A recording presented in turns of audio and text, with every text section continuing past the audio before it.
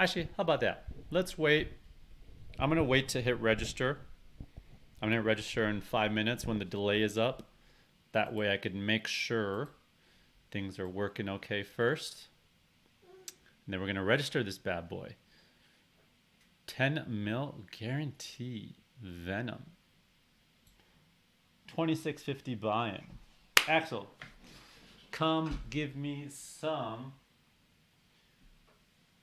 Hey. Come give me some love while we're waiting.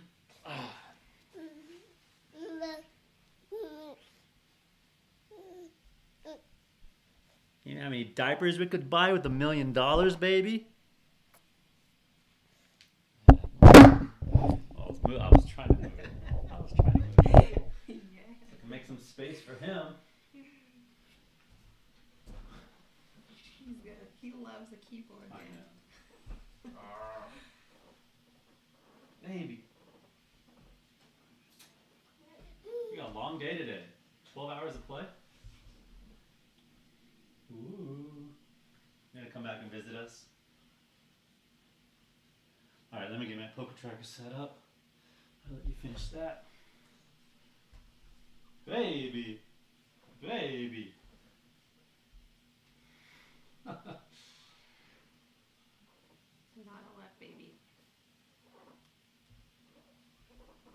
Alright, I'm just gonna check the stream in about 2 minutes. Let's see. 185 seconds to confirm you guys could hear me and see me okay on both Twitch and YouTube, and then we're gonna hit register.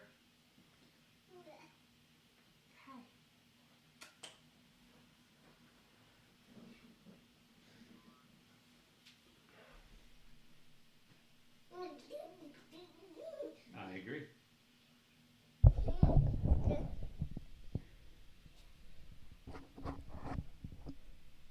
What were you saying?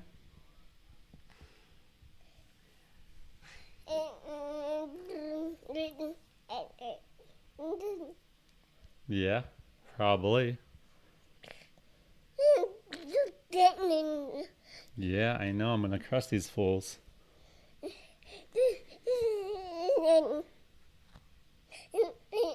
Make them regret ever sitting on the felt with me? Leave them with nothing?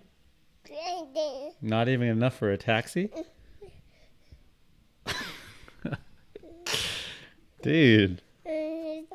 That's mean. You're so cutthroat, Axel. Oh, you're just gonna smack him like that.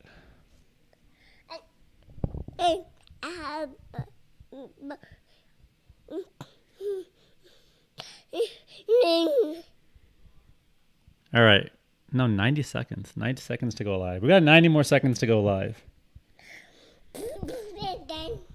Where's your phone? Let's pull up Twitch on your phone to make sure it's working on Twitch.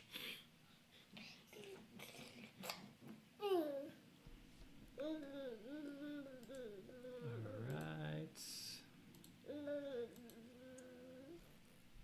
This is not my table. I just have a random observer's table on.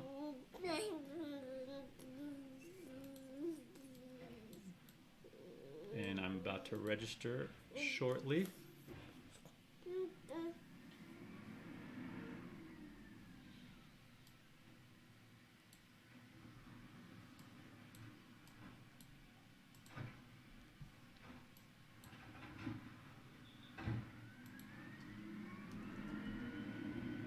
All right, we got some people in the chat.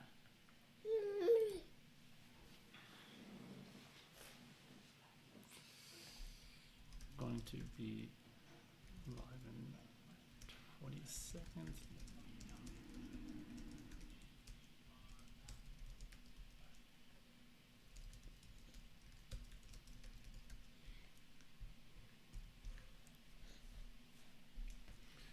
Once you guys.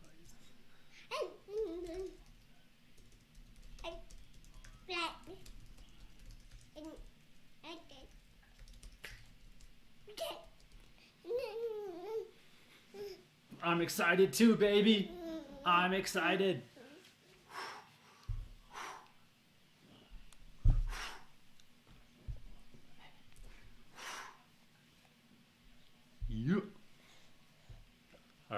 Twitch looks good. Sound is good too.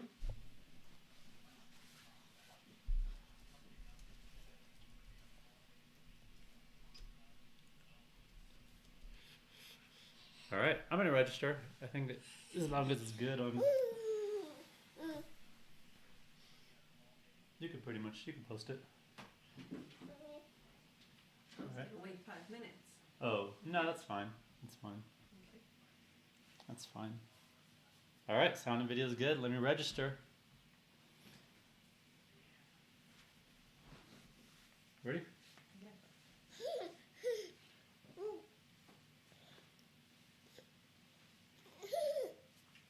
Okay. Here, grab 'em. All right. Bye, fam. Bye, fam. No lip kiss for you. Okay, see. Good luck.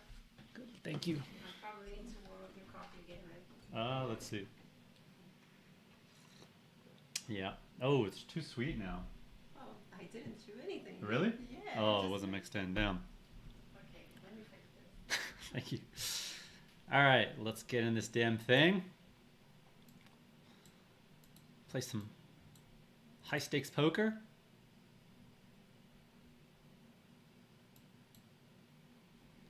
Registering. Close this. Here's our table. Who are we gonna have at our table? I have not been playing that much recently. I've been doing a lot of coaching and creating content and actually studying, and been pretty excited to get back on the felt.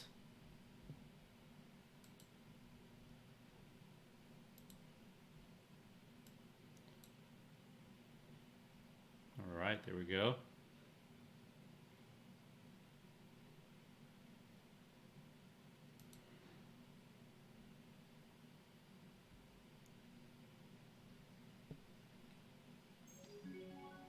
Pocket sevens to start. Looks like my presets are all screwed up for some reason. Must have been an update. Gonna fix those real quick. I could maybe do that in the screen share if you guys are interested in seeing how I think through setting up my buttons.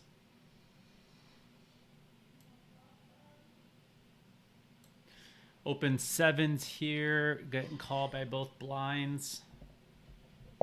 I'm gonna c-bet small. We need a lot of protection here. Just getting a lot of overs to fold with this bet. They're gonna have a lot of broadways. We do get some value from 4s, 5s, 6s. Flush draws. Definitely a pretty bad card for us.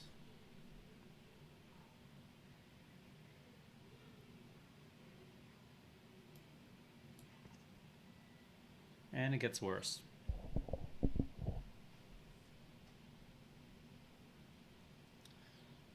We are not going to be winning this hand. Very unlikely. All right, let's get these preset buttons fixed.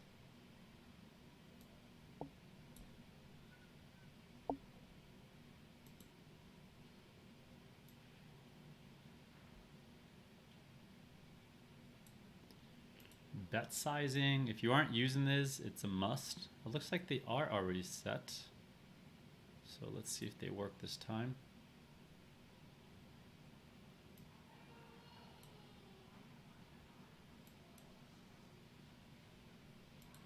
Starting with about 300k chips. Nice deep structure.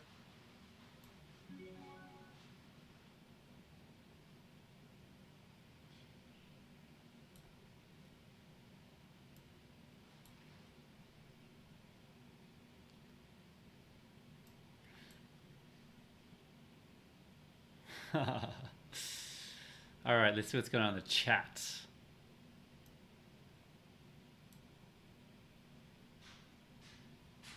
Monkey May says hi, what's up?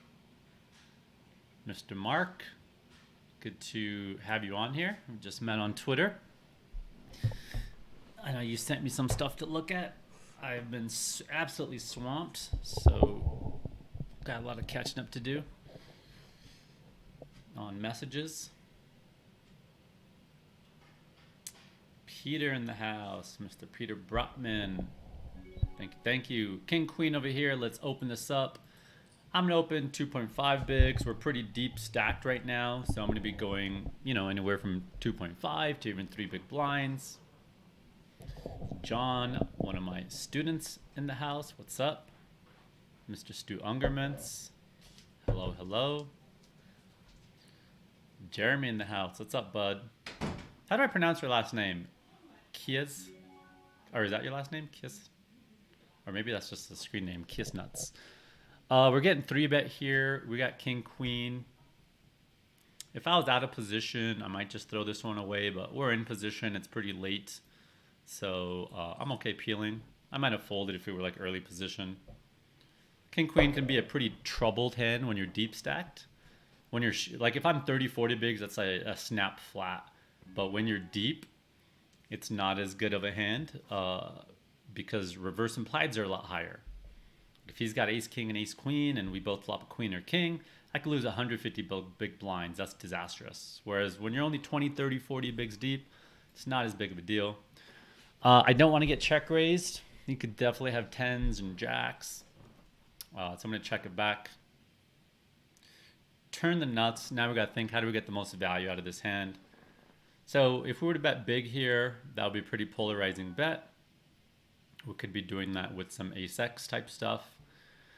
This small of a bet, I definitely have to raise. I just can't let him get away with this.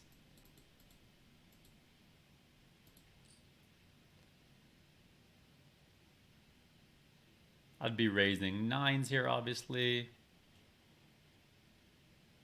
Could turn some 8-9, 7-9 stuff into a bluff there even.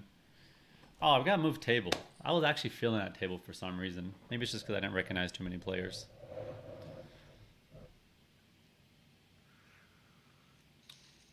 But it's the Venom, so almost every table is pretty good. All right, back to the chat. Kosin in the house, what's up? Jam Balance, another one of my students. Jose Lopez, also another one of my students, if that's the Jose I think it is. Oh no, that's a different Jose. Bob Ware, another one of my students. So cute, I want one. Do you have any kids, Bob? Russell's one of my students with the highest energy, man. He's just all about self-development and always super motivating and kind of gets me hyped up. So thank you for that, Mr. Russell. Russell from the UK. What is it? 8 p.m. or so back over there. Thank you, Mark. Evan. Bad Medicine. One of my group coaching students here. What's up? What's up? Lazi. Cute family. Thank you very much. Bring back the baby. Want me to just put him? How about I just put him in the high chair here for 12 hours? Actually, that might end up being one of those channels that makes like $1 million a year. Maybe if he was Japanese. I've seen some of those like Japanese kids just like sit there and open toys and make $1 million a year. Axel's a cute baby. Maybe we could do that with him. John says presets always messed up on the first hand, goes back to normal. Okay, thanks. Because I don't remember that happening before, so I don't know if that's just a new bug or something. Good to know. So, what are you guys up to today? Are you guys playing? Are you guys at work? Also, I'd love to hear you guys in the chat. Why do you come and watch streams, or particularly my stream? Are you here because you want to learn some strategy? Are you here just because you like to hang out and chat? You want to talk about non-poker stuff? Are you here just because you like gambling and you want to see some sick action. It's always nice to hear why people are here, what you're looking for. I'm kind of a wide spectrum type of dude. I get down, in a lot of different ways. I could just shoot the shit. I could talk strategy, and I like getting to know. I like actually getting to know the people that show up to my streams and my coaching and stuff, and having a personal relationship with them. So it's cool to get to know you guys, where you're from, what do you do, what you're into. And every once in a while, I get to meet some of you guys in person, especially in Vegas and stuff. So that's always really cool. Yep, I have my HUD. It looks like I didn't hit start. Thanks for the reminder. Chat revoked. Good morning to you as well.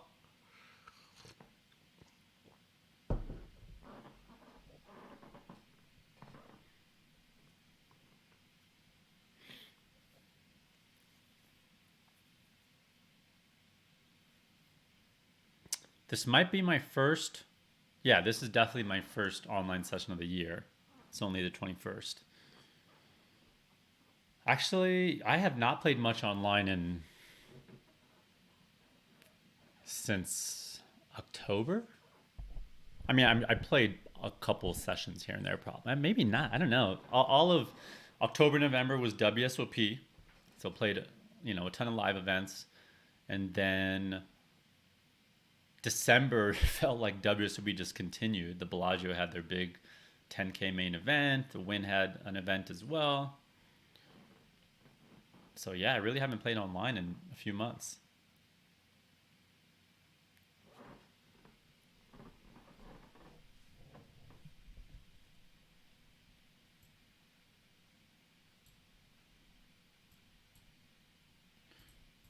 Oh, let me get on Twitter and post that I am live. For those of you who don't know already, I am giving away 2% of my winnings from this bullet today.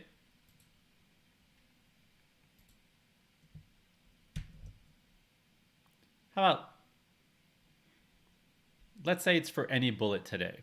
Any bullets from day 1A, this counts. I just posted the tweet. You just got to go to the tweet, retweet it, and then respond with what you think I will finish with today in chips. It could be for any of today's bullets.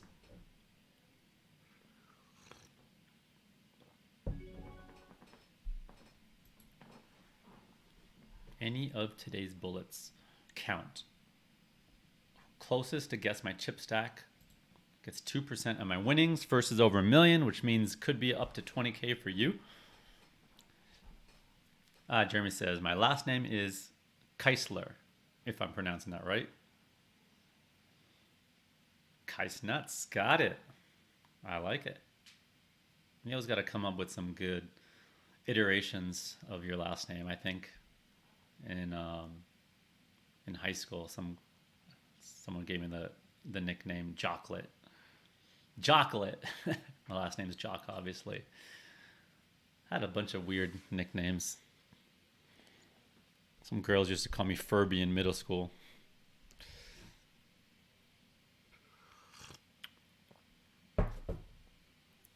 Harley, another one of my students. Was super positive, super helpful, super engaging in the group coaching lessons. Good to see you here, Harley. Bob has 3 adult children. No wonder you want a little one. It's so bizarre to me that parents just like go through such a tough time with infants, as I am. It's tough, man. It's very tough. This has definitely been a very difficult last year or two of my life, just trying to manage life with a 1-year-old. But every single person I talk to when their kids are older, they're like want another baby, and they're like miss having a little baby. So it's kind of hilarious. Ooh, I do not want to raise it to 37 big blinds. It's one of the easiest things to do to have the right bluff range in the big blind, but for some reason people just don't do it. If there's anyone here that doesn't understand how to have like the right bluffs in the big blind and why you raise 2-3 off and 2-6 off, if you're not sure about that and you want some explanation, just holler in the chat. If at least if a couple of you are not sure, then I can go into more detail there.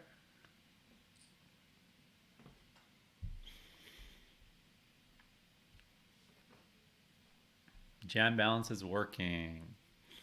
Thomas Gold, let's fucking go. What's up? What's up?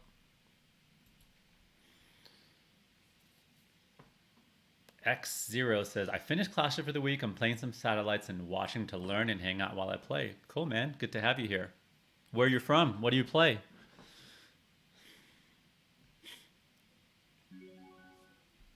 What are the things you feel like you need to learn the most? Or where do you feel the most lost? Or what are the areas you're most interested in improving on? Plus, I love watching big tournaments. I agree. You know, one question I always go back and forth on, because in my group coaching lessons, I'm always deciding if I should be reviewing my high stake tournaments like this, or my big, 10K main events, or, should I be doing smaller buy-in tournaments that are more relatable to, a lot of my students are playing anywhere from, $20, $30, $50 buy-ins. Maybe 30% of them are doing more like $200 buy-ins to 1Ks. I'm talking about online. And I'd say live, most of them are doing $300 to $1,500 buy-ins live, and maybe 20-30% of them are doing the bigger stuff, the 3Ks, the 10Ks. Yeah, I mean, obviously the answer is a mix, but I'm curious. I guess I'm curious to hear like what stakes you play, and also if you prefer, when you're learning or watching a hand history review, if you prefer someone like me coaching through your stakes versus higher stakes, like one level above you, because that's the level you're trying to get to.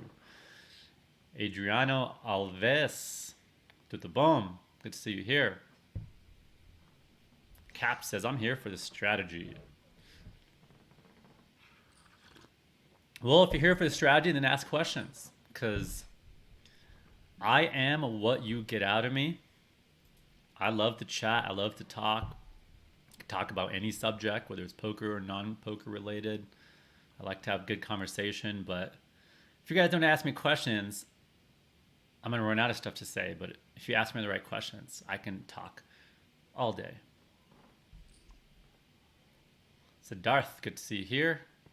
Playing the Hard Rock Holly. Yep, I do remember you.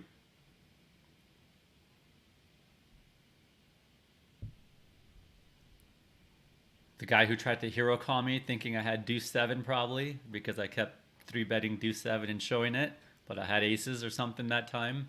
And you're like, damn it, you got me.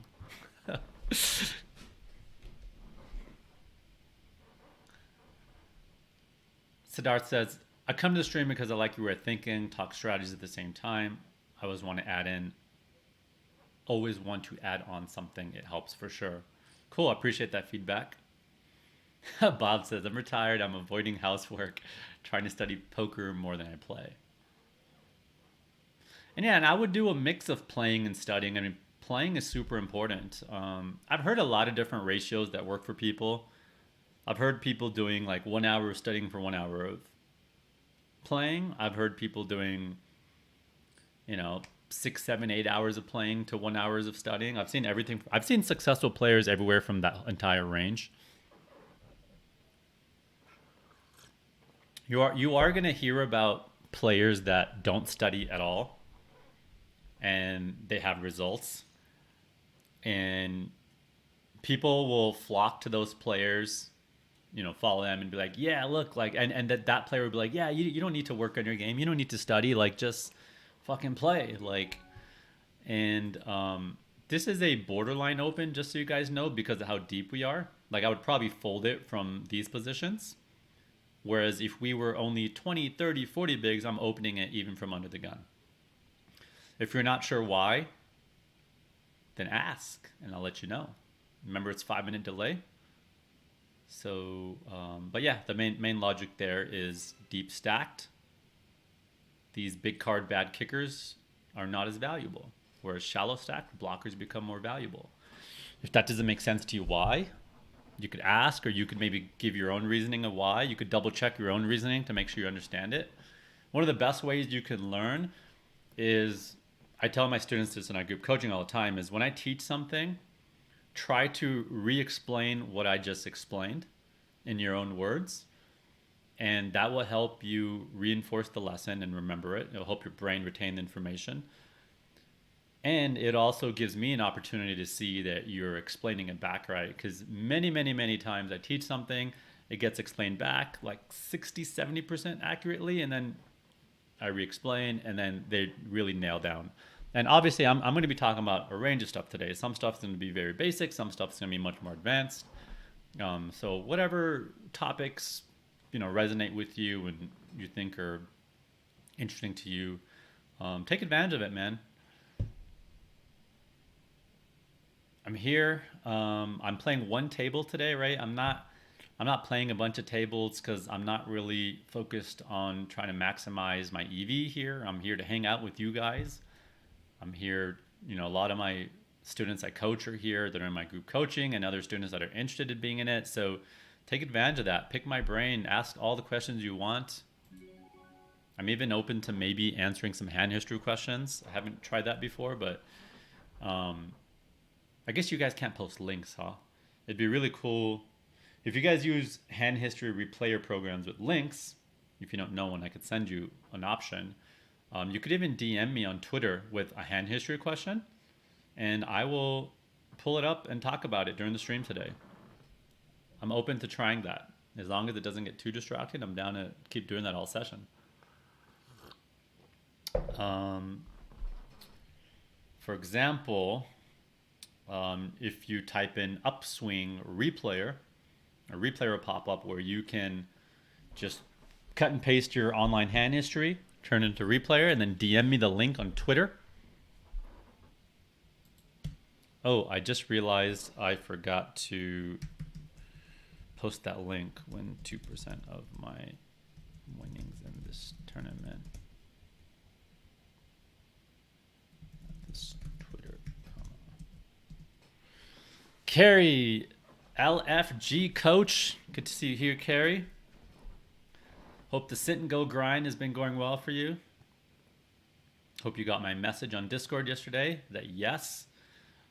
Carrie was one of my students who's in our group coaching says he DM'd me saying, hey, I don't have enough time to play tournaments these last couple of weeks, so I'm grinding a bunch of sit and goes. Do you think those are relevant for tournaments? And absolutely was my answer.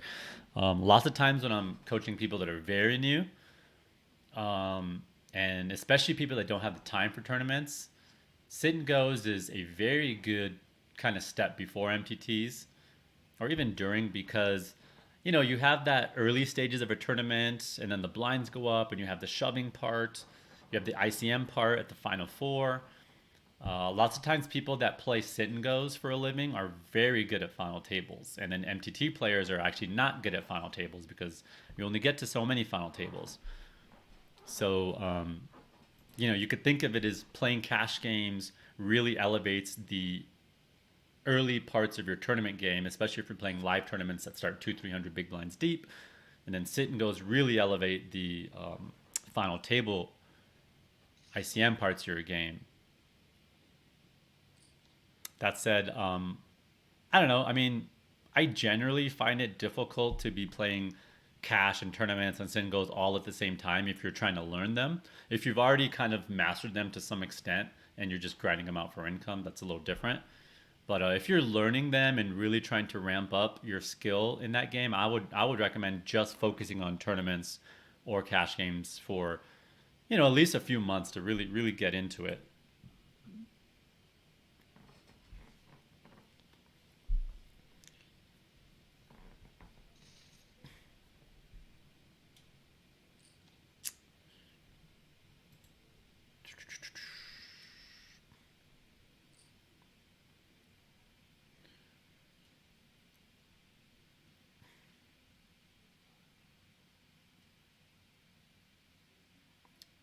Adriano, c'est tout bon.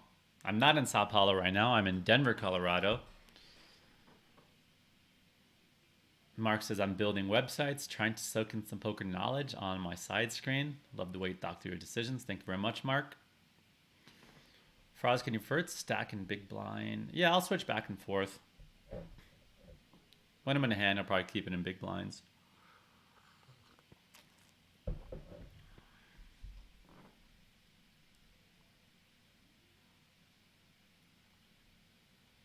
JD, it's nice to hear how pros look at the game.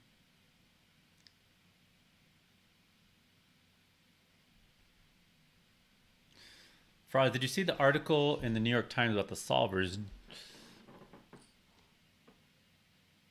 Do I agree with Kuhn that nosebleed poker studying is like reading 100,000 book end to end and then starting at the beginning again? Yeah, I mean, I agree with it. I would word it differently, but yeah, I think I know what he means, and I would agree for sure. I think what he's getting at, which is kind of how I would think of it, is just when you're looking at solvers and you're trying to study spots, there's infinite amount of spots. Like you can never study it all. It's too much. The amount of combinations is just mind blowing, right? So you can't go read 100,000 book end to end and start again and redo it, right? It's just like, it's insane. So you have to find ways to prioritize certain topics. You have to find ways to kind of hack together certain takeaways. And you're really finding kind of shortcuts and heuristics because, like I said, you cannot study it all perfectly. So you need to group things together, find a heuristic that generally works for 90% of those situations. And even though it's not 100% perfect, 90% is way easier. And then you can move on to another topic, and you could actually, be pretty good at, all the relevant topics. So, when you're studying, I think everybody should have a list of topics that you are trying to ramp up in, that you want to improve in, that you feel weak in. I could give you an example. Let's see. Yeah, like the way, like I generally like if I just find myself constantly tagging hands in the same scenario and I'm unsure about a certain scenario, I'll start, I'll make a mental note like, okay, I'm really lost on, these turn leads or, pro betting or whatever. And then decide, do I need to prioritize this? So I make a list of all the things I feel like I can improve at, and then to decide, well, which one of these comes up the most often, right? Because you want to prioritize based on that. So generally, if you're kind of newer to studying or, you just haven't taken studying serious, you want to prioritize stuff like C betting versus the big blind, because that situation comes up so often in heads up pots, right? Almost every tournament hand is someone raises, everyone folds, the big blind calls because they have to call super wide, and then you're C betting against the big blind. So you should be an expert at that, knowing which boards to check back on, which boards to do big C bets on. When you do have a check back range, which hands prefer to check back versus betting. And then from the flip side, you want to know how to check raise on the big blind. That's very important. You're in that scenario very often. Then you want to go to the next part of that tree, which is double barreling against the big blind and facing a check raise versus the big blind. So I kind of write those topics down in a list, and then I go through them kind of one by one and make sure I'm really sharp at them. And that's the same way I structure lessons for my students. That's the same way I structure lessons in my group coaching. A lot of you guys know that who are in my group coaching. You guys could see above my head, I got the link for my group coaching. It's livespot.ca/Jaka. If you have any questions about that, let me know. I'll probably screen share and show a little bit about that a little later. I may even do some giveaways around it later on during the stream. Anyone who signs up will be eligible for the giveaways either way. But yeah, if you have any questions about that or how it works, let me know. A lot of my students are here in the chat right now. We meet once a week. All sessions are recorded, and we go through topics like the ones I just discussed. And I also have students send in their own hand histories. A lot of my students are serious recreationals or semi-pros. I'd say maybe 30% or so are pros. So we got a good mix. And I like that because I'm actually getting to a point where I'm not playing 60 hours a week of poker like I used to. You know, I'm probably playing a fourth of the volume that I did at the peak of my career. So because of that, I need to find, how do I stay, sharp at the game when I don't have as much time to study and as much time to play as I used to, right? And I think that's the case with most people who play poker. That's probably 90% of the poker players out there fit into that bucket. So I actually really like that I'm in that situation because I feel like it's very relatable to a lot of my students. And I try to structure my lessons and takeaways where, yeah, if you don't have all week to study, you just have kind of one day a week to study and maybe another day to review some hands. How would you go about that? And the same way I do it myself is how I'm kind of training my students and group coaching to do it. Pocket aces here off 160 bigs. Starting stack was 300K.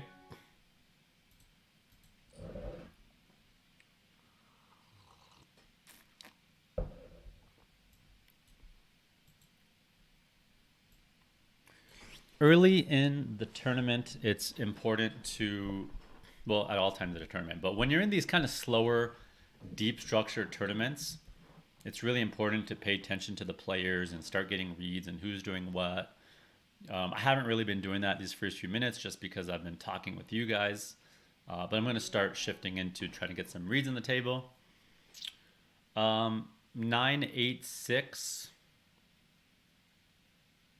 I'm going to be mixing in some checks here. I'd be doing more checks if it was like 5-6-7, 7-6-5. The higher the cards, the more they hit my range. Like 9x, 10x start to hit my range a lot. So I don't have to check this one, but I do want to check some strong hands like this because I'm going to be checking ace king here, ace queen, and then this guy's going to do stuff like that. I'm going to have pocket sevens. I'm going to have ace six suited, ace eight suited. So I want to have some strong hands like this that I can call down with. Would he bet that big with a 9? Probably only ace 9, and I'm blocking a lot of those. So he's really repping something like a straight, a set. A lot of two pairs just got counterfeited. It's going to be hard to fold this river, but let's see what size he goes. Yeah, I mean, I'm not going to fold aces here. Definitely not for pot size. Ace 9. Yep, and that was the only 9 I was thinking he might use that size with, and we're totally blocking 2 of those, so that's just a no-brainer call.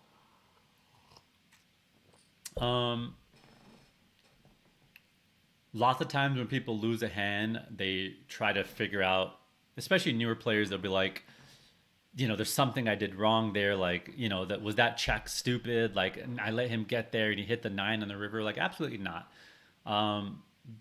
Right? You just got to realize that even when you play the hand correctly and perfect, you're still only going to win that hand, some 60, 70% of the time. Edges are very small in poker, and that's what makes this game interesting. Right? If you could just do the right play and win the hand because you played it right every single time, this would be such a boring game and no one would play it. So you got to understand that even though you do things correctly, you're still going to lose a lot. And especially in tournaments, you're going to walk home a loser 85% of the time or 80% of the time, whatever the number is. It's around 80 to 85% because only 15% cash. So, and that's for a good player. Right? So even a good player is going to walk home a loser 80% of the time. So you got to understand that's the norm and not be surprised. All right, flop the flush draw here. I don't mind doing some check raising here because we have some nice back doors. I could get some backdoor straights and stuff. If he bets big, I probably am doing a little bit less check raising. So I'm going to check raise this up, 3x.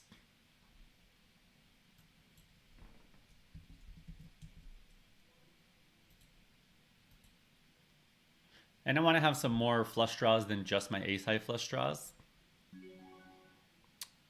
So a card like 5, we're generally going to be... That's a good card for us where we could do a lot of betting. I could decide to turn my hand to a bluff here.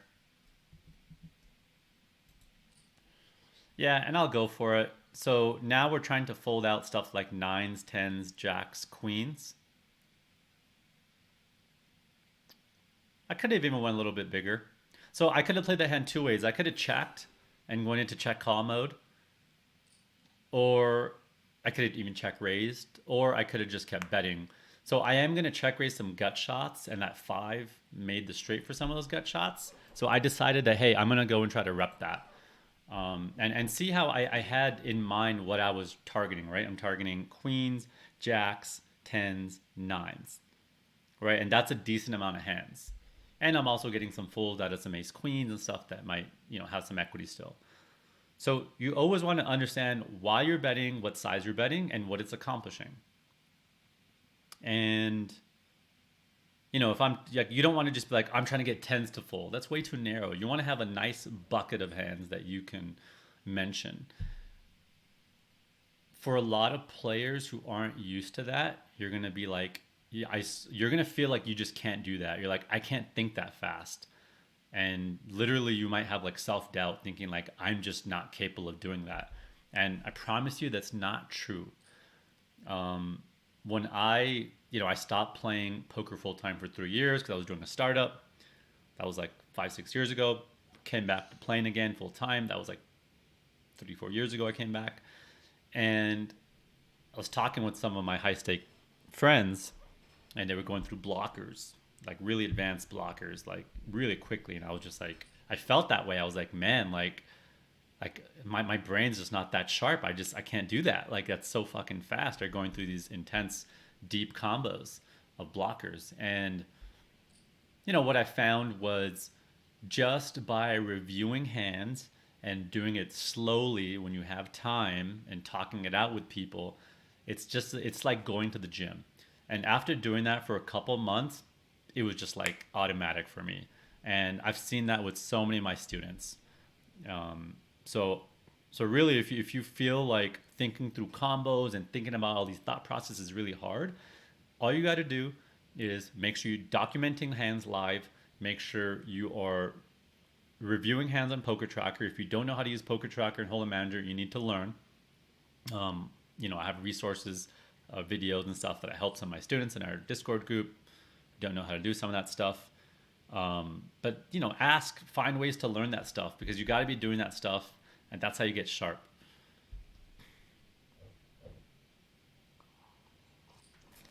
I'm gonna stand up for a little bit. Got a little standing desk over here that I just got. I'm very excited about. As a lot of you know, I live on the road all year long, so I don't get to have setups like this anymore. But we just decided that we're going to spend a lot of time in Denver this year, so enough time that I could justify buying a standing desk and nice big monitor. So I got a nice big curved monitor set up here, and a standing desk. And oh my god, I love this chair. I just got this from Best Buy. I normally always buy stuff online, but the reviews for every single chair just had like so much questionable stuff. I went there in person. I sat in like 20 chairs. I spent like an hour there and found this bad boy. I've got the nice adjustable lumbar support. I don't know if you can see in the middle. There's this, it's like adjustable. It moves with your back. And yeah, I gotta see if I could share my setup over here. Got the nice little curved monitor. It's snowing outside in Denver. Can't see the snow. All right, I'm gonna take this break. I see there's a lot of questions. I will go back and answer those. See you guys shortly.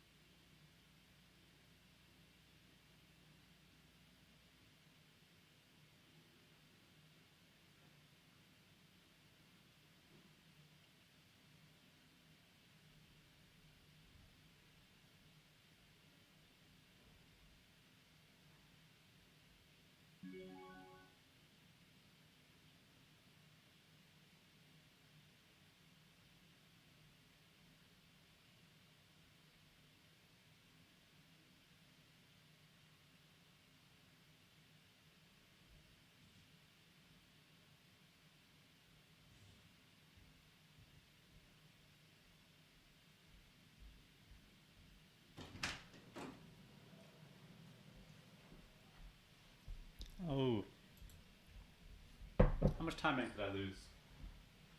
I gotta remember to hit sit out or turn that time bank off on break.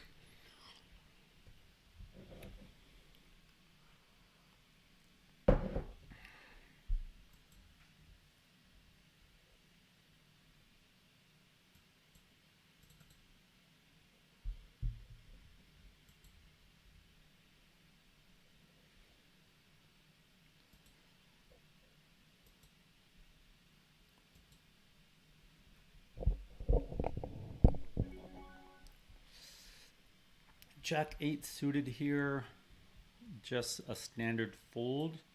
If I had something like Jack 9 suited, I could maybe 3-bet if I had some reasoning to. If I thought this guy was opening a little too much or something.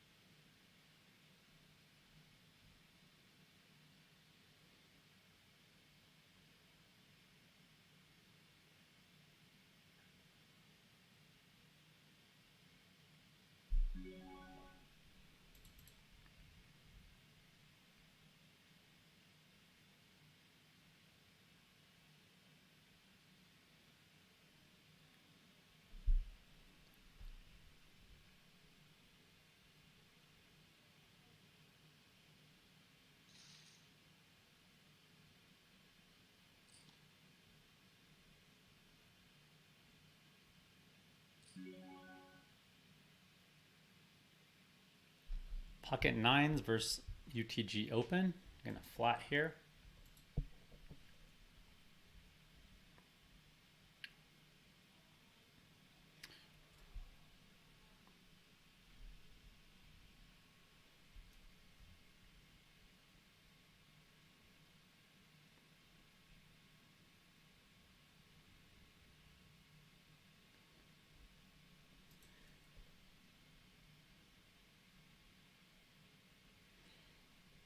If he checks here, do we ever want to bluff?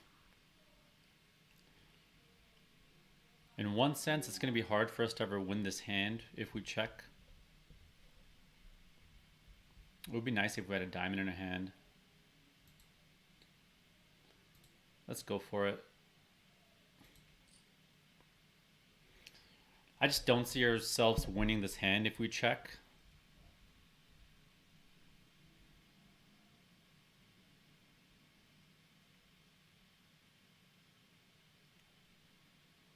So the idea here, if we're betting, is we're going to barrel and try to get him off some queens, jacks, tens type hands.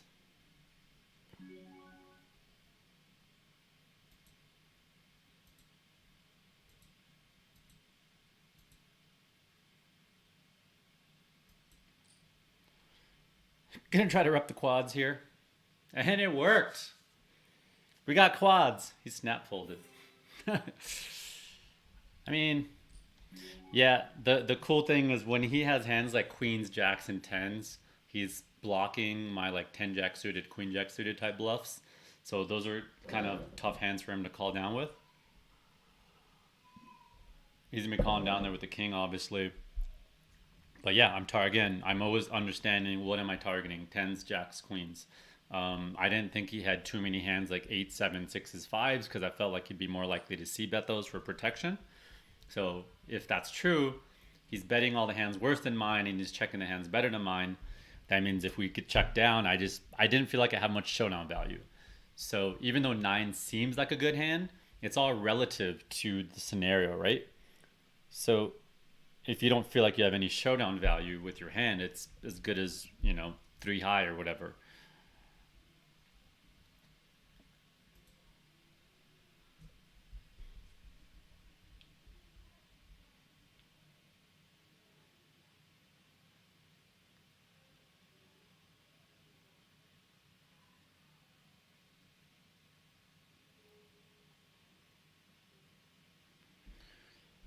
Okay, let's check out the rest of the chat, see what's going on there.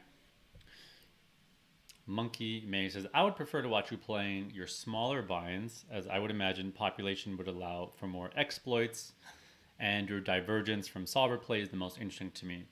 For sure. And you know what? I would say these big main events with a lot of satellite players, there's actually a lot of exploitative play as well, because you have a bunch of weaker players in here and amateurs and lower stake players jumping in. So that's why I actually really like to stream something like this, similar with like the WSB main event, right? Like I played that's the WSB main event is the tournament I played the most exploitatively in. But that's a good point. I'll keep that in mind. I'd say probably 109s and ACR is where I'm going to play significantly more exploitative compared to like a 215, or not significantly, but that's kind of where the line is, I would say. So Bicurious says, I'm not actually sure, but I think it's because small blind has a wide limp range, but stuff like 7-2 unblocks better hands, so not sure why those raise. Okay. Bicurious is asking, speaking of deuce 7 in the big blind as a bluffing hand, let's see. It might just happen here. So if he limps, if it goes fold limp, I'm going to raise here. And then I'm going to explain why.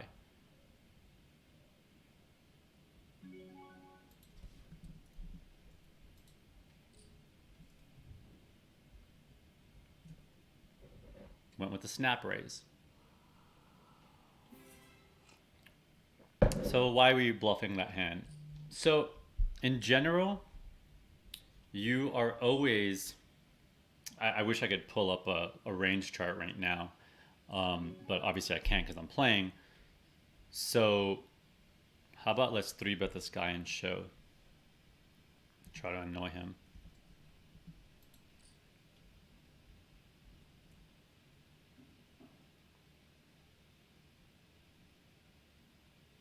This is a purely game flow, trying to mess with your opponent's 3-bet. This is obviously an awful hand to 3-bet, but since we are super deep,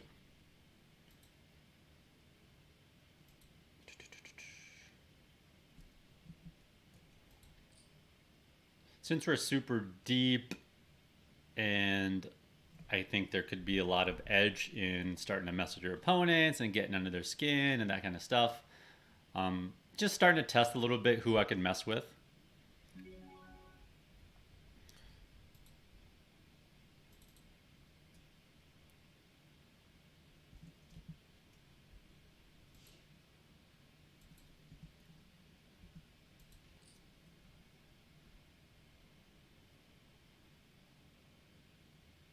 I was going to give up a bunch of turns, but open-ended, definitely not going anywhere.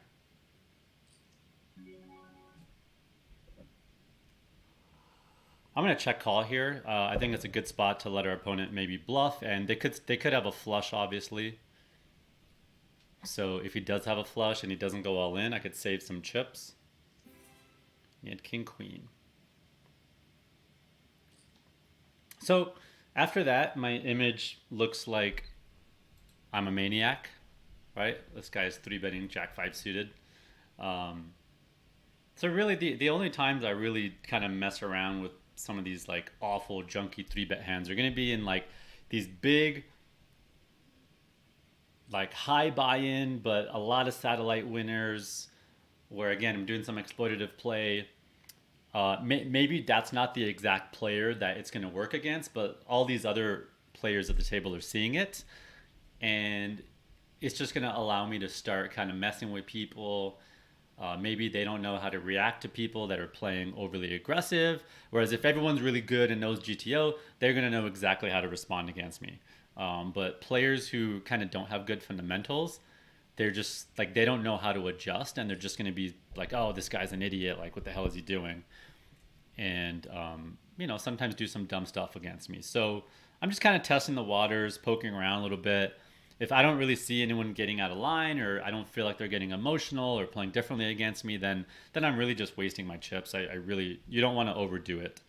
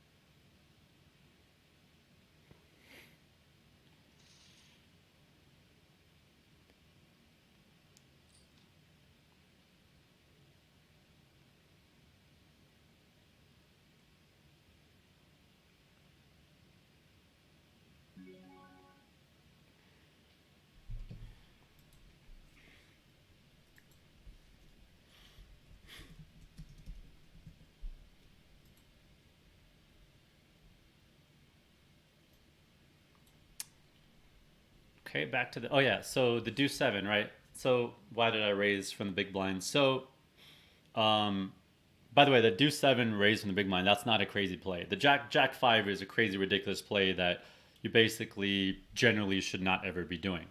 But the deuce seven, that's a standard kind of bluffing spot, just like the queen three I raised in the big blind. So imagine a chart, or if you're not playing right now and you're able to pull up a chart, pull one up, and understand that you're always raising, you're always three betting with the top of your range, which is your value hands, and then the bottom of your continue range, which are your bluffs. And then the middle of your range, you're calling. All right, so example is a typical scenario, someone raises from early and you're in middle, right? You're three betting ace king, jacks plus, ace queen suited, right? And then that's the top end of your range, and in the middle, right below it, you're calling ace jack suited, king queen suited, ace queen off, nines, eight, seven, six, fives, and then you're three betting the bottom of your continuing range, which is queen nine suited, queen 10 suited, ace nine suited, right? Those are your bluffs. So that's how you're always bluffing. You're always bluffing with the bottom of your range. So now imagine what does the big blind's range looks like when this guy limps? Well, his range is the entire chart, right? Because that guy limps, so he has 100% of the range. He has all hands. So if he's going to use that same logic that I'm going to raise for value, the top of my range, that's going to be stuff like eights plus, ace 10 suited plus, ace jack off plus, king jack suited plus. That's his value range. The middle are what he's checking back. And then the bottom, his garbage stuff, is what he's bluffing. So he's going to be bluffing stuff like, just like stuff that he doesn't care to waste. So it's going to be, queen three, jack deuce, deuce seven, deuce eight, deuce nine, just this garbage stuff. And particularly you want to raise hands that dominate you to fold. Whereas if you have hands that are dominating them, but just barely, then you kind of want to check to keep in their worst hands. So by curious or anyone else who's kind of new to thinking about it like that, it'd be great if you want to re-explain what I just said in your own words so that you can make sure you have a good understanding of it. And if you get it wrong, all good. That's part of learning. I always say this to my students, the people that are the most shy and quiet in the group, because they don't want to get anything wrong or look dumb, they're going to learn the least. And the person who's willing to put themselves out there and look dumb, that person's actually going to have the fastest trajectory of improving their game. So the more you want to engage, throw yourself out there, the more you're going to learn here. So jump in there and get into discussion.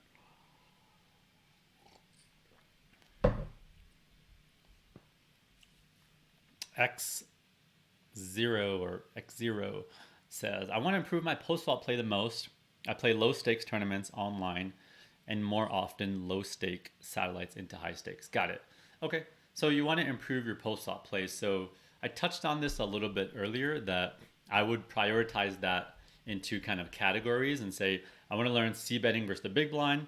I want to learn C betting out of position. I want to learn check raising from the big blind. I want to learn double barrel strategy. List all those out and then have a plan for how you're going to attack those through videos, through talking with friends, through reviewing your own hands, and that type of stuff.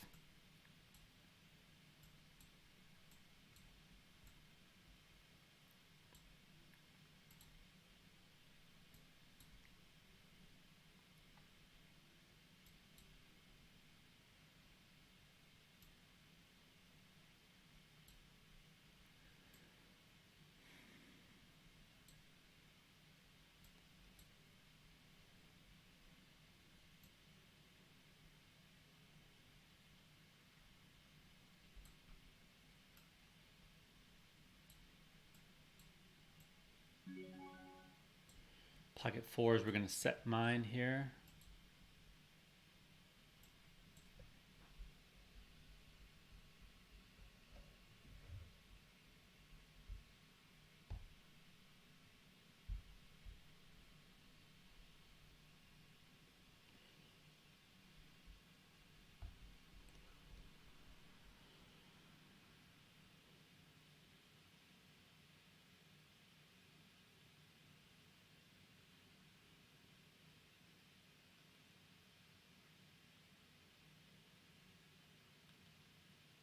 If he checks, it's going to be definitely tempting to bet here. Similar as the nines hand, I'm just bottom of my range, and except here I have some good backdoor bluffs too. I could run into the straight.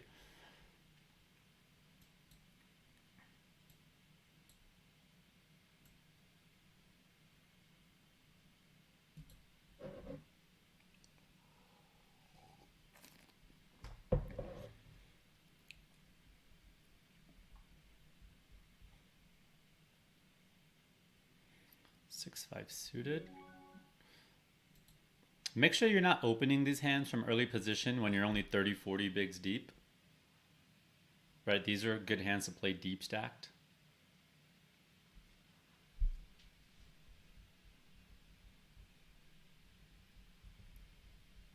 When you're shallow, you're really just trying to hit, you want high cards to hit a big pair. I'm gonna go big sizing here on the two Broadway cards. I'm earliest position. Broadway's really helped me. I get to fold out a lot of high cards.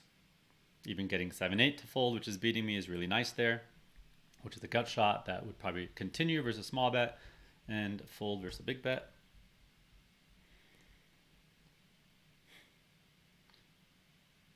I'm gonna take a couple minutes to show you my group coaching site here. It's livespot.co/jaka. And basically it's $99 a month. We do a session every single week, and it's recorded if you can't make it live. So here are all the previous sessions we've done. If you subscribe, you get access to all of these. And I've structured it in a way that I talked earlier, where I put them into learning paths. So, there's pre-flop videos that are going to teach you how to think about 3-betting without needing to memorize chart, and how to adjust versus people who are looser, or weak, or wider, etc. We go into flop play, which has c-betting versus the big blind, check raise strategy, that kind of stuff. Turn and river, we talk about double barreling. We also talk about how to continue versus double barrel. These are some of the really most important core lessons that I have put into a playlist. You could see the topics over there. If you are to watch all these videos and master kind of all of these topics, you're going to be in a pretty damn good spot with your game. So along with these videos, and each session is about 2 hours long. So here's the upcoming one. So this is what's coming up for the next 2 months.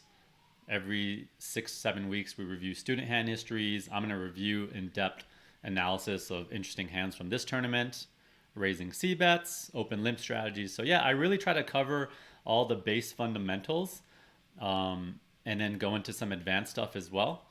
And also come up with some kind of interesting, annoying plays you can make, like raising c-bets and c-betting one big blind, and some of the stuff that's going to help throw people off their game and frustrate them versus you.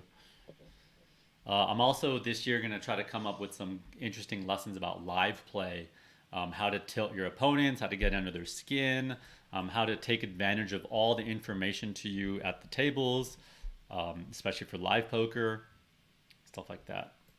So any interest, any questions about that, feel free to ask. I'm going to do some giveaway for everybody who signs up for a free account there today.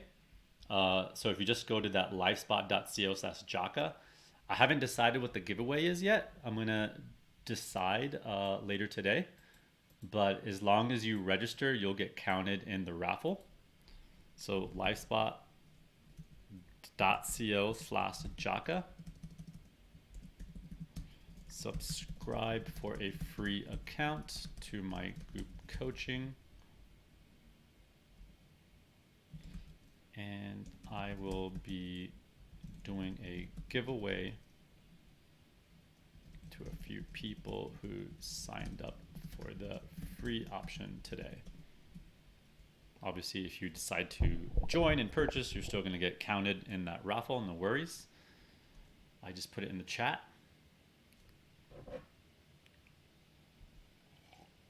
And we also have a student Discord group. So I will say the three most important things to be good at poker is you need to have some sort of learning material you're studying, whether that's videos or book or whatever, a coach. The second thing is you need to be documenting and reviewing your own hands with Poker Tracker or documenting live hands. And the third thing is you need a community of people to talk with. So many times I see people wasting 2 years making the wrong dumb play, playing the wrong dumb games, studying in the wrong way, and it's just because they didn't have access to a community where in 1 week someone could have saved them 2 years of time. And obviously, going through the exercise of talking hands, that's one of the most important things that's in my career that's helped me. So I've really structured the group around having those three components, involved in the lessons.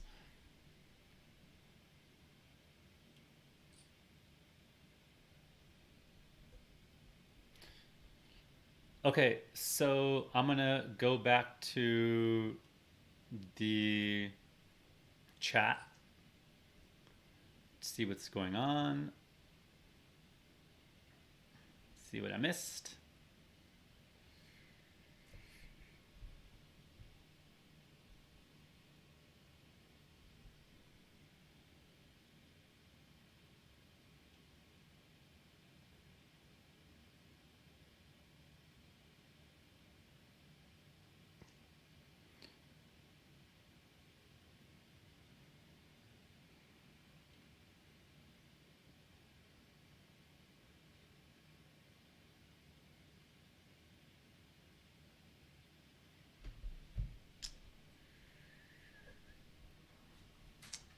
I am in Denver, Colorado, not in Canada. Give me a couple minutes. I just got to respond to a message, and then I will go back and answer the chat.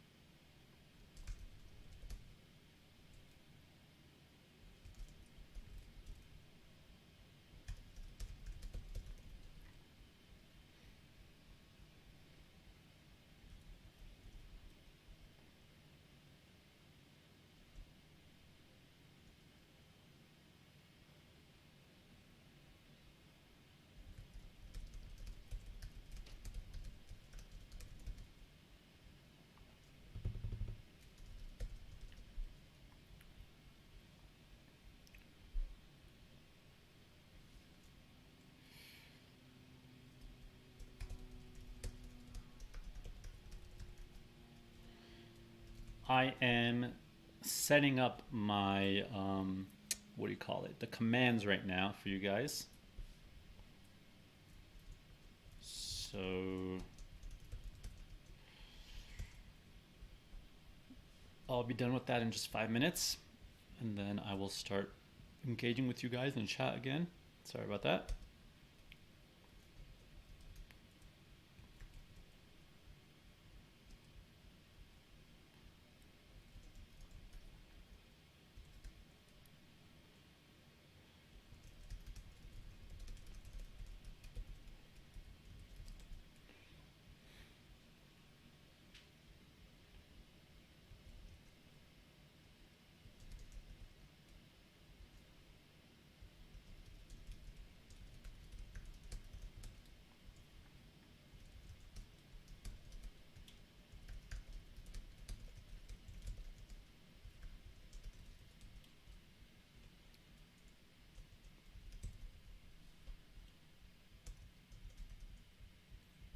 Jack 10 suited here. Let's open this one up.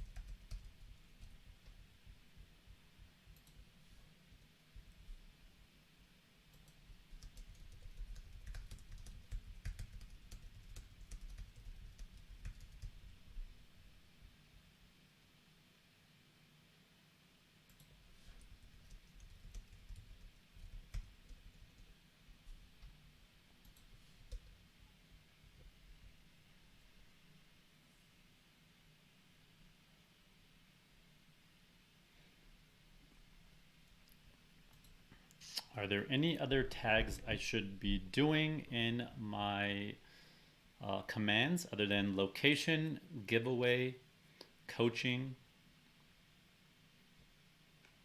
prize pool, I guess?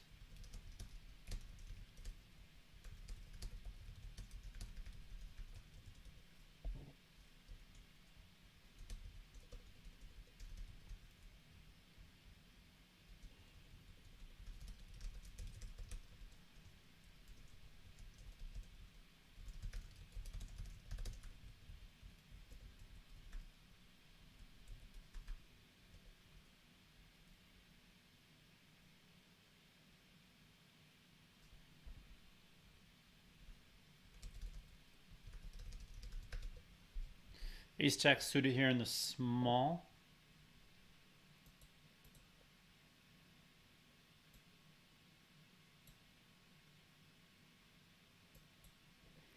We got an early position raiser from Mr. Shaibel.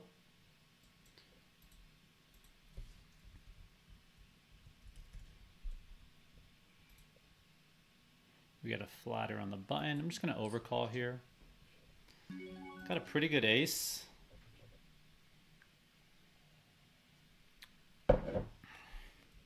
Probably the best ace.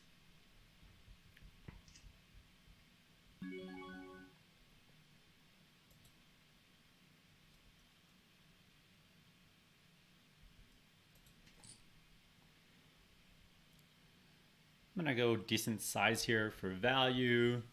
This is probably the bottom of my range that I would go for this big. When I go this big value, I'm kind of repping like 2 pair or a set or something.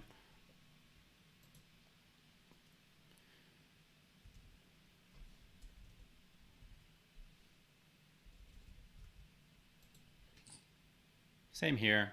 This is bottom of my range to go this big with. There's a chance he has ace queen. There's a chance he has ace jack, ace 10. Then he has a bunch of suited aces that are worse than mine. So, and yeah, and he did have ace queen. And that's why I was saying it was a little thin. I was right on the border of if my hand's good enough to go that sizing with. I think if I went smaller, he might have raised. I could have went 18. I was thinking about going 18 exploitatively. I probably should have just went 18. For sure betting there though. And I think he's equally as likely to have something like ace 10 and ace 9 suited through ace deuce suited as well.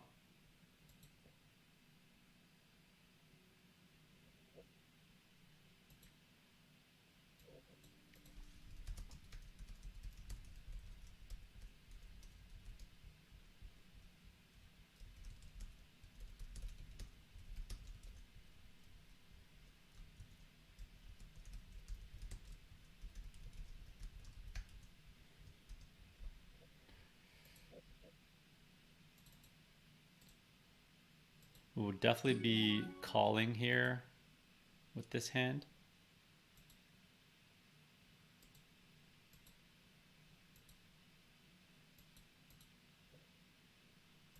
Set mining at its finest.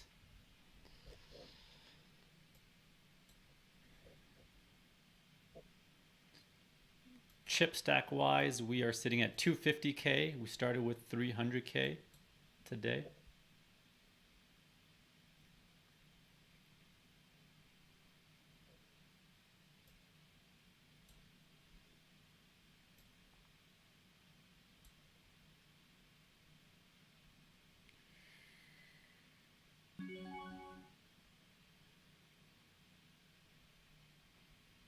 Fold in here.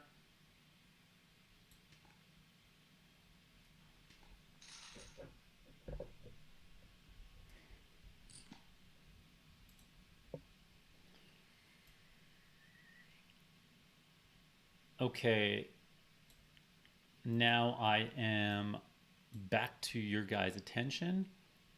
So let's check out the chat. I think I left off after talking about X0, wanting to improve post-op play. Evan said, my question earlier, for those of you who just joined, I asked, what do you guys prefer to watch playing? High stake tournaments, low stake tournaments, something similar to your stakes, etc. Evan says, I personally like to watch the higher stake stuff with discussions of adjustments you would consider at lower stakes. I play online $10 to $100 and live tournaments $100 to $500. Got it. Thanks for that feedback. Yeah, that's generally how most of the stuff I do is I'll kind of say what I'm doing in this game and how I might approach in a different, but I'll try to be more mindful of that and talk about how I might play in a lower stake tournaments once in a while. Thanks for that feedback.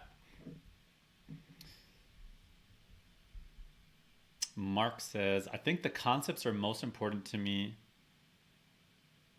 since they transcend levels to some extent. As long as I understand the why, that helps me apply things situationally. So I really like what Mark's comment and answer there, because lots of times when I do teach something from lower stake players, I get pushback and like they're like, oh, that doesn't work in my stakes, everybody just calls. And then I'll like go through some like example of like overbetting for value, like very thin and using weak sizing, and they're like, oh, people aren't going to call down with like, you know, these hands that they're supposed to at low stakes. They don't know what they're doing. So it's a lot of contradictory statements, right? You're saying people don't fold anything, but now you're saying the opposite. So and I see that a lot from lower stake players, and I think that's maybe a mental block that's holding some people back. You know, you lose a hand and you get frustrated and you're like, these people just don't fold anything, and then you miss value, and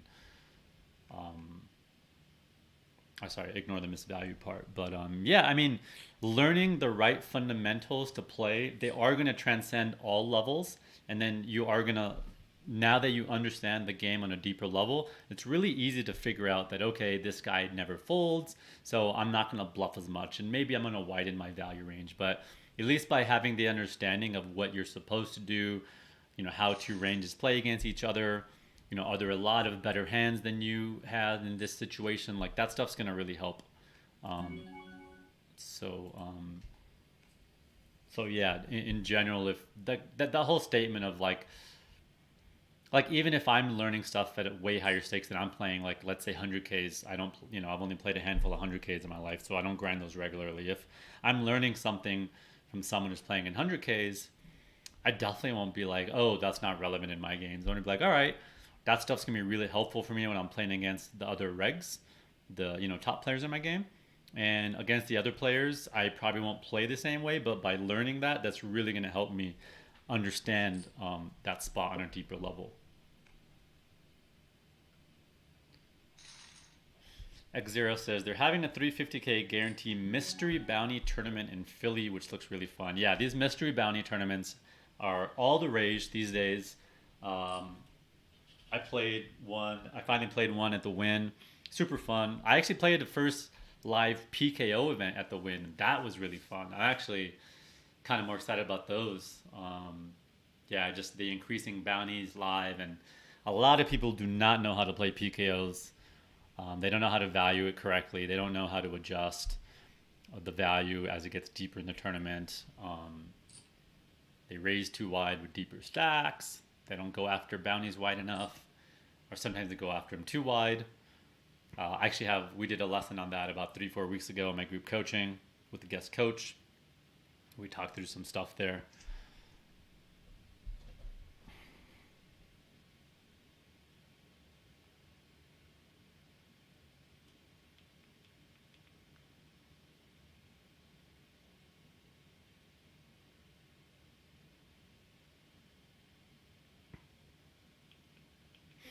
Okay, more chat.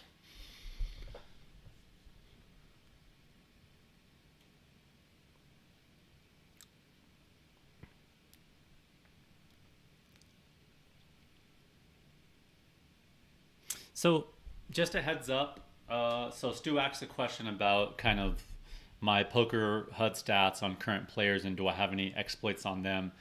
So I know there's always a lot of questions about, what are the tags and how are you using the stats and your reads on these players.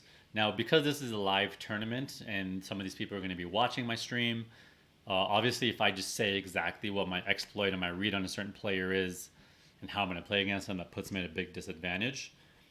So I'm going to refrain from giving specific examples of this table, but I could definitely give general examples.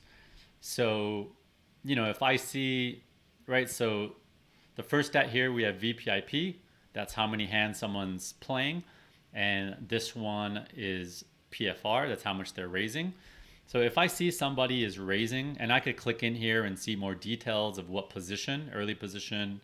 Let me show a different player because it's getting cut off. All right, I could see early position, middle, cut off, like how much they're opening. And yeah, if at any point I feel like they're opening too wide from a certain position, like this player's, sorry, let me see my hand. Then yeah, I might 3-bet a little bit wider versus that player. Then I'm also going to be wanting to pay attention to, so let's say someone's opening really wide, but they don't fold to 3-bets. So let's say someone's call versus 3-bet stat is way too high. Then the way I'm going to adjust versus that player is I'm going to 3-bet wider for value. So maybe sometimes I 3-bet like ace queen for value and just call ace jack. I might start 3-betting ace jack for value. And then,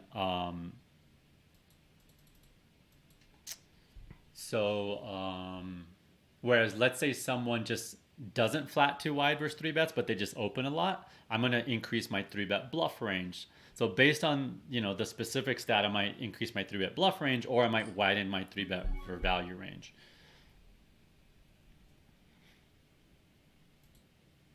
Big bet here on the 965. I'm going to go ahead and raise here.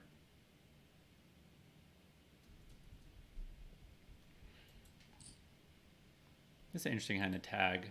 I'm going to tag this spot. And we get the fold. Oh, I'll wait till it comes up. So he used the big C bet there, and the reason he used the big C bet is because there's a double straight draw on that board.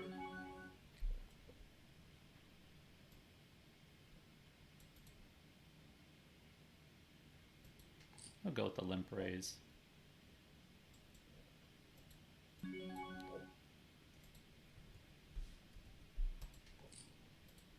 Snap.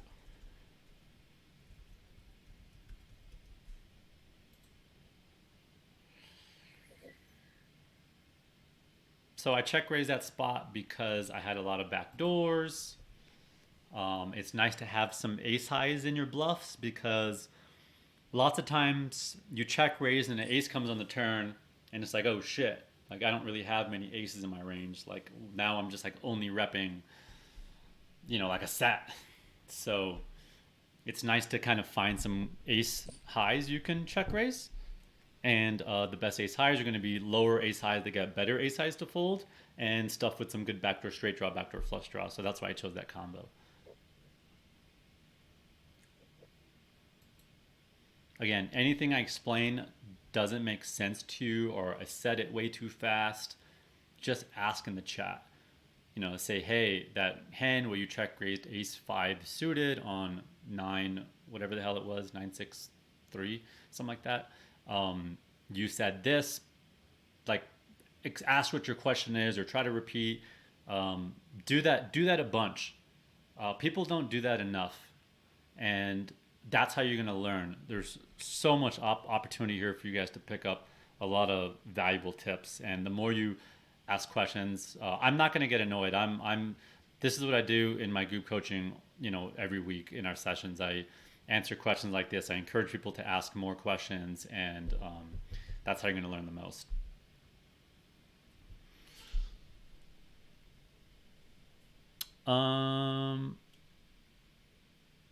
Stu, by the way, did that example about the HUD stats that I gave, did that make sense to you about how I'd 3-bet wider with bluffs in one scenario and for value based on kind of which stat is too wide for them?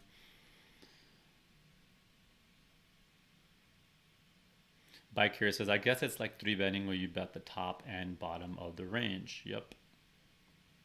Yeah, now about that top and bottom of the range 3-betting, yeah, go and look at what charts look like in different scenarios and you'll see that pattern.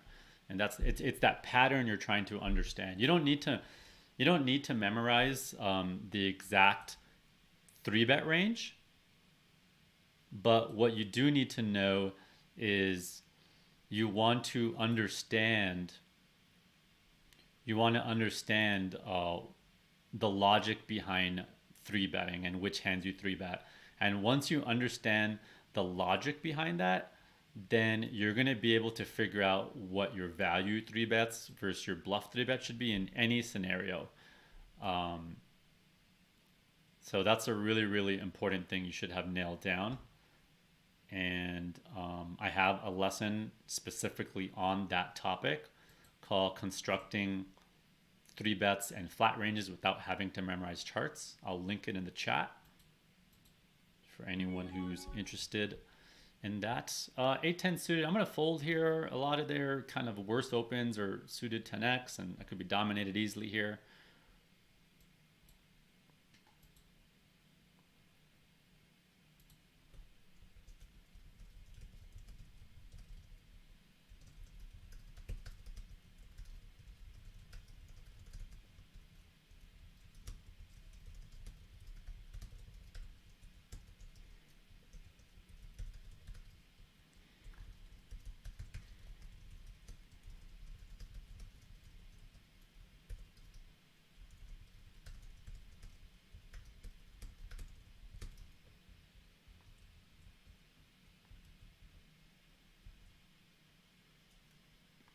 I'll throw that link in the chat. There is a delay, so scroll up if you don't see it.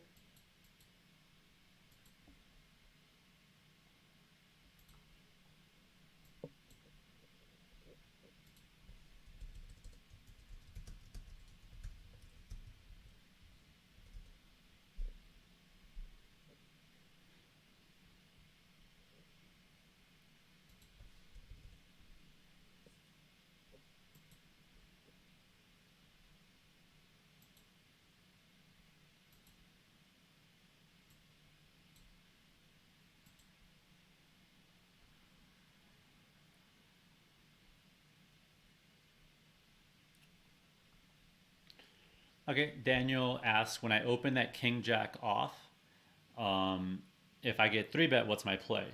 Right, so it's definitely a fold, right? I opened king jack from like, I think under the gun 3, and we were deep stacked, and I said it was borderline open. It was right on the border, right? So Daniel, think about it like this, right? Again, imagine, pull up a chart if you can right now, an opening chart, and look at all the hands on the chart. And when you get 3-bet, you're usually supposed to be continuing around 40-50% of the time. Let's just say 50-50 to make it kind of simple. But it kind of depends on how wide you think the guy 3-bets and some stuff like that. So, but yeah, let's just use 50 as like a simple example, right? Um, if you're supposed to continue with 50% of hands versus 3-bet, then which 50% of hands are you going to continue with? The top part of that range or the bottom part of that range? Obviously the top part, right? So if our opening range is these hands and king jack is at the bottom of that range, then obviously we want to be folding this bottom half. So so whenever you're opening and you get 3-bet and you're not sure if you should continue or not, the first question to ask yourself is, am I at the top, middle, or bottom of my range? If it's the top, it's an easy continue or maybe even a 4-bet. If it's at the bottom, it's an easy fold. If it's in the middle, that's where you have a decision. And you're like, this is close. And then you're going to ask yourself, does this hand play good out of position? Does this hand play good deep stacked? Or does this hand play good shallow stacked? And something like king jack off plays really poorly, deep stacked, whereas shallow stacked it plays better. So that's how you want to think about if you should be continuing versus 3-bet or not. And of course, it's a little easier to show you if I could pull up charts and stuff right now, but I cannot do that.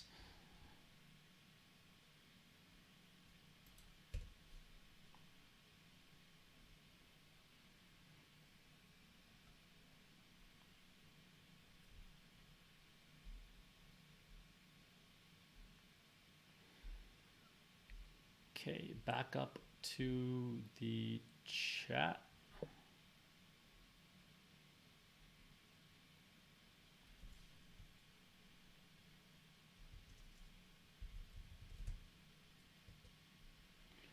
Ooh, let's check out that last hand. What just happened there?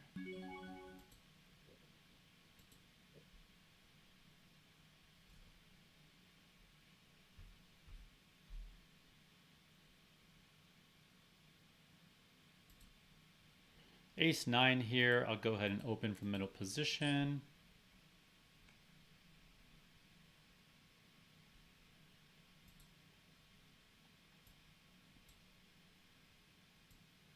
Gonna check out that previous hand.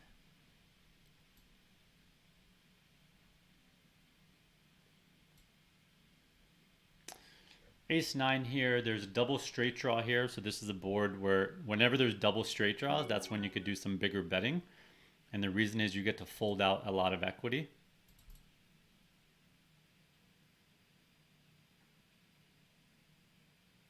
That said, this particular hand, I want to make sure I can float if I get check raised. So even though this is a board I do a lot of big betting on, I'm not going to do it with this one. Because if he check raises, I want to continue with the ace of clubs. Because I did have a backdoor straight draw too. So I decided to bet smaller. I could have just bet big there and folded if he raised. That's fine too.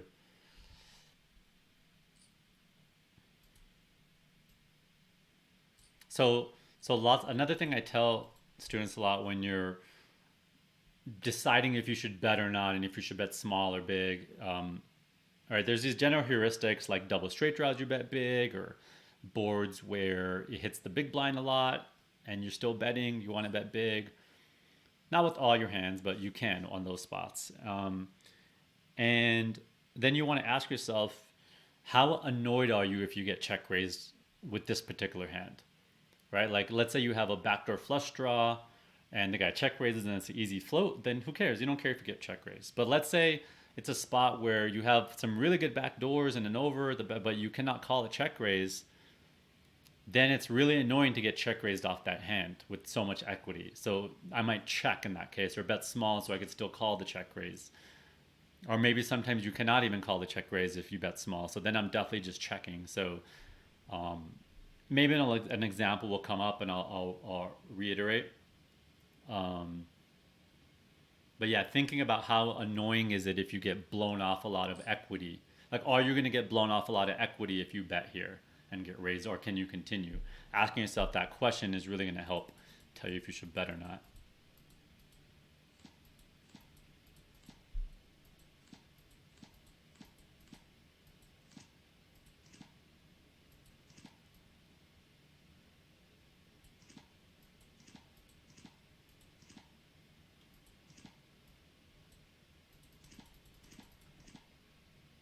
So we're going to check out this last hand here. So this player opened pre-flop, this player called, we folded the 8-10 of hearts. This player c-bets, this player calls, this player check raises.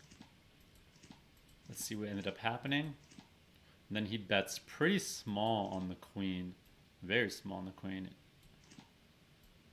Sets up a pot-sized river.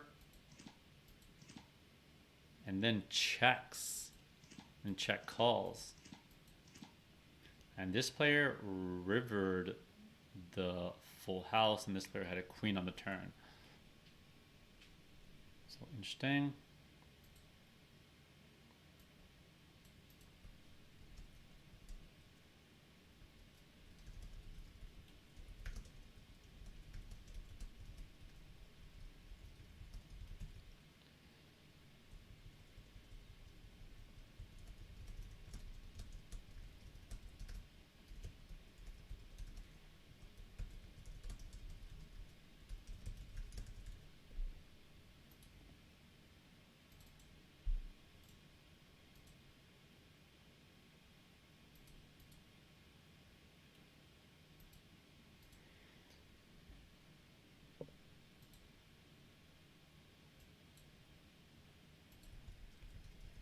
Oops, I forgot to go back to the other table, to the main table.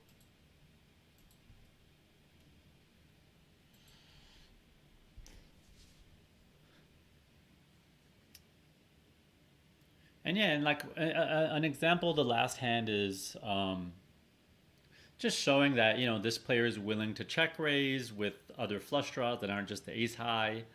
You know, he understood that he can maybe get some folds there out of those players. It's going to look very scary. He decided to just check call the river with his queen to induce bluffs. So I'm paying attention to kind of who's, you know, capable and who's thinking like that. That's going to help me understand how I want to play against some of these players. And we are on another break. So I will be right back.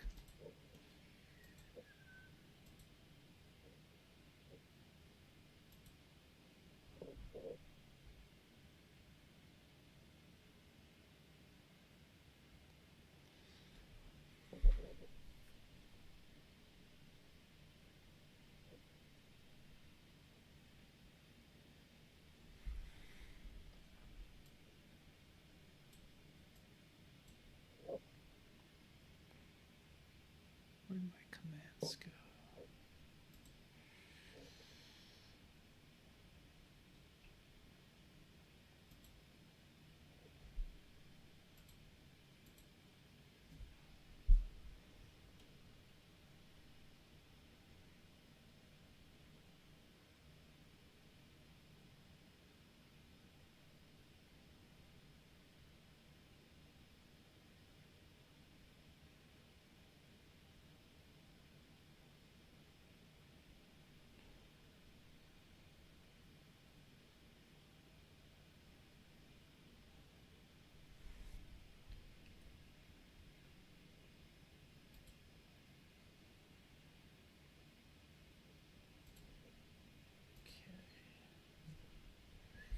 I will remember to turn off my time bank this time. All right, BRB, and I guess we got 5 minutes.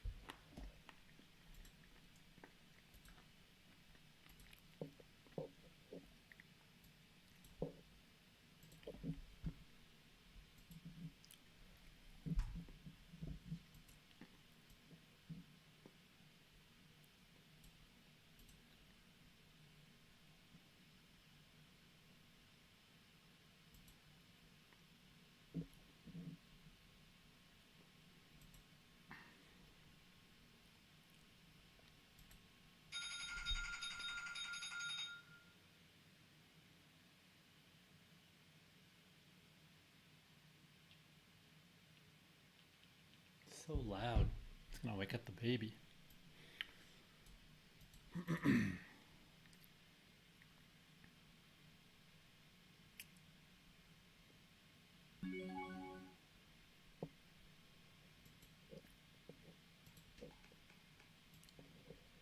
So something that's very important to do is to be tagging the hands that you want to review from your session. I'll usually tag them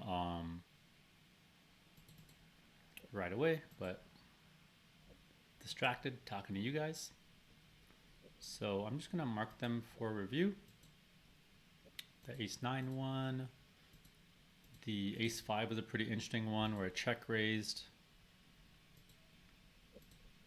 And you can pre-make these tags in case you want to put them into a certain topic, like if you're trying to work on a specific subject or you're working with a coach and you want to put their name there to tag hands you want to discuss with them and so on.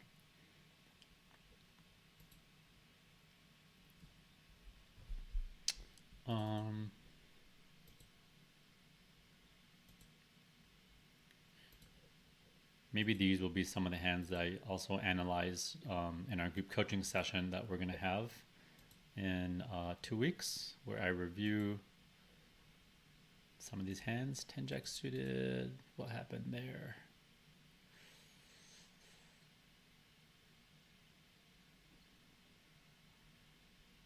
Was there any other interesting hands that I should consider reviewing?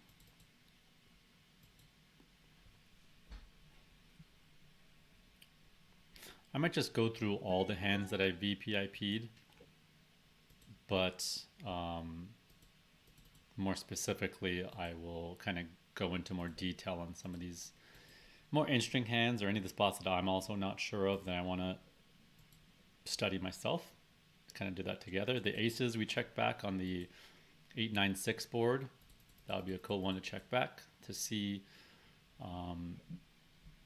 how often is checking here this deep on this board. Like I said during this hand, if the board was a little bit lower, I'm probably checking more often. I could have still bet here for sure. And something that's really important is, right, this is the hand, the guy bet big on the turn and bet big on the river, had the ace-9. I'm not really thinking right now about how my chip stack is. Right, I'm not thinking like, oh my God, I got 300K, I could have had 500, or oh, average stack is getting big, I'm falling behind, I'm under 100 big blinds. I'm not thinking about that. All I'm thinking about is what are the key hands I played today? Or what were the big pots that I won and lost? And right, there's the ace-9 versus the aces one, where I check back. There's the ace-jack, where I value bet very big into ace queen, and I knew it was kind of on the border. What else? I feel like there's one more hand that maybe could have went either way, right? My decision making. So I'm just thinking about those hands and making sure I feel good about those hands, or at least I'm aware of the ones I need to work on. And that's all I'm thinking about. I'm not thinking about, am I up, am I down, am I chip leader, am I whatever. Because people focus way too much on that and it gets them off their game. Wow, that was nasty. D-nasty. Got nastied. So yeah, so that mindset is really important because majority of players just, when I run into players on break, they're just like, they're so frustrated by the ups and downs. It's like the ups and downs are going to happen, right? Like the most annoying thing to me is when a player comes up to me and just starts whining up, being, up and down and stuff. And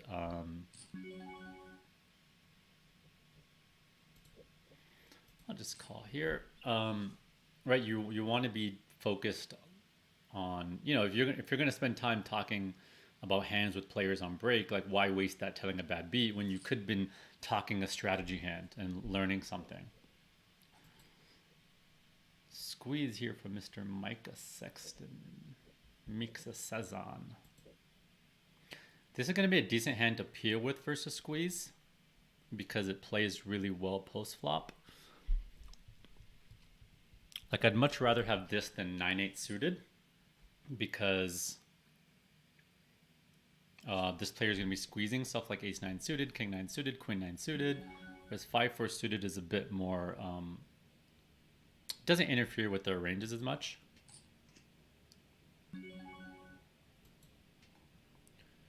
I will tag this to double check it when I'm not playing.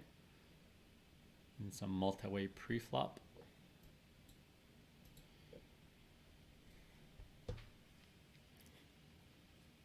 Like I wouldn't be surprised if like 10-jack suited, 9-10 suited is a fold there, because 10-9 suited, jack-10 suited, queen-jack suited, these are all dominated by their hands a lot, whereas 5-4 suited not so much.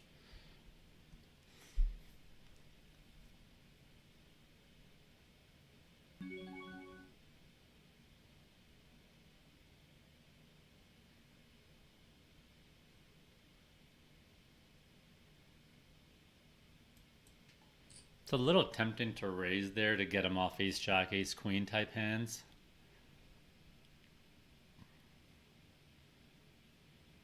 This guy is still uncapped though, and has aces here and stuff like that.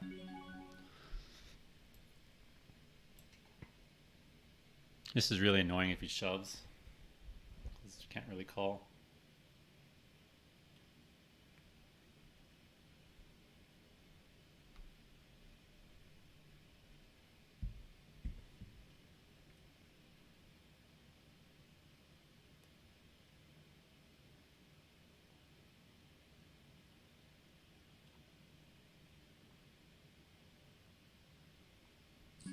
Damn, that's brutal.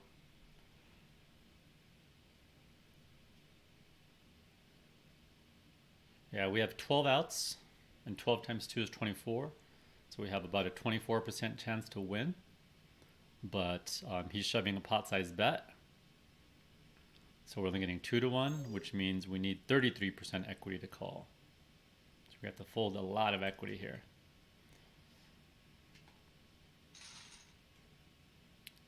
But that is what it is. Doesn't really make sense to lead on a 2.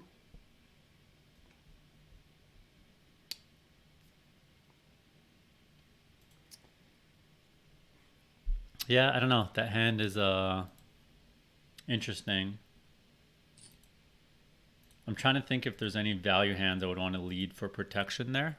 I'm definitely going to be analyzing that hand and figure out what we could have, if we could have done anything different there. Yep, it's marked. I was a little tempted to shove on the flop because I didn't want that to happen on the turn. And I also didn't want to go check, check, and then I bet and he just hero calls with like ace queen. I wasn't sure if he would bet ace queen and ace jack though. I could see him checking those some percentage of the time as well. I could see him bluffing with some small pairs, so I do benefit getting folds out of that.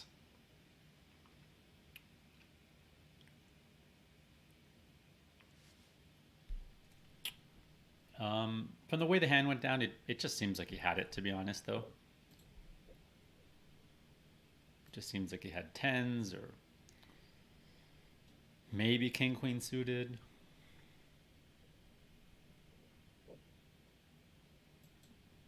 Could have had aces, of course.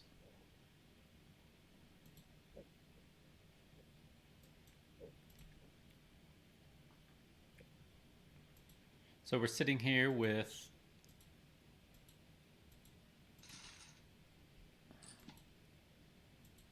$210K chips, starting 300K, 65 big blinds deep. Great structure this tournament, so sitting pretty. Let's get back into the chat. We have a bunch of chat.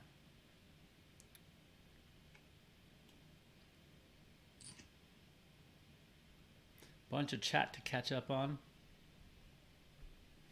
X0 says, what tracker and solver do you recommend for students?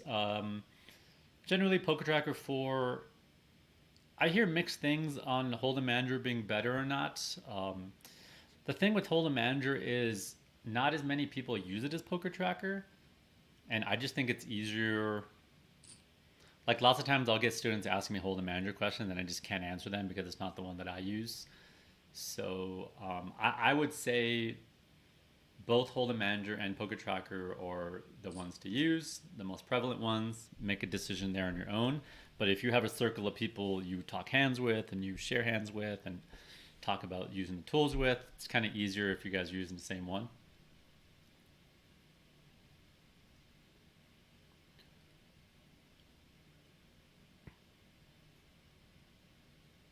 Siddharth says, Faraz, in the Jack 5 suited hand, if you were the other player, how do you react on the turn with King Queen? I would raise your 19 big blinds to 43 and fold to a jam. Do you like that, or do you think different? I don't like the raising and then folding to a jam. It's just like you're turning your hand into a bluff now. When why don't you just waste some other garbage? Like why would you use King Queen as the hand to raise and then fold when he jams when you could just use any hand to do that with? Right? It's the same outcome. So don't waste your good stuff.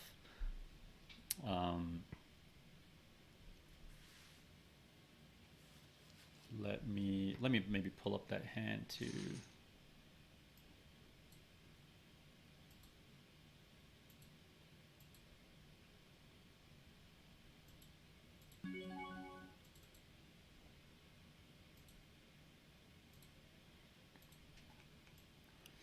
So let's talk about that hand a little bit. Let me pull it up to the side.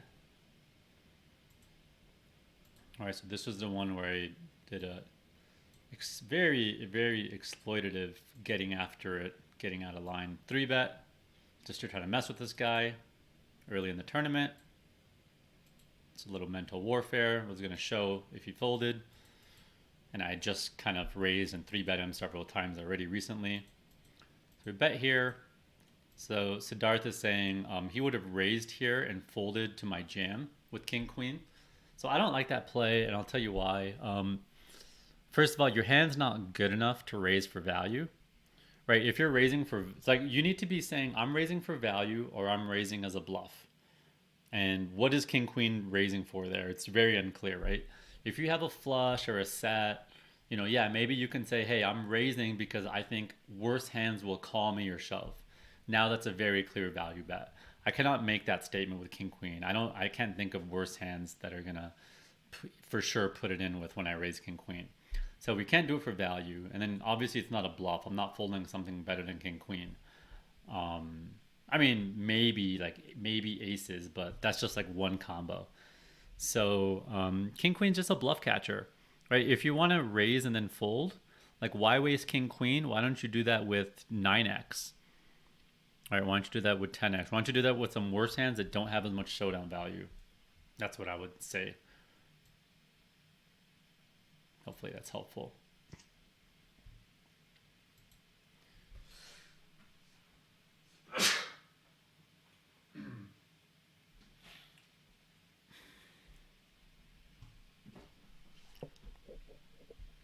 Okay.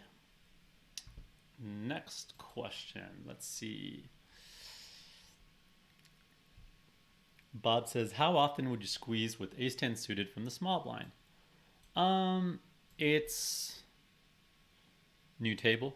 It's position dependent, Bob, right? So let's play this hand. We got ace-8 here. This guy was at our previous table. Looks like we have 2 players from our previous table. This must be a new table. So yeah, how often would I squeeze ace-10 suited from small blind? It depends. I'm kind of asking myself questions like, am I getting a lot of better hands to fold? Like for example,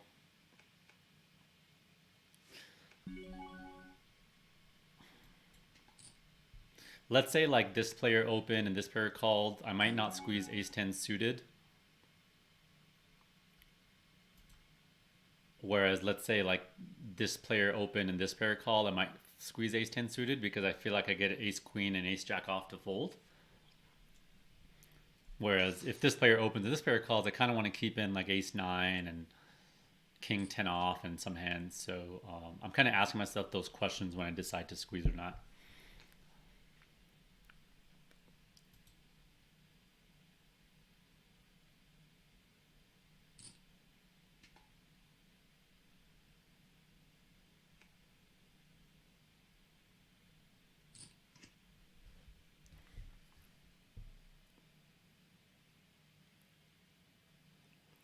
Jacob says, so if he raises a smaller size river, you just think he's never bluffing like that, right?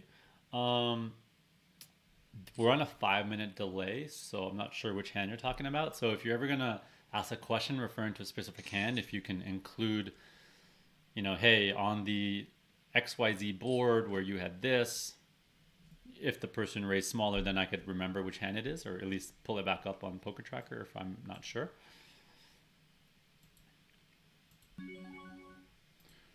Queen 6 suited here. This is border. I could fold, I could open.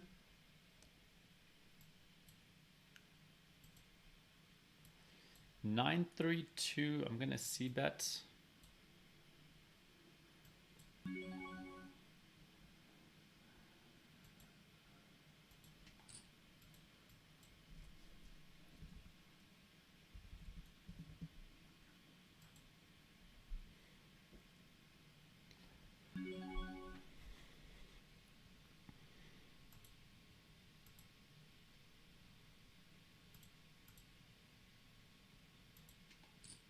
Gonna barrel here. I'm essentially repping like a set or a flush. And he shoves. He probably just has a flush here. Hard for him to have too many bluffs.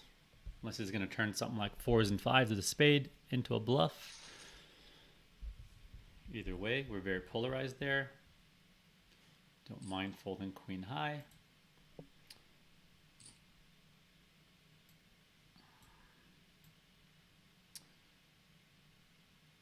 Roger says, how long does day one take? I think it's, maybe someone else knows better than me. It should be around 12 hours. It's a long, plays very similar. This tournament plays very similar to a live tournament, which is cool. If you want to practice for live poker, like I've told a bunch of my students, like if you play Venom, you should save this tournament to review with me, because this is going to be very indicative of how you're probably playing live tournaments. Again, a lot of satellite players, deep structures, long, slow blinds, etc. So yeah, it's around 12 hours.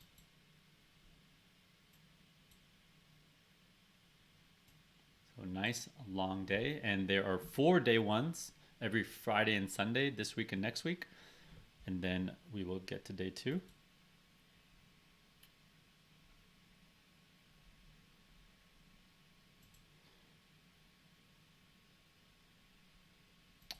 The blind levels are 20 minutes, which for online, that's very slow.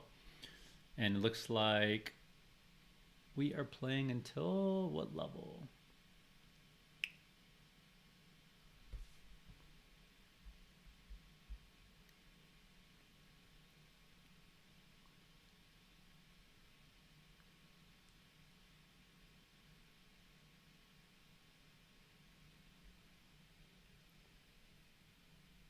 So we're playing 28 levels of 20 minutes. So that's 9 hours of play plus the breaks, I guess.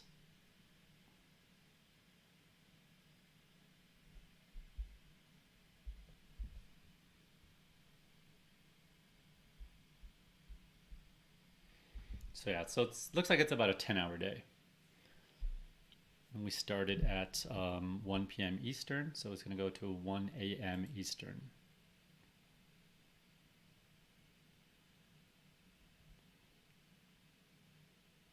King 10 suited here, definitely going to open.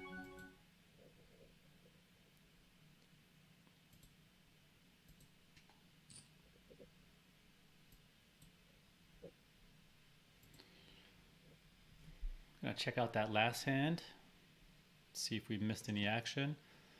This could be a decent 4-bet jam hand. Got the good blockers here.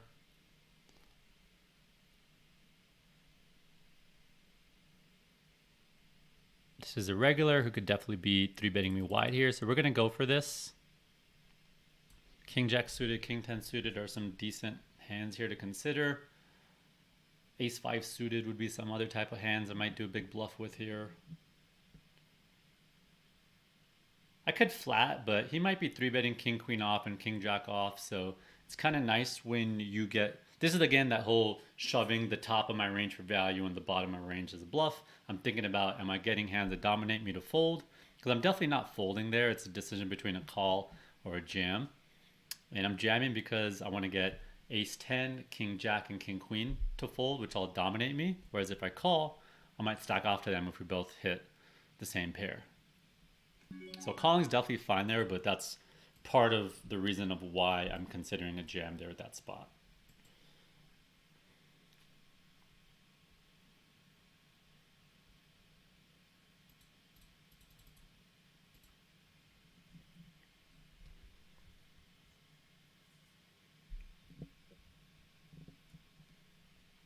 Another hand we could jam.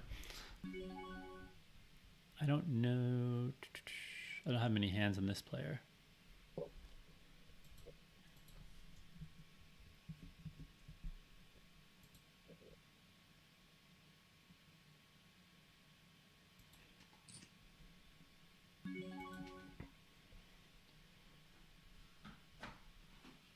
I could have... This is also pretty borderline. I could just fold here. I'm definitely not folding Ace 5 suited. Probably not Ace 4 suited, but like Ace Deuce, Ace 3 suited are getting a bit borderline, especially if I don't know a lot about the player.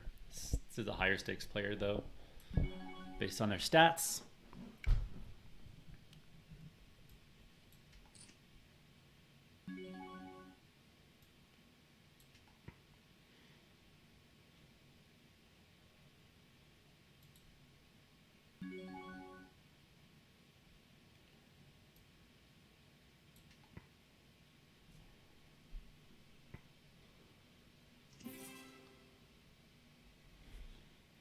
Yeah, I could have... The hands I would rip there would be like Ace 4 suited, Ace 5 suited, and Ace 3 suited maybe if I feel like I had some read on the player. I'm just going to make a tight fold here. Not super tight, but these hands are borderline from early position, and I just opened twice. I got 3-bet both times. I may not get a lot of respect there if I open, so that's an adjustment there to fold. And that's, you know, where you're taking into account your image, your game flow, and that kind of stuff.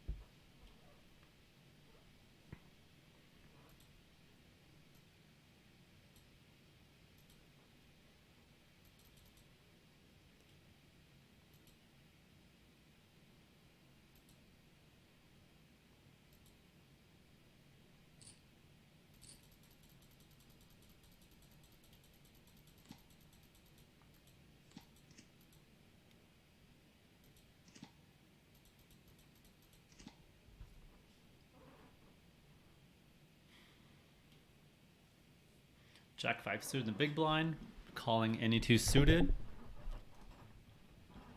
Even your most basic questions about flatting from the big blind, anything, you know, I'm okay answering basic questions and advanced questions because I understand that people here are at all sorts of different skill levels. So don't be shy to ask anything.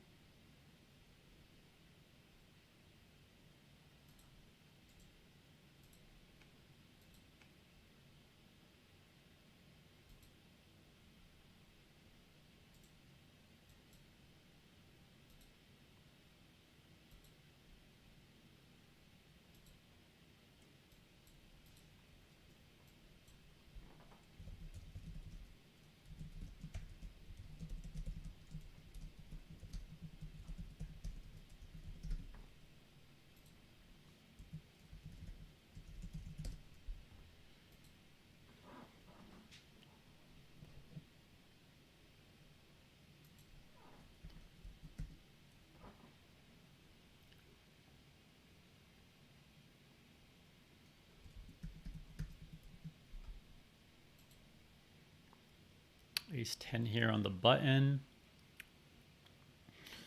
Would fold versus early position open. Other than that, we'll be continuing in the hand.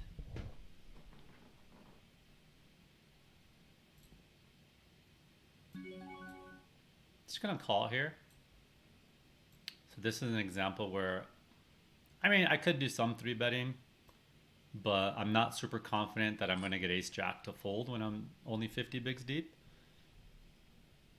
So I don't see the value as bluffing as much, and instead I'm focused on keeping stuff like ace 9, king 10 off in the hand. Just gonna fold here. On these rainbow boards, you really shouldn't be floating your offsuit stuff because you have so many better hands to float with, right? Ace 10 of diamonds, ace 10 of spades, ace 10 of clubs, king jack of diamonds, king jack of spades, king jack of clubs. So many better hands. You don't need to float these offsuit garbage hands on rainbow flops.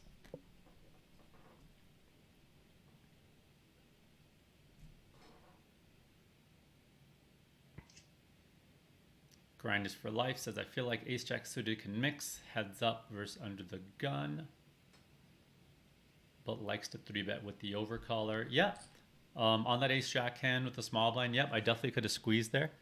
In general, a lot of the suited broadways like to squeeze for sure, especially out of the blinds. It just doesn't like to play out of position. So yeah, I totally could have squeezed the ace jack suited. I'm just mixing there.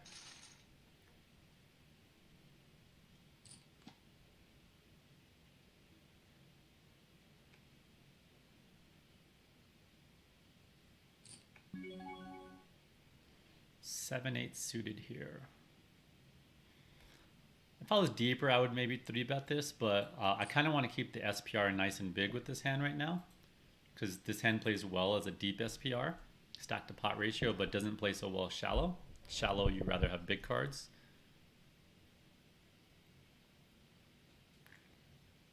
So, thinking what I want to do if I get check to here.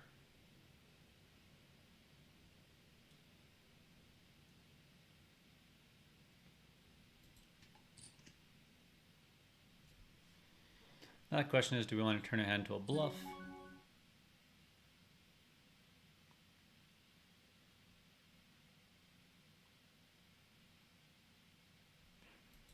Just gonna let this go.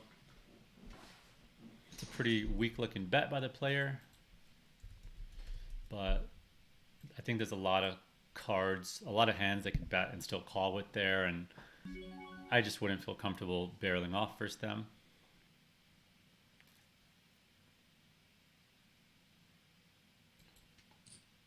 I might normally 3-bet this, but I feel like because we just played the last hand together, they might think I'm 3-betting wide, and I don't know that she's gonna fold ace jack and king queen off like they probably should.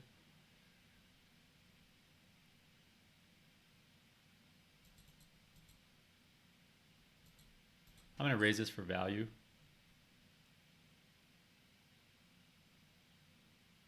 I'm not going anywhere if they shove back. They're gonna have a flush draw a lot of the times if that happens.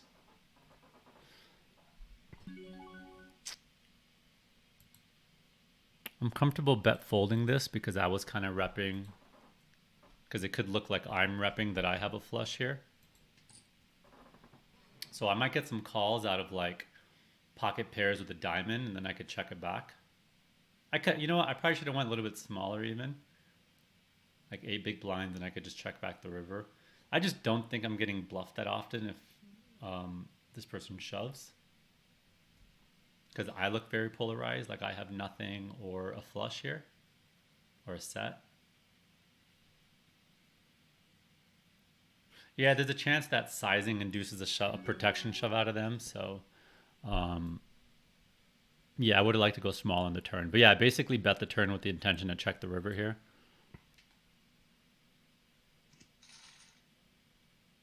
And I was trying to get value out of an underpair with a diamond.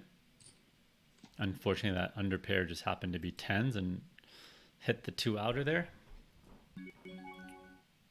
But and that was kind of why I played the hand that way. That even the set didn't jam on me, which was really nice.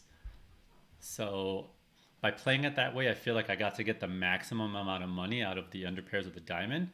and I also got to minimize my losses when they had ace jack or aces or something like pocket tens. So I'm actually really happy with the way that hand went down.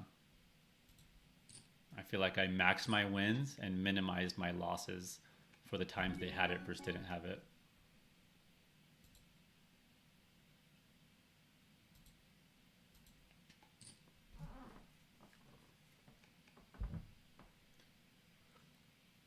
And again, you got to avoid thinking about the result and how your stack is, and just think about all the major hands you've played and are you happy with them or not. And right now, I'm very happy with all the hands I've played.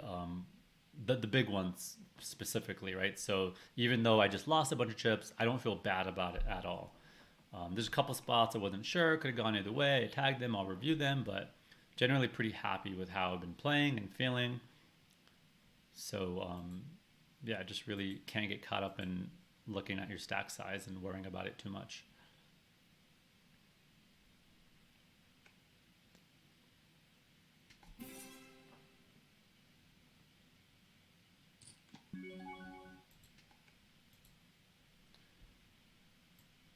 I definitely will re-enter if I get knocked out. David P says, any common tendencies you've noticed from other countries? You know, I don't know. I don't know these days.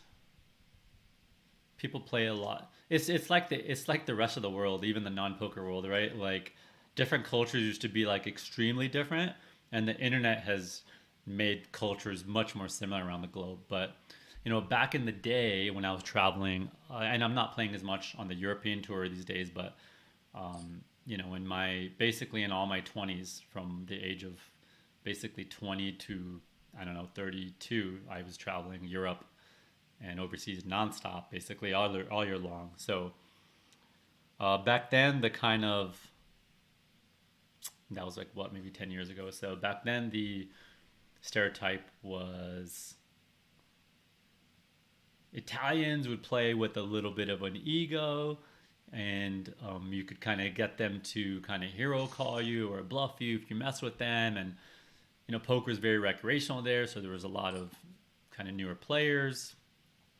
Brazilians would play very crazy and like to hero call and big bluffs and play a lot of hands. Of course, that's changed now. Now there's some of the best players out there. And the only reason that was the case in the first place is because poker is very recreational there, so not everyone is a pro. Whereas, you know, in some other countries, some Nordic countries, it's like almost every player that's playing is a pro. So those are some of the things we would pay attention to. Just folding here. If I had king 5 suited, king 6 suited, king 7 suited with a club, I might continue because I have more back doors.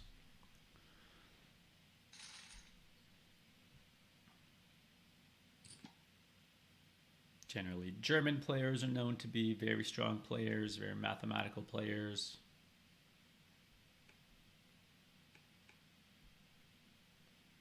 But yeah, in terms of tendencies,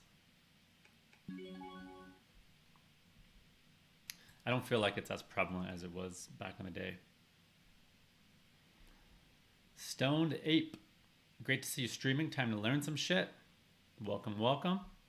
I don't live stream too often. I do this about maybe once a quarter. Maybe, yeah, about once a quarter, I'd say 4 times a year. Maybe 5, 6 possibly. What a flop. So we flopped this straight. How do we want to play this? We're going to have some 6x, some 7x, some 5x, some 10x. That's going to play like this.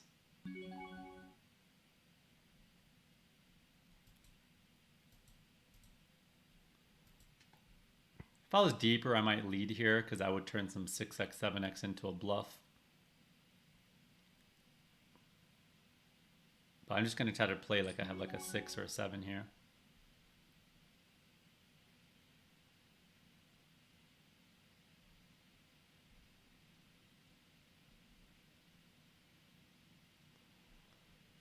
So interesting spot. I'm just thinking if I want to jam or call here.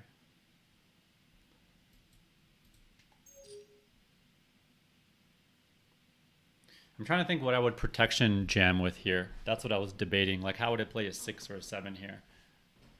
I could have called. Um, I just, I'm not, I wasn't sure if I was going to get another bet out of him. And I'm shallow enough that I might just protection jam some one pair type hands. And I was thinking he could even value bet a 10 because we're so shallow. Deep, he would never do that, of course.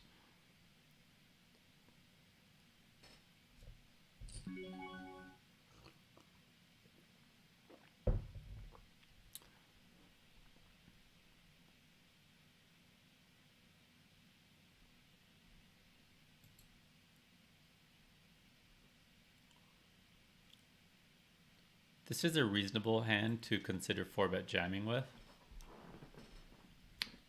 Good 4-bet jam bluff hands are going to be, yeah, pretty much. It's pretty much mostly value stuff linearly, but king queen suited would be kind of the one bluff.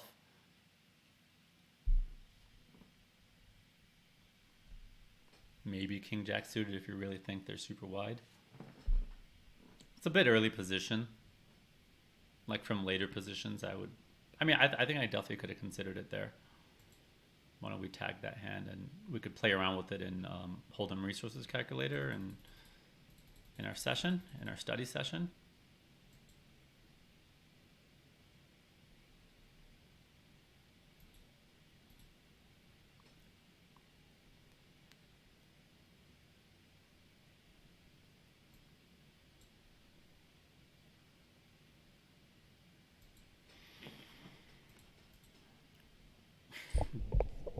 The 13 beats ask an interesting question. Says, what things do you celebrate poker? What things to you do you celebrate poker accomplishments? Big Bink, mastering a new theory, student Bink. Yeah, I would say the two things are, yeah, just like making a big final table is really fun, and then it's just kind of a matter of if I'm happy with how I played or not. Usually like a score that, like a final table where the score is like 250k or higher, feels pretty good if I'm happy with how I played. Right, I've had times where I got third and I really think I should have finished first, and even though I scored 300k, I missed out on $1 million. Then I'm not feeling so great. Definitely not feeling celebratory.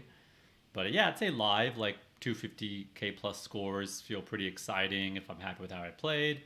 And online, like winning a tournament for 40 to 60k if it's like a $200 buy-in, or even a 1k, like, you know, it feels pretty good.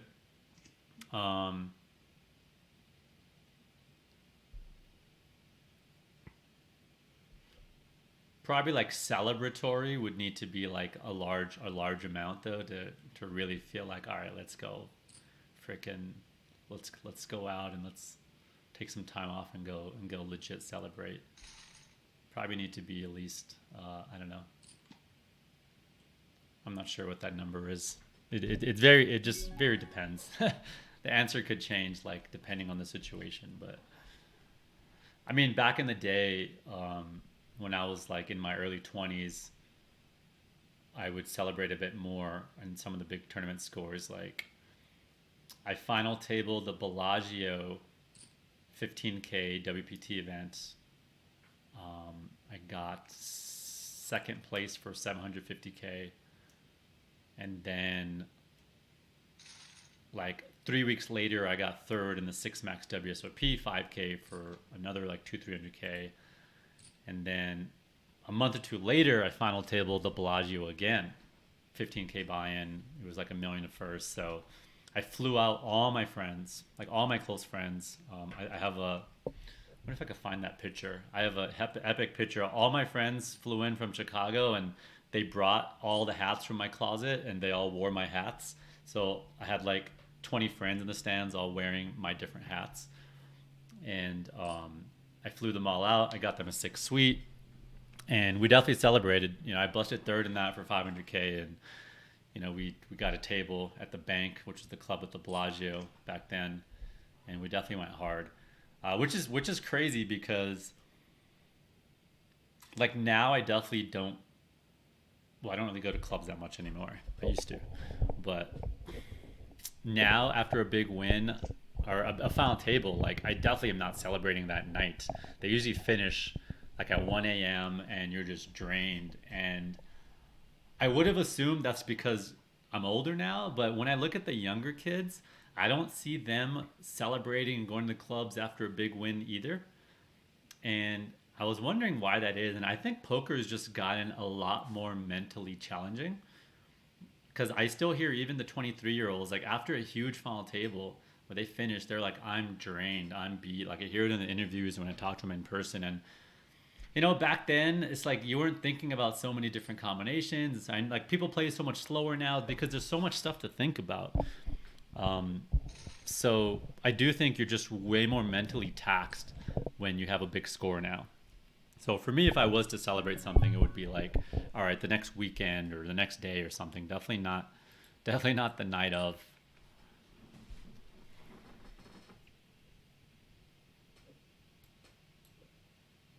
Ace 10 off here, opening back into negative girl. What's that screen name mean? Negative girl.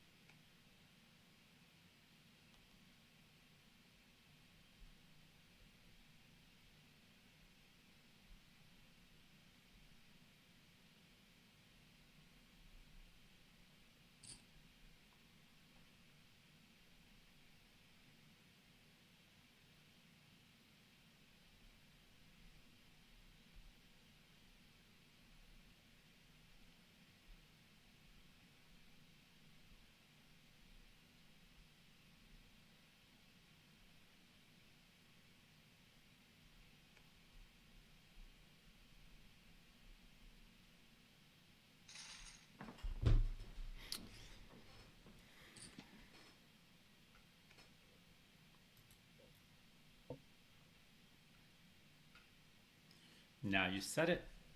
What's up? Thanks for the luck.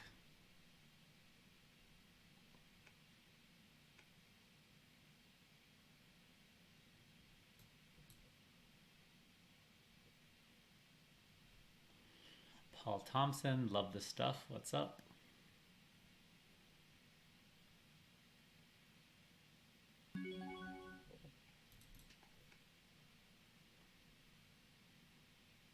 Miragem says, how to beat MTT micro stakes full of maniacs who call everything. Make random raises and bluffs, where one player limps, multiple calls or jams, 100 big blinds, or the whole pot is pretty much multi-way. Yeah, so in those games, sorry, give me 1 second. I just want to save what you wrote because I think that's something great I can dig into in more detail at a future time. But yeah, and generally in those games where low stakes, they call everything, they're jamming crazy amounts. I mean, you just play very straightforward and patient. You don't get to play the exciting form of poker where you get to bluff and do all this stuff and play a lot of hands. You really just need to sit back and wait for hands, because when you get a hand, you're just going to get paid way more than you should. And yeah, there's going to be high variance because your aces and stuff get cracked way more when you're up against 3-4 players. So you just got to expect there's going to be higher variance. You don't need to do anything different. A lot of people try to, when you're at a crazy game like that, you cannot force the victory, right? Like you might lose and do everything right. You cannot force it. You just got to sit there, and if the right cards come your way, instead of winning, $1,000, you're going to win like $4,000. And if it doesn't happen, it doesn't happen today, and it happens another time. And you just got to realize you're in a really plus EV spot. You just need to play patient, wait for good hands, raise way larger than normal. So normally, in cash games, you might open 3x the big blind, open 5x, open 6x, open 7x, open the amount that's going to get 1 to 2 callers, right? So you can just ask yourself that when you're in those crazy games. And sometimes in some private games, you need to open like 10x, right? If it's like 300 bigs deep and people are playing like that. So, right, it's hard. You don't ever really want to play multi-way when you're the raiser. You don't want a bunch of callers. You want 1 or 2 callers.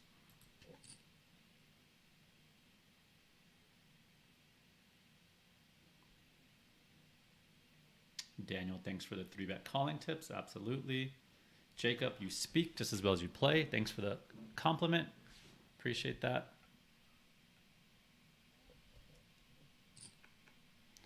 All right, ace-6 suited here. We open. We're getting called by Mr. Run. Slim Shady thinking about it in the big blind, and he squeezes. Gonna have to throw this one away.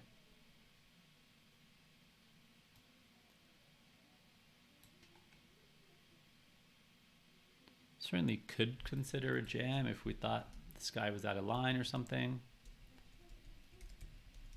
Something like ace-5 suited obviously plays a lot better since it has straight outs for the times we're wrong.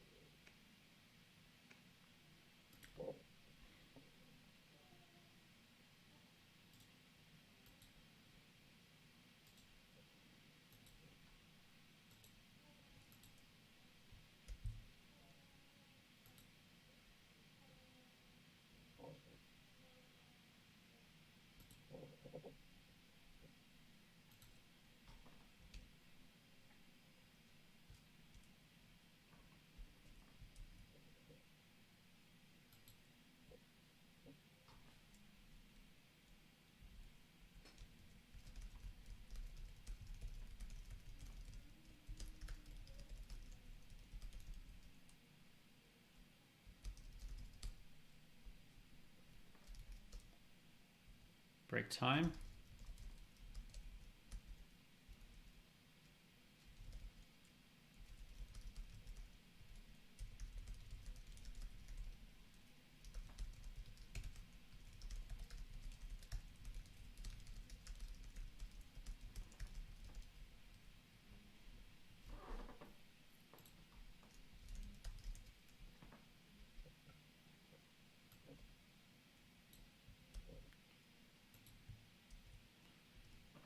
right, BRB, y'all.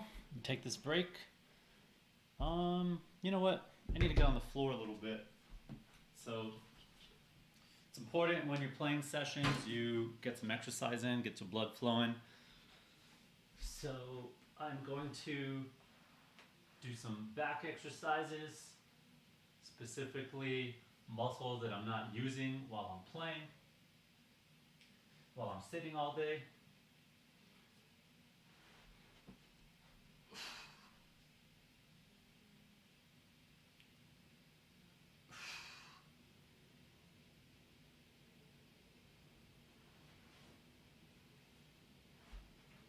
Make sure I get the blood flowing.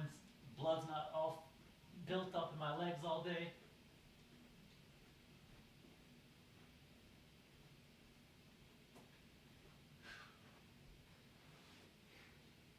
Get some stretching in.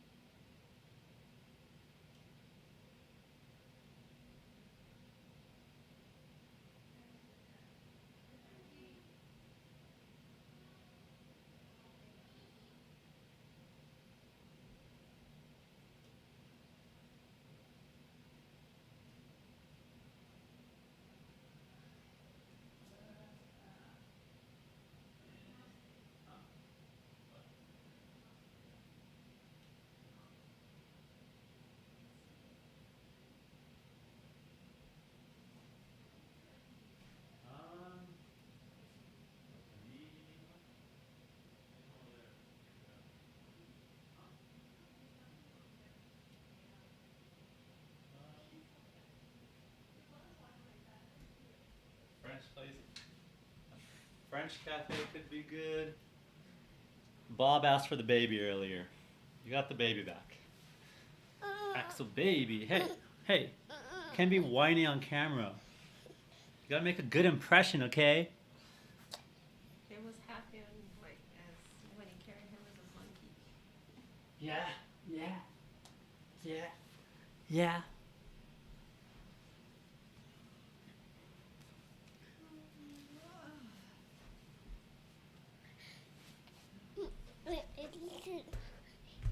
What do you want to say to them?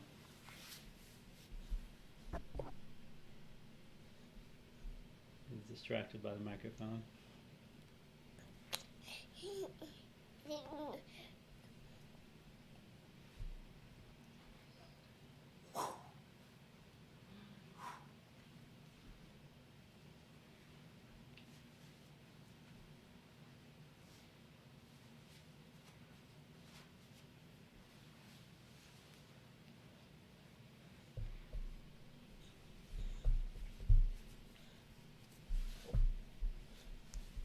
Done talking smack to the poker table? Not like last time? Just watch the beginning of the stream. Talked a bunch of smack. What do you want to do? Tell my opponents, what are we going to do to them? with our 29 big blind stack. We're gonna mess him up.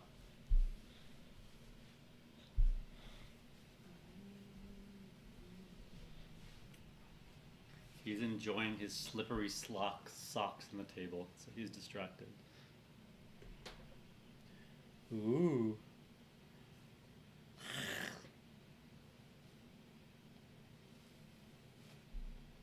Okay, you can have the camera. Okay. Alright, sorry, baby. Alright. I'll stop using you for entertainment. What are the options? I don't know. Well, you can have Mediterranean food, the teriyaki madness, Korean, what you want. What should we get for food? That place was good. Remember that Japanese, like not Japanese. What was it? It was the teriyaki. Was that what teriyaki madness? I'm down for that. What else is there? There's a Moto. What is that place? This far. Modern eatery. I could do ramen's gonna be way too hard to eat when I'm playing. Yeah, I was gonna say that. I mean, I could do sushi. Look at this place. Sabrosa Fresh Mexican Grill. Katsu. Well, tell me the type of cuisine or food that you want. Alright, any of those. Yeah, I could do Japanese. I could do like a sushi bowl. You could text me.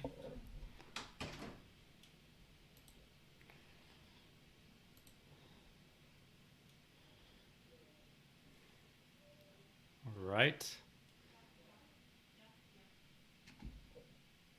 We're sitting on a 115k stack from 300k starting stack, and I'm feeling very good, to be honest. Even though we have lost 2/3 of our stack, just feel good. Feel in the zone. That's all that matters. Care about if you're ever not in a good zone, you should always figure out how you can hack yourself out of that. Right, being able to recognize you're not in a good flow state is first step, and then number 2 is having, options in your back pocket of how you could hack yourself out of that.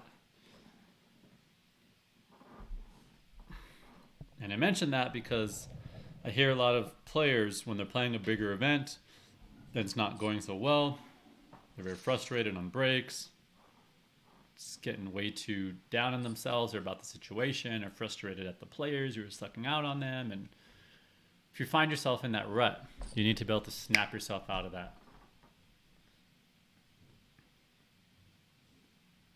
If you have any questions about that topic or want to know more, feel free to ask. Grinders for Life says, I didn't know about the double straight draw concept. I thought Queen 8-5 would be a small bet because big blind defends almost all Queen X off. We don't open offsuit 8 other than Ace 8. Okay, so let's talk about that. So first of all, I have an entire 2-hour lesson like specifically on this exact topic, c-betting versus the big blind. So I'm gonna post that in the chat. It's for subscribers only for the group coaching, or you could access it for just buy that one lesson for $33. Or you could just access all the previous videos for $99. But I'm gonna post that lesson in the chat in case you or anyone else is interested. And I'm gonna talk about it a little bit as well. So I wish I could pull up Pio, because when I teach this, I usually need to show Pio. But so basically grinders, what you're saying is big blind defends. So this is a common misconception, right? You're like, oh, there's a queen on the flop and I'm up against the big blind and they're calling queen deuce, queen 3, queen 4. And we're not, so they have way more queens than us. That's kind of what you're thinking in your head, right? And it's very natural to think that way. And that's where it really helps. Like if I were to pull up a pile solver of what that player's range looks like, their range is super wide, right? They have all sorts of junk. So yes, they have queen deuce, queen three, queen four, queen five that we don't have, but they also have all this other junk in their range that we also don't have. So percentage wise, they don't really have more queens than us. We have more queens because our range is very condensed on Broadway cards when we raise, whereas their range is super spread out. So even though yes they're playing queen four off and all that stuff, the percentage of queens to the rest of their range is much less. Tell me if that makes sense, Grinder. Like I said, I'm used to being able to kind of pull up a chart and explain that. So hopefully it still kind of makes sense when I'm just verbalizing it like that. So it's kind of hard with the human like brain to think about what players' ranges are condensed of until you visualize it, right? So, but in general, I could kind of tell you right now that anybody who raises, let's look at this next hand. So here, anybody who raises, what kind of hands are they raising, right? They're raising king, queen, king, jack, ace 10, ace, jack, and then, yeah, some pocket pairs, some suited aces, but generally your offsuit combos, which is majority of your combos, it's all Broadway stuff. So the raiser's range is very heavily condensed off Broadway cards, and the big blind's range is very condensed through cards 8 through 4. I don't know why my table's freaking out right now. I just want to fold.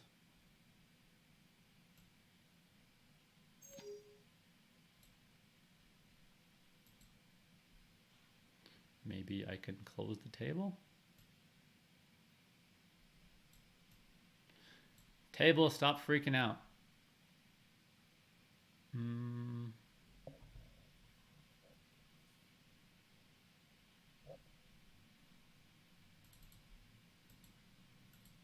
I will close the table.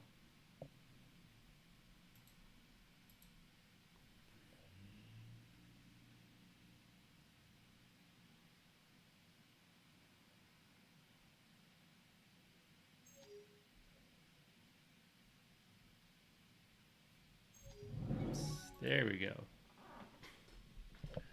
I think my my table just got like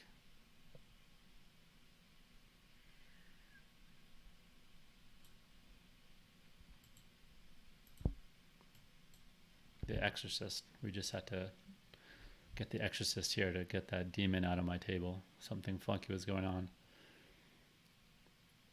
So yeah, we're talking about the C betting versus the big blind and what the okay. So anyone who raises here super heavily off Broadway cards, big blind is very condensed 8 through 4 because they have all these 8 through 4 hands like 5-6 offsuit, king 8 offsuit, queen 5 offsuit, 6-8 offsuit. They have all these 4 through 8 cards that we don't have as the raiser. So generally any Broadway cards are better for the pre-flop raiser, and any 4 through 8 cards are better for the big blind. And like I said, I posted that lesson, the link to it, in the chat, and I go into a lot more detail. And I have some notes along with the lesson that have some heuristics that really make it pretty easy. It's probably one of the most valuable lessons. I usually get students tell me that and the check raising from the big blind are two of the most valuable lessons, because not only does the C betting from the big blind lesson, it's so important because a lot of the concepts that come into play there, they're very relevant for later topics. And the heuristics you gain from that of how to think are really relevant when you're thinking about double barreling, check raising, 3-betting pre-flop, and ICM stuff. So it's a pretty important lesson, I would say.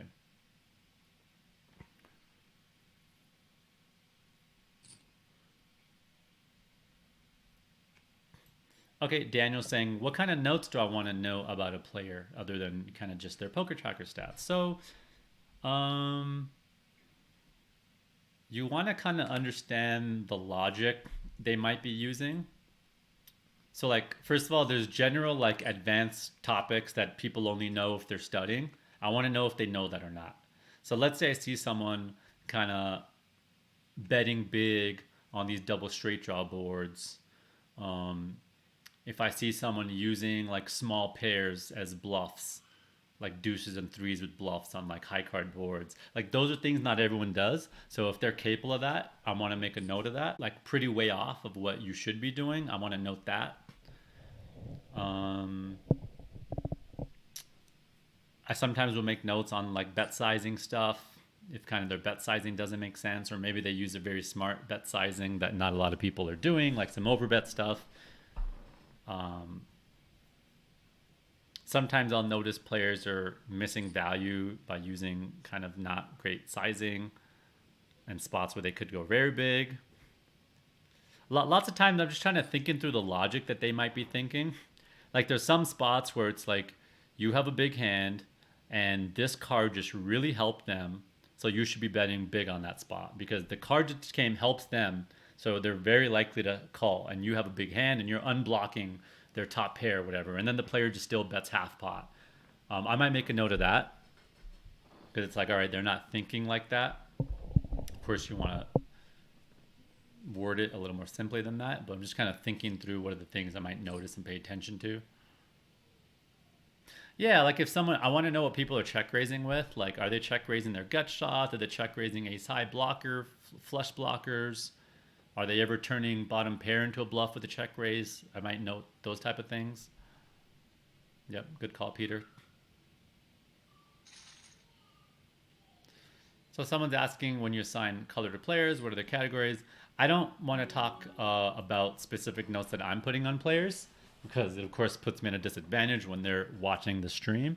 But you know, it really doesn't matter. It could be whatever you want to color code them as, right?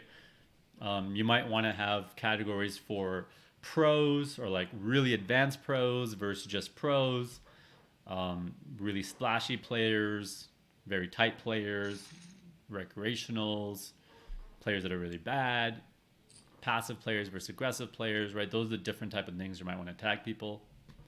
If someone's a GTO player or a super exploitative player, you know, those are just ideas of how you could do it. I don't really feel the need to tag people based on lag or tag for the color coding because my stats already tell me that. So I already have that information.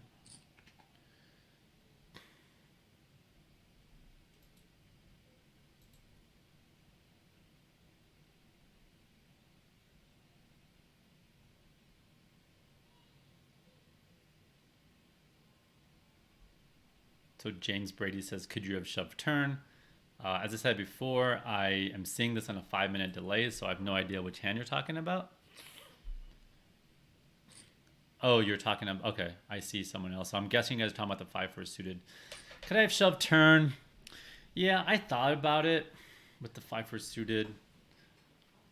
That was up against a good player, right? So I think being a little balanced matters more against that player. He's a reg. We play against each other a lot. The hand that people are asking about right now is the 4-5 suited hand.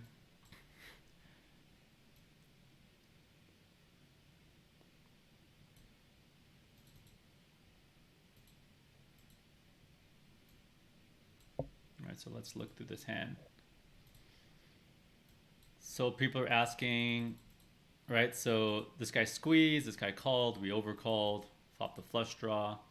I debated maybe shoving here. And then this is an annoying spot.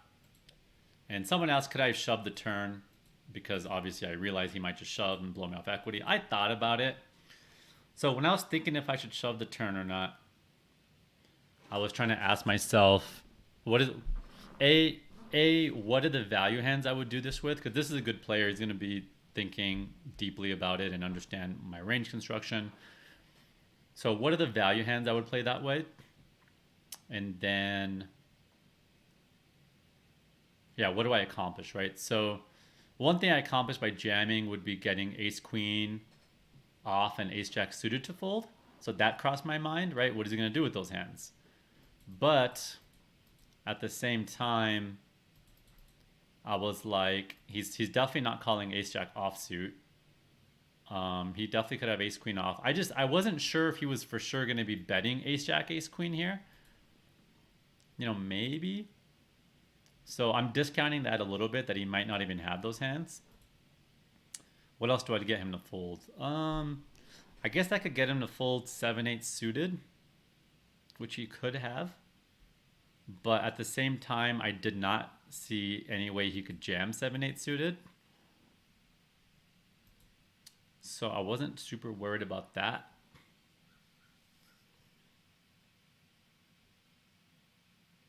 I also didn't think Jack Queen was going to bet the flop, because you really don't want to get check raised. So Jack Queen I'm not thinking about. So yeah, I mean, I get some folds out of Ace Queen, Ace Jack. I'm trying to think if there's any flush draws. Yeah, that's the other issue, right? I was trying to think, are there a lot of ace high flushes that I can get to fold if I jam here? But the thing is, I'm blocking ace 5 suited, ace 4 suited. I don't think he's flatting ace 7, ace 8, ace 9 suited. Ace 10 suited, I don't think he's going to bet here. So there's not a lot of ace high flushes I get to fold. I mean, possible Jack Queen of spades. Yeah, see, as we're talking through it, I can't think of a lot of hands that I'm getting to fold. So that was one issue. And then the other issue is, what value hands would I play this way? Because this guy's sharp enough that if he can't think of enough value hands that I'm going to play this way, he might just call with ace high. Right, and it might just be obvious that I have some hand like this or 7-8 of spades. So I have to make sure it's credible. So what hands that have a king in it would I call? I mean, maybe king queen suited. I don't know if I'm flatting king jack suited here out of position versus two people versus squeeze. Probably not. So I don't have a lot of kings. I really don't. I mean, I don't know. King jack suited is borderline, I guess. So really the only value hand I could have here is like tens and king queen. And I don't think tens is going to want to jam. It doesn't need much protection. I could, yeah. I mean, basically, yeah. I'd be repping tens and king queen suited, and then my bluffs would be basically a couple flush draws. So yeah, that could have been my strategy, and I considered it. But my read was that he might not bet ace queen ace jack on the flop, and he's probably not going to jam it on the turn. And based on that read, I figured there's not enough value in doing it. Versus other players, there might have been, but that was why I decided not to go with the lead jam. That's kind of how I'm thinking about it out loud. I did tag that spot, and when I'm not playing or during our study session, I'm going to kind of put the hand into some ranges, either three-way solver or Pio for just the heads up ranges, and kind of just play around with it and see if I have any other takeaways there. Maybe there's some hands he's bluffing that I'm not thinking about that I get to fold, but so far I'm happy with my play there, I think.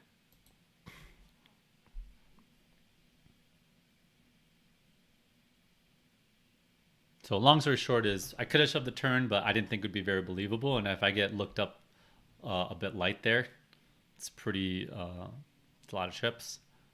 And I also thought there's a decent chance he's going to check back a lot of his air. So I would get the free card sometimes anyways, or a lot of the times.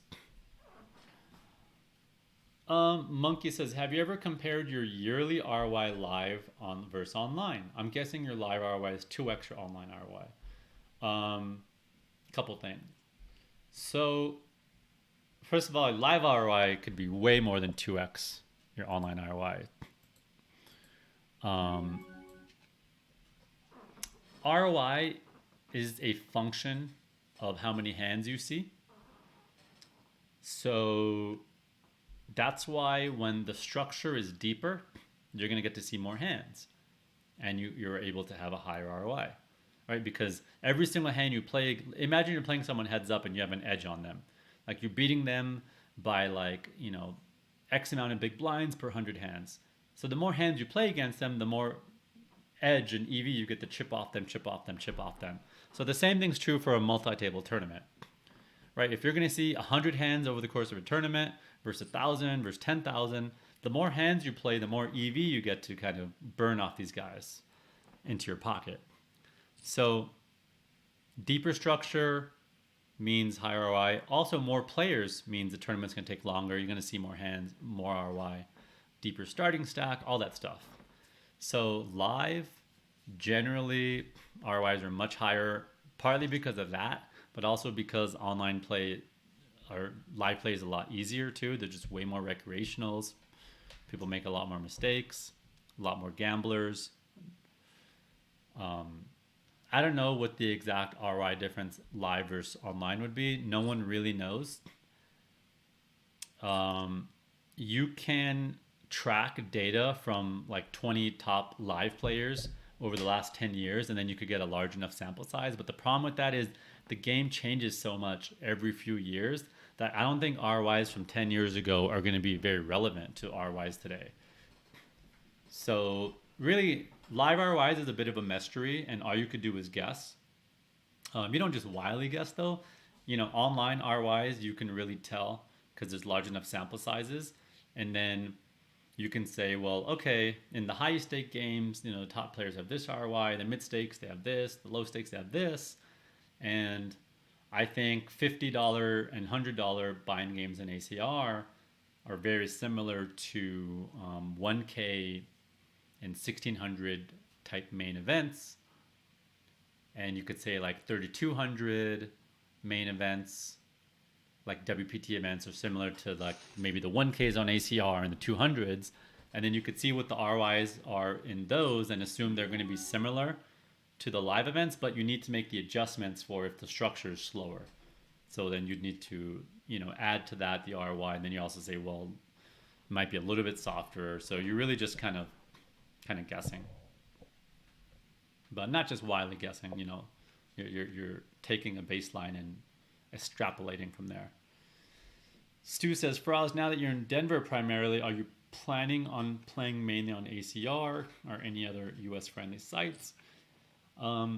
Yeah. I mean, I've always been playing on ACR even if I'm abroad. But yeah, basically, usually I do a couple months abroad, and when I'm there, I usually will try to go during the bigger GG, PokerStars, WCoop, Party Poker WPT events, and then when I'm in the US, I'm just playing on here on Ignition as well, and WSOP.com if I'm in Vegas.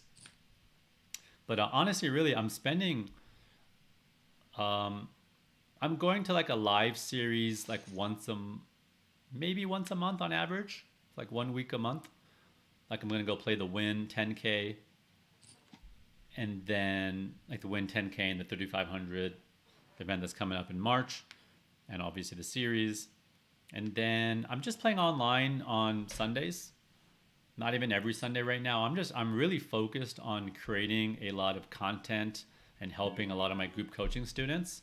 And I'm basically taking spots and studying them myself to really understand them on a deep level. And then I'm trying to come up with simplified heuristics that can make it really easy for people to remember who don't play full time, that play part time or they're semi pros and they only have kind of a day and a half to study per week. And I'm just really focused on trying to figure out how it could help players get better at poker. Gonna fold here.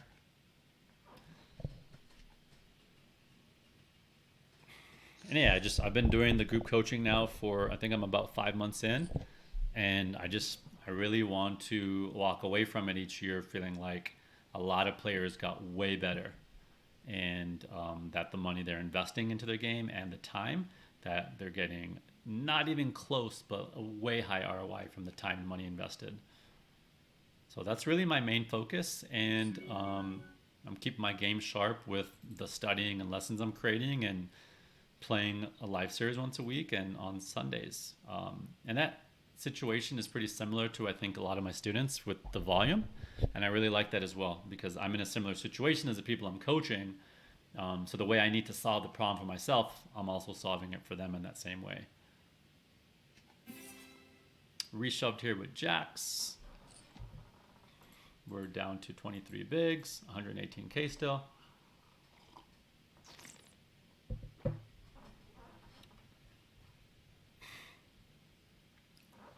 Mr. Sadi says, do you think players target you because they think your play is predictable / optimal? And how would you counter such players, if at all? So The answer is that. So the question you asked is kind of a common flaw.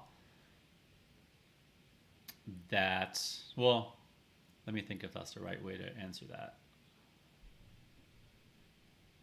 Okay, so kind of Mr. Sadie, what Mr. Sadie's saying is, because you play by these kind of predictable rules and you're opening this range or barreling these type of hands, isn't it kind of obvious what you have? Well, the answer is no, because that strategy is balanced. So so yes, it's predictable what I have, but it's predictable that I have all these value hands and also these bluffs, but they don't know which one.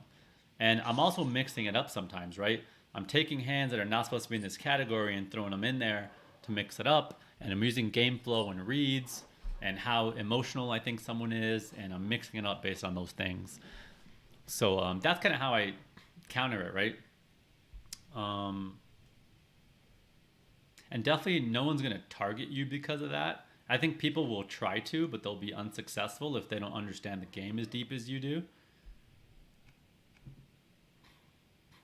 So yeah, if there was like a hand example, Mr. Sadie, that you could bring up, not now, but another time or whatever, it would be a little easier to kind of answer that with how I think through that. Van Peeps says, thanks for doing this. You're welcome. Now you said it says, do you get nervous shoving King 10 suited for 40 big blinds? 5x5 said, what hands are you 4-bet shoving for value for 40 big blinds in that King 10 suited spot? And someone says, I was nervous for him. What's the main difference? Ace 4, Ace 5 compared to Ace 3. How much does it cost for a hand history? Okay, let me answer this question. So,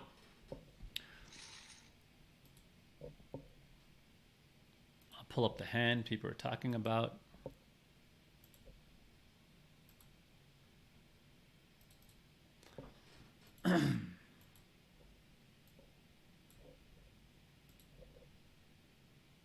And just in case people tuned in later, because this hand was maybe an hour ago, I opened King 10 suited on 40 bigs.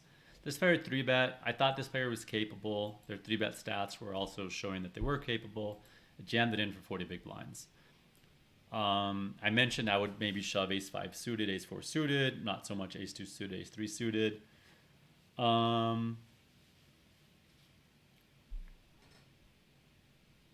And I also mentioned that he might be 3-betting hands like King Jack and King Queen off and Ace 10 off, so it's nice to get hands that dominate me to fold. Whereas if I flat, have to play them post flop, and it could get stacked if we both hit a pair. So this is a reasonable hand to turn to a bluff. Do I get nervous? Not really. I try to focus on making the right play and not the result. So if I make the right play and he has aces and he calls and wins, so what?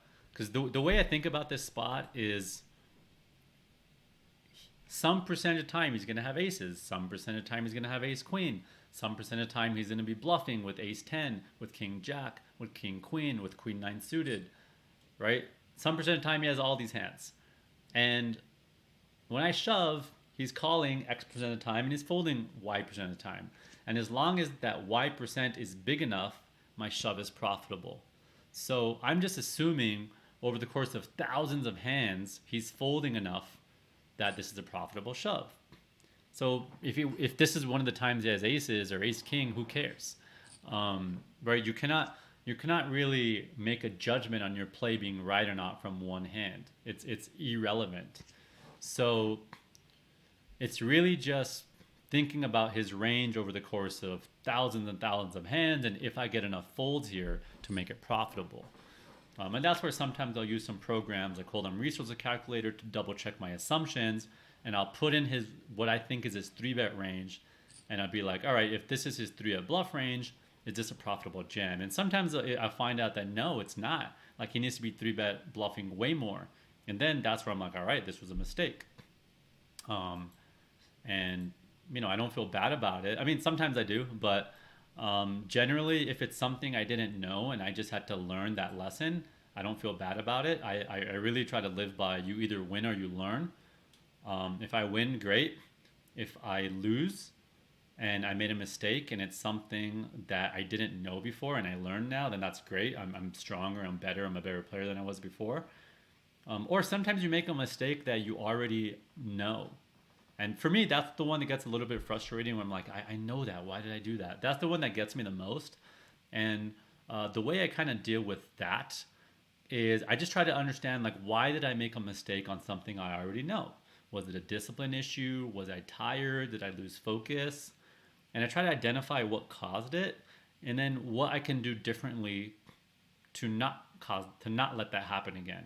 You know, maybe I'm not working out enough, maybe I'm eating fried crap before I play, maybe I'm on my phone so I wasn't focused, right? So I'm just trying to identify, you know, did I make the right play or not? If I did, great, nothing to think about. If I made a mistake, you know, was it a lack of knowledge or was it a lack of discipline and focus? And then if it's a lack of knowledge, I try to improve there. If it's a lack of discipline and focus, then I try to improve there. And yeah, that's how I kind of think about it in my head.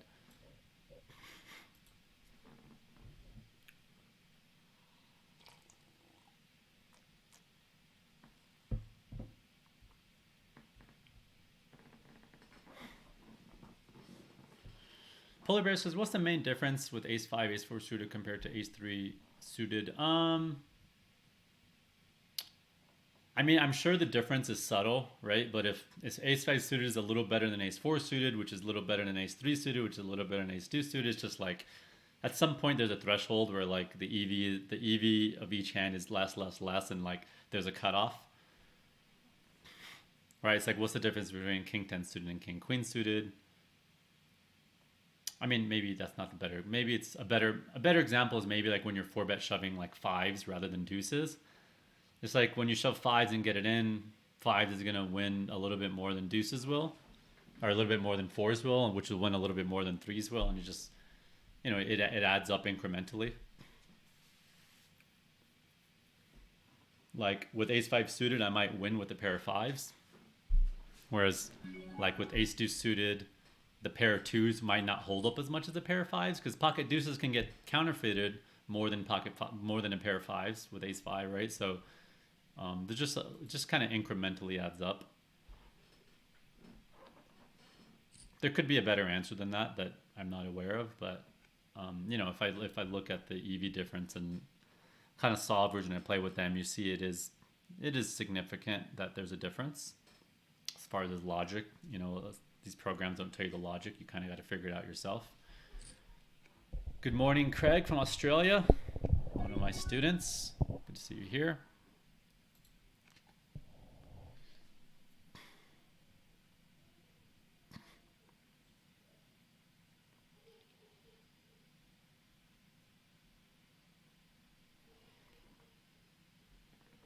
Someone asked, how much does it cost to do a hand history review? What is that question? Oh, how much does it cost for a hand history review of a deep run in a tournament? So my coaching rates, if you just hit exclamation point coaching, they should pop up. Did they pop up there? Because I can't see it on my end. But yeah, they did pop up. Yep. So my coaching rates are there in the chat. If you just hit exclamation coaching, it's basically $4.75 an hour. Or if you pre-purchase 5 hours, it's $3.95 per hour. And usually with my one-on-one students, this is how I do it. I will, let's see, we got pocket threes here. I could jam or flat here. He's a bit early position. It's not a huge sample, but he's not opening super wide from early so far. So that's definitely going to push me to do a little bit less jamming. But it is really, you do like to really jam these pairs a lot. Like if he was a little bit later, I'm definitely jamming because it's so hard to realize equity here.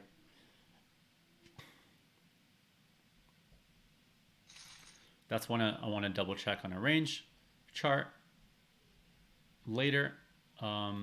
Yeah, a lot of like being good at pre-flop spots is just you just need to like keep keep double checking spots that are close. So I'll tag a bunch of spots that are close and I'll check them after the session or once a week. And it's just like 10-15 minutes of doing that constantly. It just keeps you sharp and like the reshove ranges and stuff like that. Reshoving ace jack off here. If we bust, we will re-enter. Versus Mr. Ice Ice.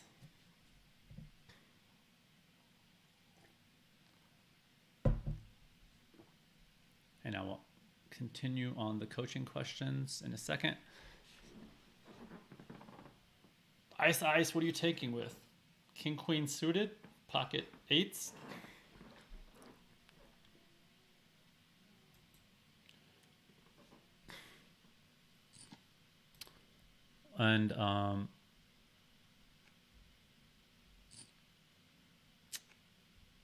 And for someone who was asking about the hand history review, so the way I usually work with my one-on-one students is first session, I will have you send me 3 hand histories of recent tournaments you played, at least one that was in the money, and I will go through them on my own and filter for all the hands you VPIP'd, and I will tag a bunch of leaks. And then we'll do a session together and we'll go through all those hands together and I'll ask you what you were thinking, why you did what you did, and then I'll explain my logic. And then I'll hear kind of your response.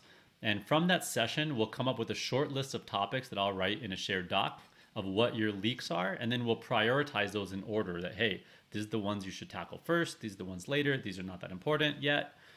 And then we'll come up with a game plan for you of how to improve on all those topics, either with future sessions with me or on your own, or watching videos or whatever. It depends what the topic is. So, and then future sessions are usually us focusing on a specific topic, ones from that list. And there's some people that, will do like 20-30 sessions with me over the course of a year. And for students like that, every 6-7 sessions we'll go back and do another leak finder or something, or if we feel like we've kind of run out of like topics and we want to double check your game, or just double check that you've been implementing the previous stuff correctly, stuff like that. And that's for my one-on-one. In my group coaching, sometimes if a student has a big win or my tournament, we'll review that in front of the whole class. And I usually ask questions to people in the chat and there's no delay. So in my group coaching, lots of times I'll be like, all right, what would you guys do here? People will put their answers, and then sometimes I'll pick on someone and say, all right, Peter, you said this, like, why do you say that? I'm gonna limp here. I just feel like if I get jammed on here, I can't really continue. So I'm gonna limp instead.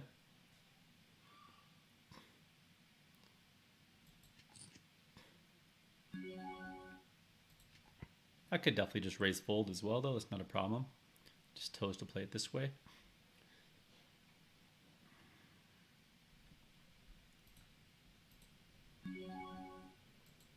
Just gonna fold on this board. If there was a heart, I would definitely be continuing.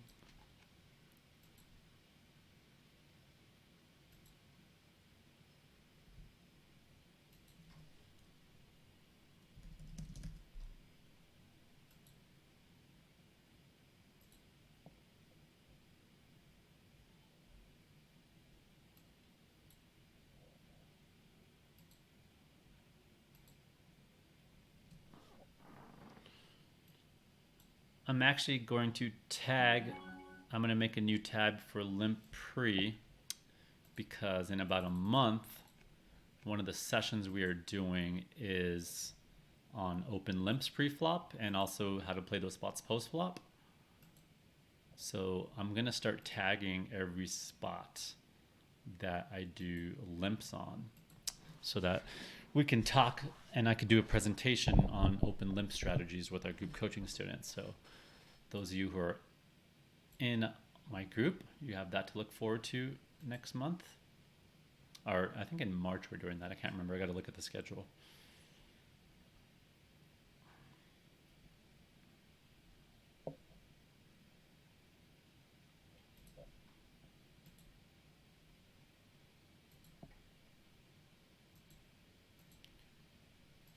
if you want to see what lessons are coming up in the group coaching, you just simply go to the upcoming tab if you're already a member. If you're not a member, there's an upcoming tab around here. And you can see all the lessons that are coming up. I usually get them up like about a month in advance, the topics. And to see the previous ones, you just go to library or previous, and you can see all the previous stuff that we've done that you get access to over there. I am giving away, so I decided I'm going to add something to the giveaway. So for anyone who signs up for a free account on my group coaching today, livespot.co/Jaka. So this is for new signups. If you've never signed up before, I am going to give away 2 monthly group coaching memberships. So you come and do group coaching with me for an entire month. And I'm also going to do a 20-minute call with you. So, and we could spend those 20 minutes however you like.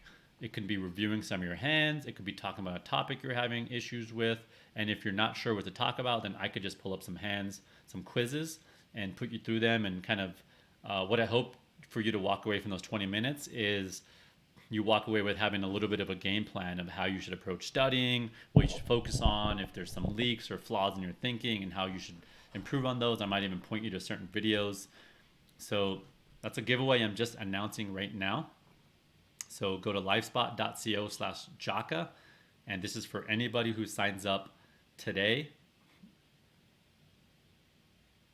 As long as this stream is going, then you will get counted towards that. And I'm going to put that link in the chat as well. Today's giveaway. 2 monthly passes plus a free 20-minute.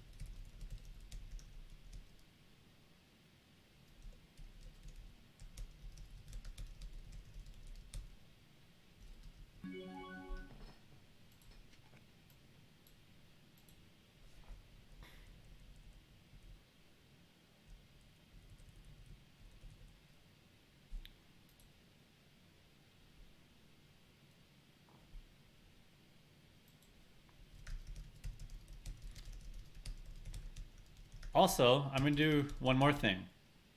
I'm gonna throw something else in there. Let's give some more. Anybody who subscribed for a paid membership today to my group coaching, I am also going to include you automatically, and you will get a free 20-minute call with me. You could sign up today or tomorrow. We'll say 48 hours from now. So anyone who signs up for a paid membership today or tomorrow, you'll automatically get a free 20-minute call with me. I don't do this regularly. I'll maybe do this like a couple times a year. I would love to have a 20-minute call with all my students, but obviously I won't be able to fit that in. So I do this maybe 2-3 times a year max. And we're doing it today. So I'll put that in the chat.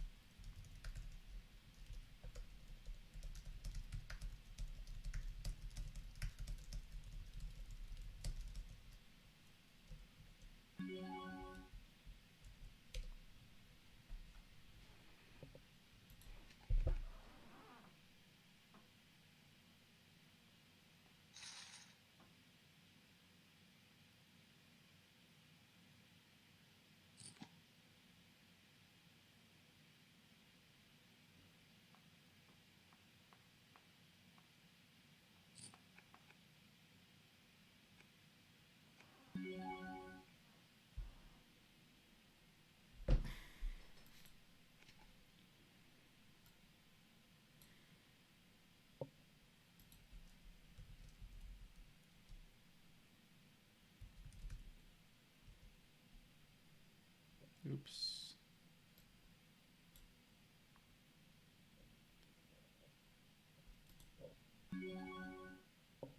Pocket 6 is here.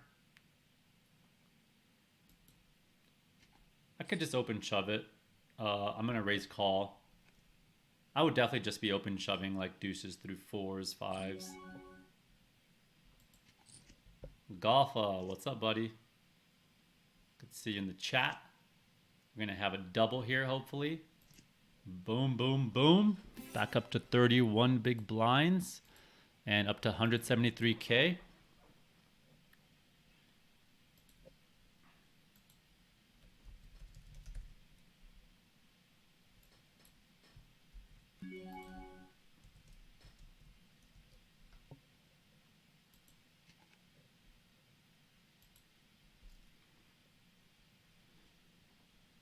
Got some life back in us.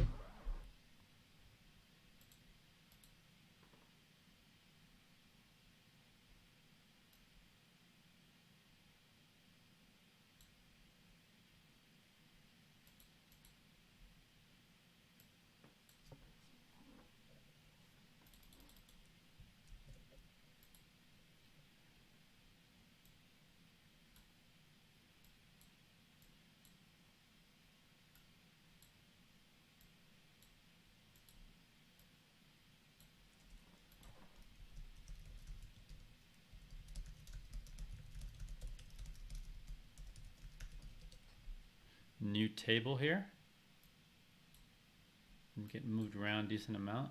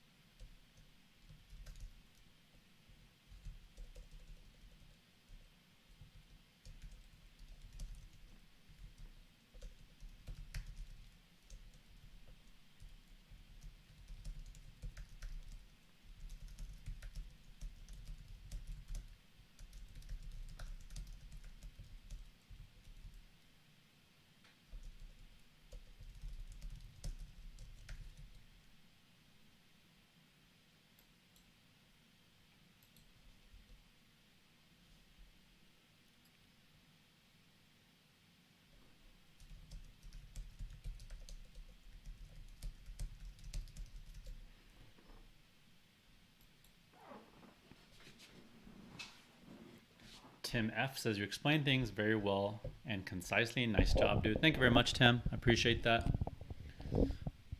Thanks for coming to the stream.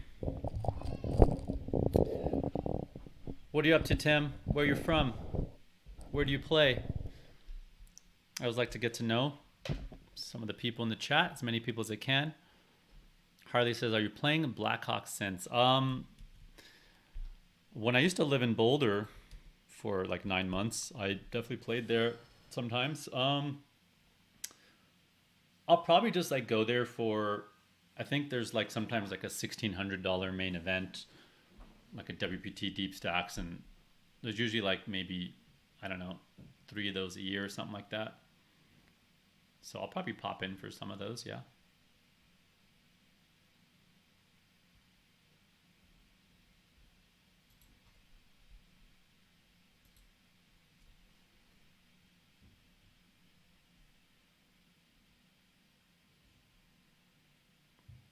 Harley says, or you win 100K and watch in a WPT cash game with those guys. I had a fun little WPT cash game last year where I did win, I don't remember the exact amount, a little over 100 grand and a watch. That was a really fun event. Harley, where did you watch? Oh, did you? I think you, yeah, it was on, I can't remember what channel it was on.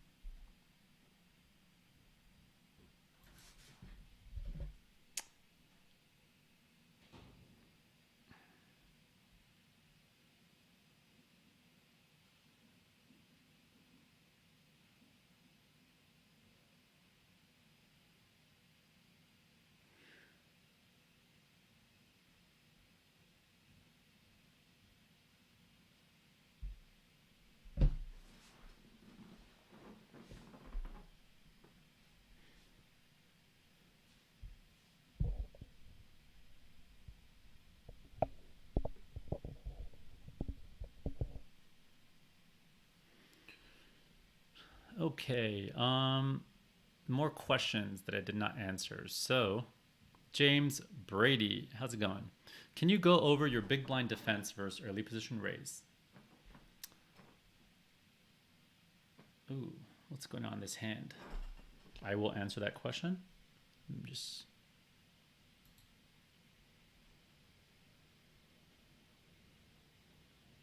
trying to see what happened this hand. I guess I have to wait till the hand's over.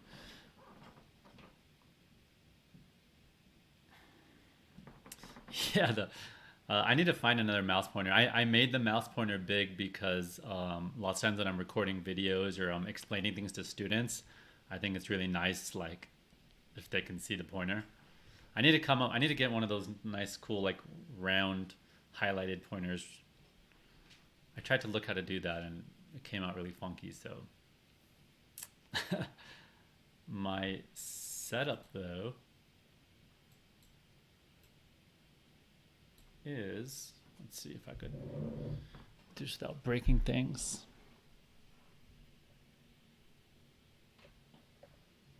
Here's my setup. Just got a nice little curved 34-inch widescreen. I got a standing desk here. Got this really nice chair. I just got all this stuff because I'm going to be spending a lot of time in Denver this year. And it's snowing outside.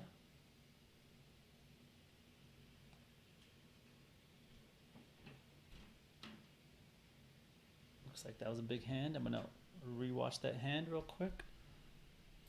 If it lets me. I guess I wasn't in the hand last, because I was sitting out last hand because I muted the table. So never mind. All right, James Brady, can you go over big blind defense versus early position raise? That's a good question. I'm glad you asked that question. So let's talk about big blind defense. As you know, big blind should be calling very wide. So, you know, maybe, I don't know when, 4 or 5 years ago, maybe 6, 7, people started learning that, you should call very wide from the big blind. So everyone started calling super wide and not really understanding that there are still scenarios you don't call super wide or certain hands you do it with. So what are those scenarios? So specifically, when under the gun opens, you're going to be much tighter. So let's pull up.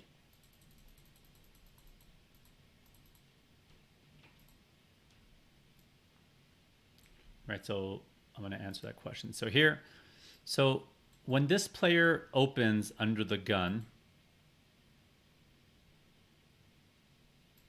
right, or sorry, when this player opens from here, we're going to be calling super wide here, right? Like any ace, you know, most of our kings, a lot of our queens, any two suited hands. But if this player was under the gun opening, all of a sudden I would be folding stuff like ace deuce off, ace six off, king 8 off, king 7 off. So I'm folding a lot of these cards that are dominated by this player's opening range, and especially when we're deeper stacked. So a lot of people have that backwards. They think when you're deeper you call wider. It's the opposite. When you're shallow, you call wider. And when you're deeper, you fold more. And the reason for that is because the shallower you are, the less the reverse implied odds. Like imagine you just have, I don't know, king 8 offsuit and you flop an 8 on a jack high board and you have like 20 bigs. It's like, well, you might just get it in by the turn.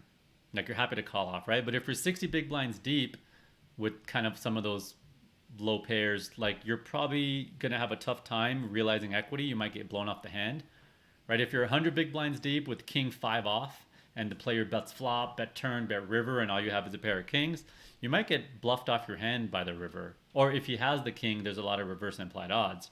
Whereas if you're only like 15 bigs deep with king 5 off, it's like whatever, like a king comes, you're just going to get blown off. I mean, you're just going to get the hand in anyways, right? So yeah, way tighter in the big blind when you're deep stacked or if the player is early position. And also multi-way, you should be super much tighter in the big blind as well.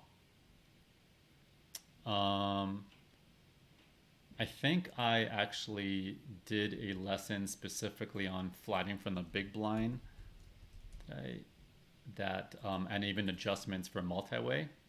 Let me see if I have that and I could link that if anyone wants to see that. We are on break right now. So I'll find that and I will link it in the chat right after the break.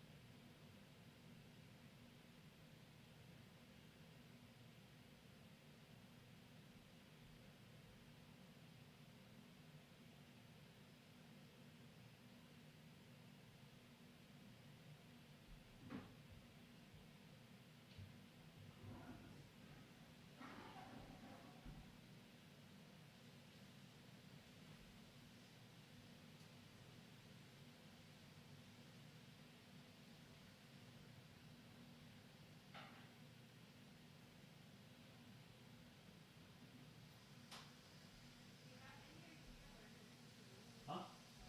What?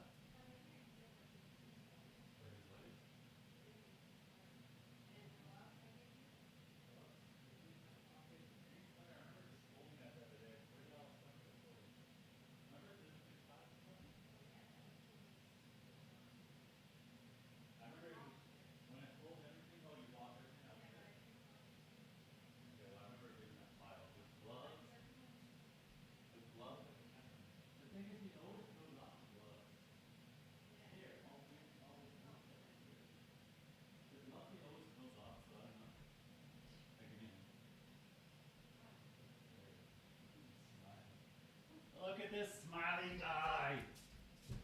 Look at this smiley guy. What's up, baby?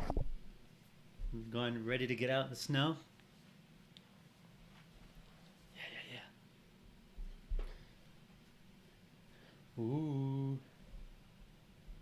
Snow baby.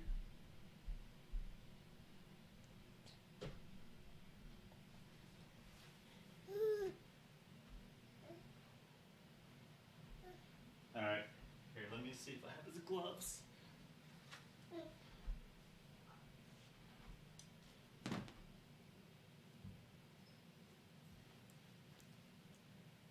I found his gloves.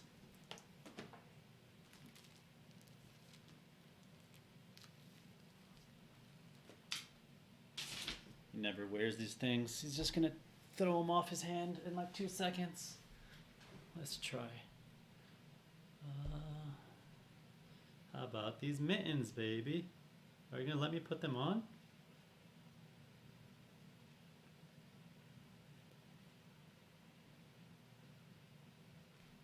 Nice. No. He's gonna get mad in a second. Hold on, hold on, hold on. Darn it. Missed my chance. Oh, and he's taking off his hat. He always does both of those things. No. Alright. I'm handing you over to Mom. He's taking his hat off again. Here. I started doing this to start taking his hat off. Here.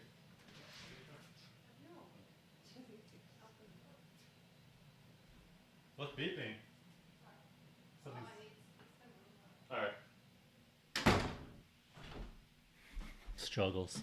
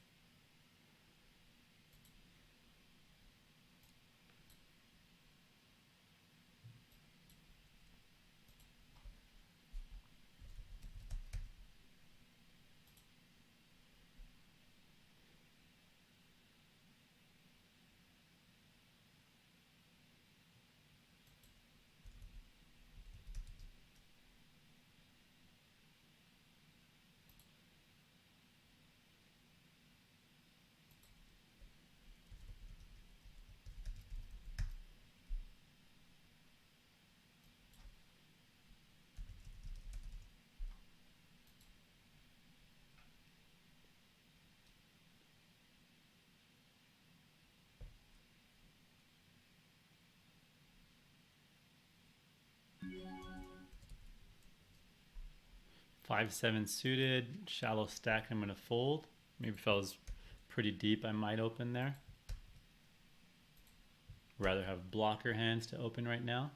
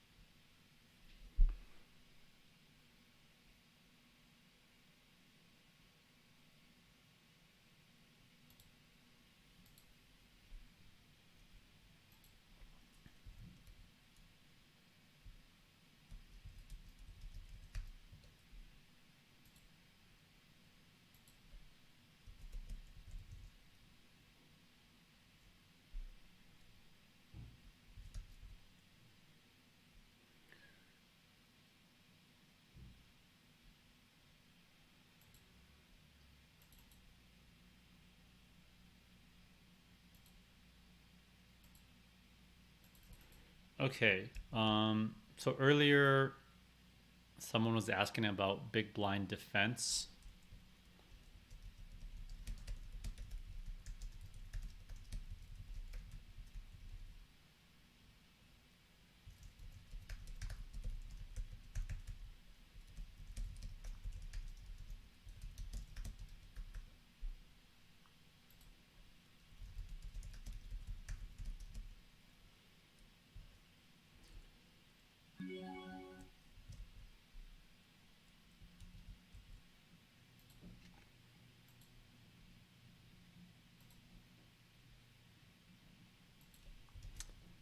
So in the chat, I am posting the link to the big blind session that I did, the group coaching session,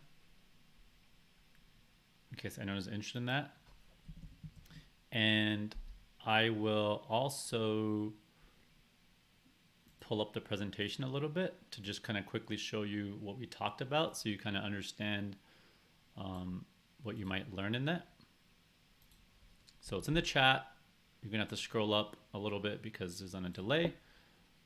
And here was the presentation that we did on it. It's gonna be a little bit cut off. Let's see.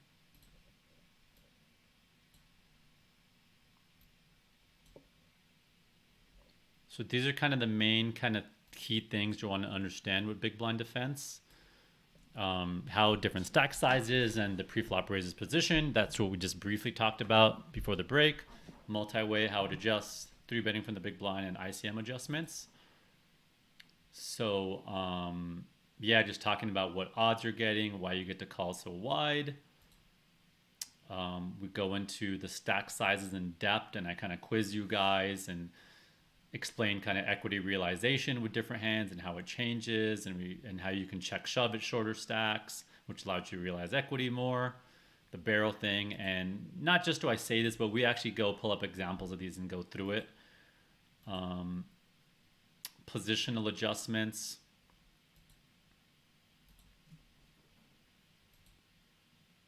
Multi-way, we go through kind of a bunch of heuristics of when you should call any two suited hands versus when you should start folding suited hands because it gets to 4-way and 5-way. The connectivity, the offsuit hands, you're going to be folding way more multi-way than suited hands. But once you get to 4 or 5-way suited hands, you have to start folding as well because there's a lot of flush over flush situations. So I go into detail and show examples of each of those categories. 3-betting from the big blind, we get into ICM, how you're going to adjust your flattening range, and we go through some different examples. This part was really interesting towards the end of the lesson. And then I quizzed students on what we learned at the end of the lesson. So that lesson's in the chat. If you want to access it, it's $33 to access it, or if you just subscribe for the monthly subscription, you can access all the videos. Like I said earlier today, anyone who subscribes for free, I'm picking 2 people to get a free membership and a 20-minute call with me. And if you decide to purchase in the next 48 hours a $99 subscription, you will also get a free 20-minute coaching call with me.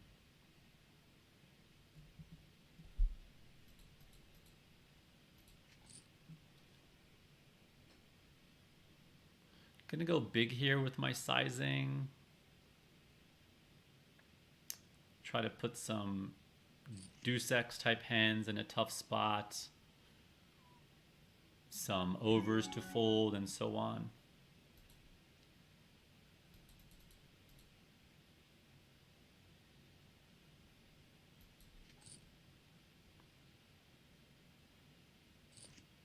Gonna barrel there on the 10. I think we definitely need to barrel here when we hit the king.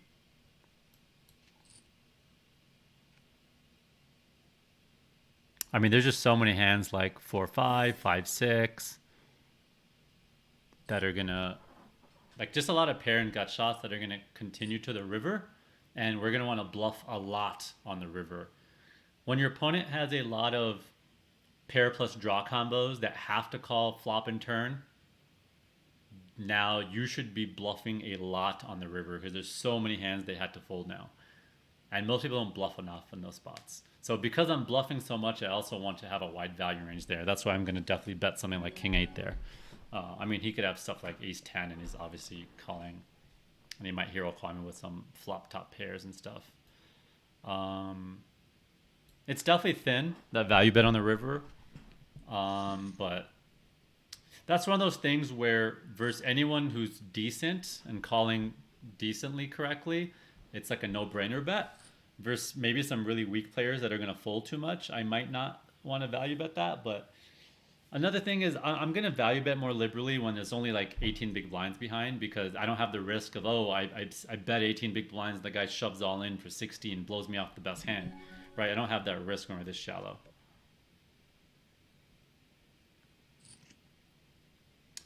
Someone says, can you and will you buy into other day ones if you bust? Yes, absolutely. I'm going to play, there's 4 starting days, and I will for sure play as many flights as I need to make day 2.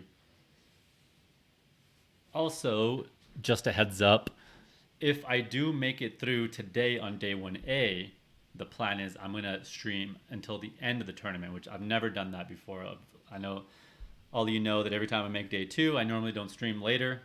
I like to focus and stuff, but decided to make an exception this time. And if I make it through today on any of my bullets today, I'm going to stream till the very end. That means even if I final table, I'll win the whole damn thing. So hopefully that should be very exciting. If I don't make it through today and I'm playing the other day ones, which I'm not streaming, then I'm not sure if I'm going to stream the whole thing or not. I'll decide. But I did make that commitment to my viewers here today that I will stream from start to finish if I make it through on day 1A.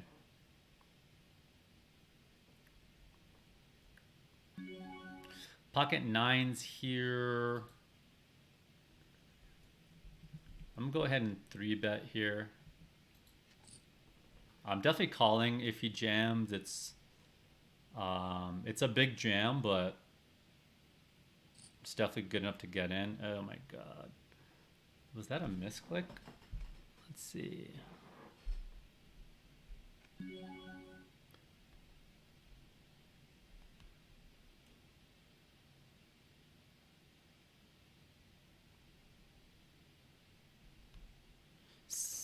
I don't know if that's a misclick or not. It's definitely a min raise.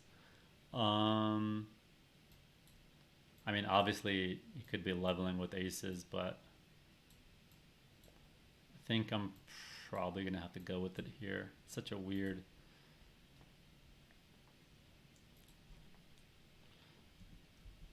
Inauspicious. Yeah, I mean, I don't see myself folding here no matter what info I have on the player. It's just too weird of a spot. I think if he 7.2 minus 2.1 is 5.1. Yeah, it doesn't seem like a misclick because big blinds.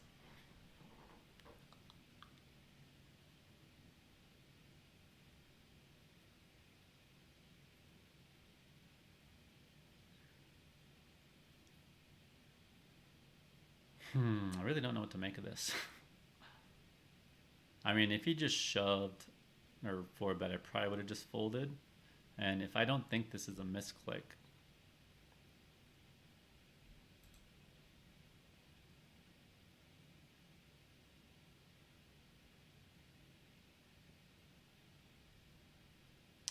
I could peel and then get it in on some safe flops in case he has ace-king. That's also a possibility. Yeah, because we're getting a very good price. Let's go with that play. Yeah, there's always a chance he plays ace-king like that, trying to look stronger or something. Yeah, this is such a weird spot.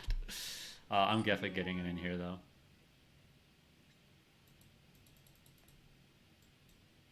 It's just small bet. Do I need protection here?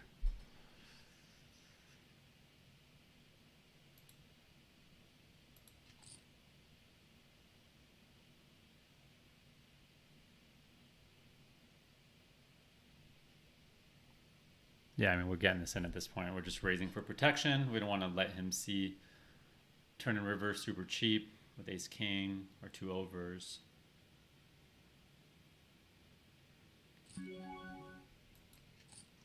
And he had aces. That sucks. Well, we are going to buy right back in. Almost considered folding pre-flop. Almost.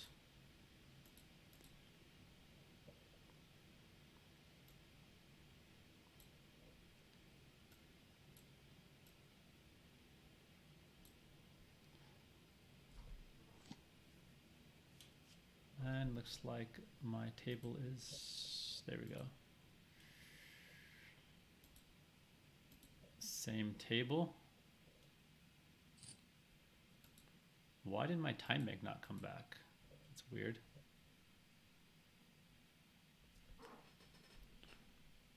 Yeah, I feel like I almost picked up on that being like a fake misclick, and I didn't go with my instinct.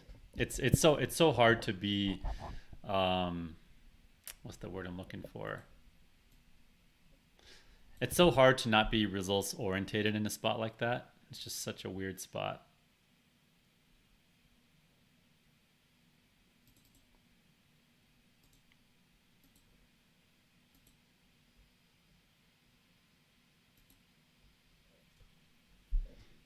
I mean, maybe it wasn't even a fake misclick. He was just trying to, you know, make it look like he can 3-bet fold some hands.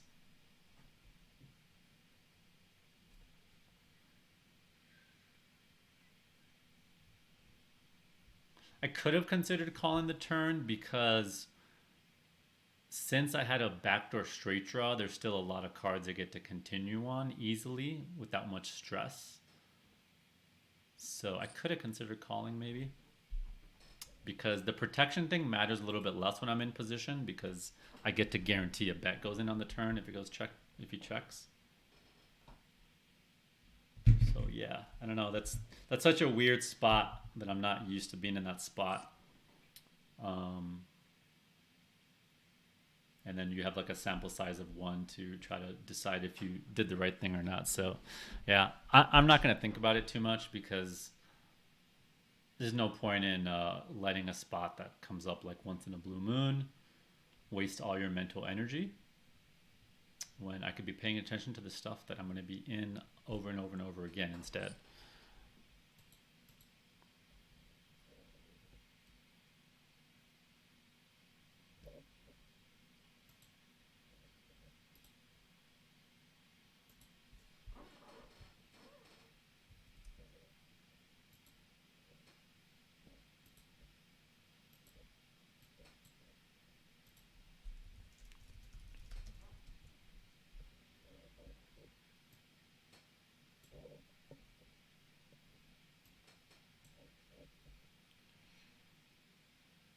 All right, let's check out the chat and what's going on over there.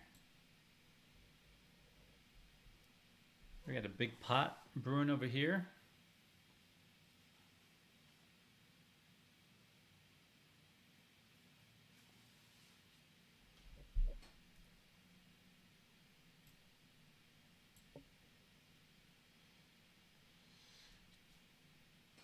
Carrie says, I don't think he's reading too much YouTube chat, mostly Twitter. Nope, I'm reading precisely the YouTube chat. Yeah, I'm reading every single comment unless I miss something, but I'm still backlogged, so I'm scrolling back and going through a lot of questions that were asked like an hour ago. So yeah, I'm getting through them. Let's see, I'm scrolling back up to where I left off. Your monitor, yep, went over big blind defense from James Brady. Hopefully you're here, you got to hear that. Showed my monitor setup. David P says, do you try to take the same amount of time with all your decisions? I mean, yes and no. I think people have gotten like way too out of control with that.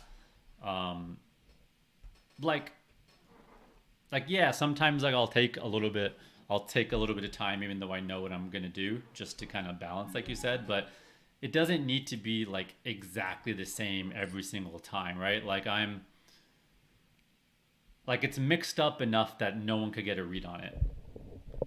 Whereas like some people like overdo it and they're like, I need to take 9 seconds every single time, and it's like it's just like, or you know, they do like way longer in some spots. Yeah, I just make sure, even if I have an easy decision, sometimes I take some time just to balance it out and kind of just have a natural feel for it. I'm going to bet big here to try to start piling all the chips. He's going to have to call all his jacks. A lot of queens that I dominate.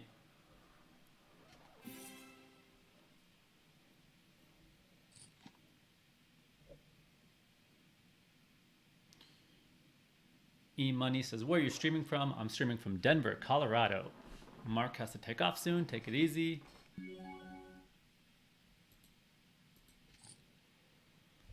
Samoy's lit. Jaka finna win this. You from the Shawtown, yo? Arnie Faraz, can you give some insight on timing tells in a game like this?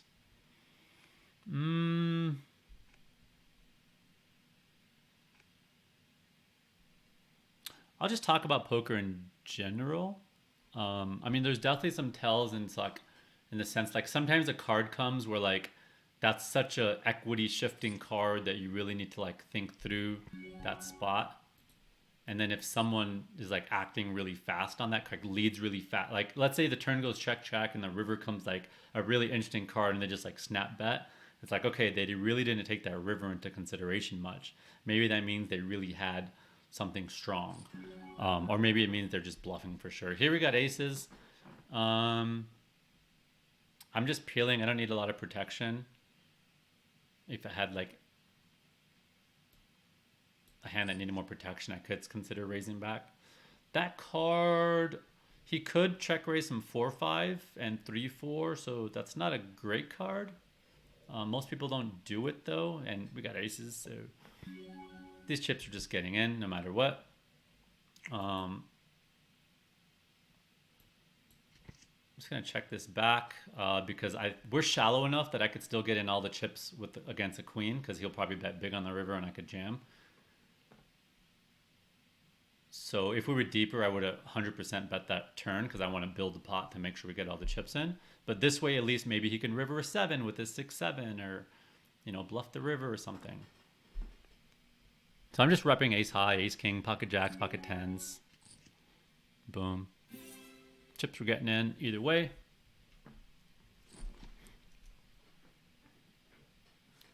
Now we got king skis.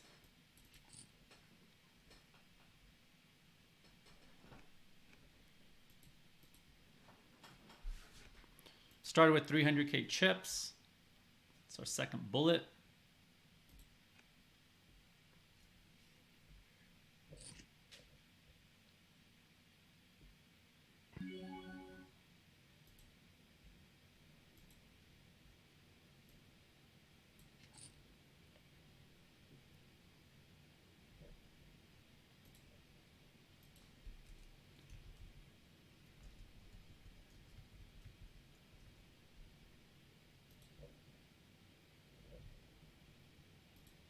Why is my poker tracker not up?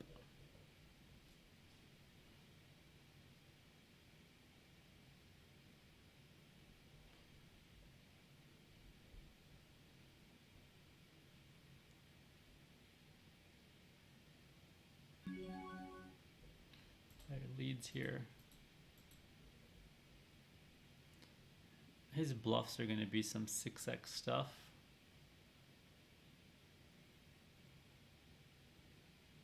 We're going to have a lot of aces here to continue with. We'll go ahead and fold. I'm just thinking I have a lot of ace X I get to continue with there because he's going to be leading some 2 pairs as well. So when I have an ace, I block his 2 pairs. I could maybe peel that hand too, but I don't think I need to. There's not a lot of bluffs he has. If I get bluffed once in a blue moon, that's fine. I think I'm calling off it enough with my ace there. It's going to be almost impossible to call down twice there, so I don't want to call down with that hand.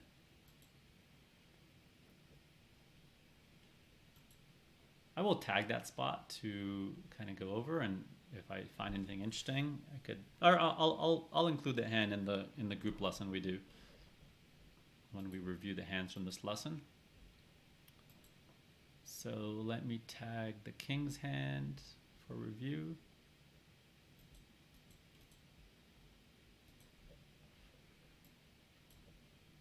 And let's go through more of the chat.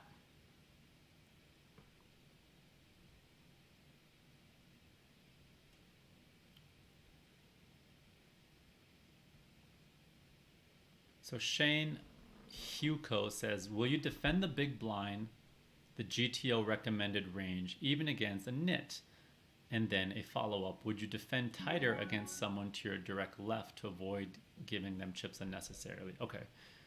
So Shane's question is, let's say someone's super nitty, are you still going to call the big blind the same range that a chart might says? And that's a great question, because yeah, you don't want to play exactly how charts tell you to play, they're just a guidance. But a couple things. So if someone's a nit, the thing I'm more concerned about is how nitty are they post flop. Because even if they're a nit, but they're really passive post flop, meaning they don't double barrel enough and they don't use big bet sizing and they don't triple barrel, then I'm actually going to call wider against them, because I'm going to get to realize a lot of equity with them. If they're a nit, I might be a little bit tighter with cards that are dominated. So like if they're, you know, middle position and I'm big blind, I might fold some king 80 like type stuff, like some ace x if we're deep against them, because they're just so condensed around those big cards. But general, it's going to come down to how they're playing post flop for me, if I want to continue tighter against them or not. So if they play normal post flop, but they're really nitty pre flop and they do a lot of big bets on the flop and turn, then yeah, I might just play a little tighter versus them. Your second question was, do I play tighter against someone to my left to avoid giving them chips? I mean, if there's a really good player to your left, I'm not really thinking about, I don't want to give that player chips necessarily. Maybe a little bit, but it's more just like, if there's a really strong player to your left, like you want to avoid them. If there's players with deep stacks to your left and you also have deep stack, you want to avoid them. So it's really things like that I'm paying attention to. If, let's see, queen jack off here, I was gonna call, but multi-way in the small blind, I could be dominated by a lot of his flats. I'm just gonna throw that one away. I was gonna call heads up. Multi-way, you want to be a lot tighter, especially with offsuit hands. They play very poorly multi-way, and it's very hard to realize equity.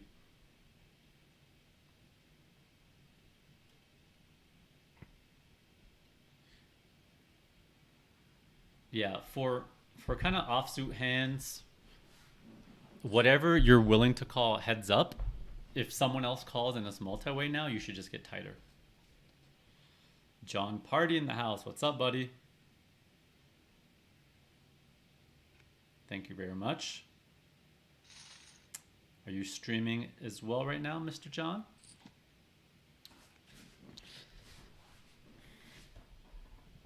John's one of the streamers on the ACR team.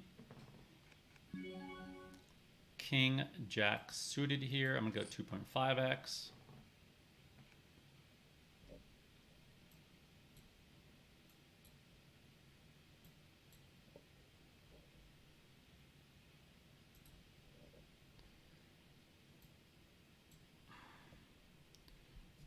I'm probably gonna go big here. So here, think about it, right? We're crushing this board because he is pretty much always 3-betting 10s and probably 3-betting 9s, and he might even 3-bet king 10 suited. So he just doesn't have many 2 pairs here, other than, yeah, the king 9 and some king 10. We're blocking queen jack. But yeah, we just have a big nut advantage here.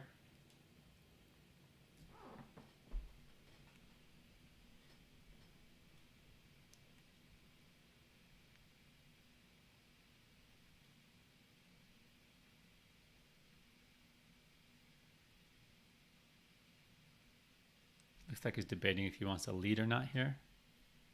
He leads with a big size.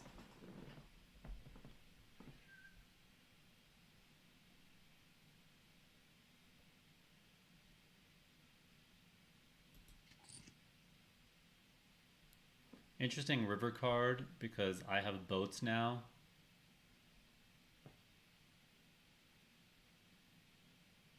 So what will he do? I mean, we're blocking a straight. We're not blocking any flush combos.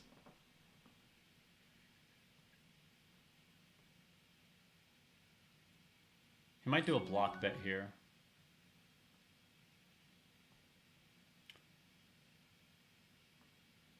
It love to jam here, but I don't think I'm ever getting him off a flush. I'm gonna have Queen Jack here that I'm always calling.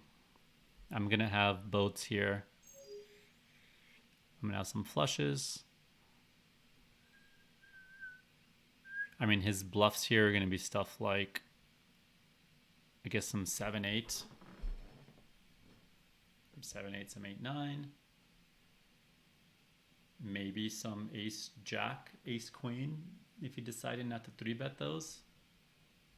Those could be decent bluffs.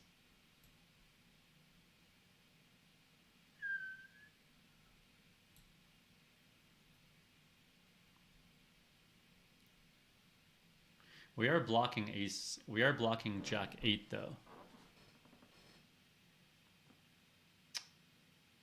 which is the straight, which he would also play this way.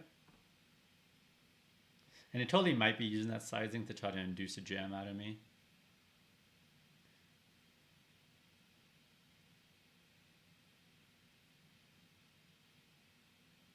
Yeah, it's a tough fold when we got the jack in our hand.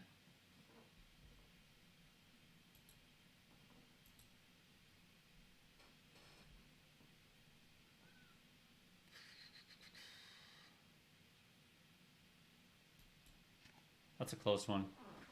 We'll definitely review that one as well.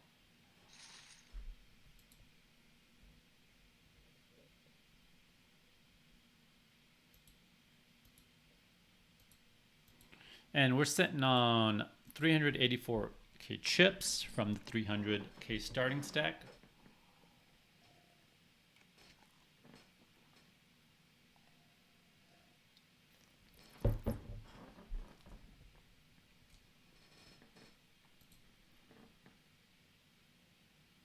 Angela Jordison in the house, one of my students. Is also in our group coaching student and does some one-on-ones with me. She's been ramping up her game hardcore recently. It's been awesome to see.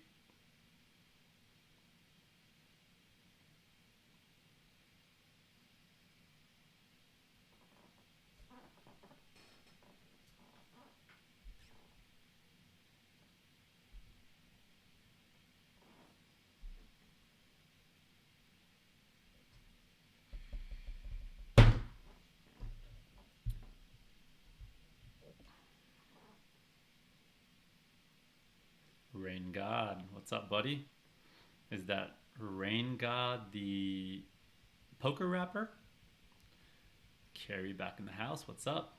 Jeff Friedman, thank you for streaming today. I am getting late here. Well, welcome, Jeff. For those of you who came later to the stream, if you have anything you want to talk about at all, if you see spot come up, if you hear me explain something and you don't follow it, ask me to elaborate. I really encourage whenever I teach something to respond in the chat with what you just learned if you want to have that conversation with me. It helps reinforce the idea for yourself, and it also helps me understand if you understood it correctly or not, and if I should go further in the explanation. That's how we do it in our group coaching. My high internet.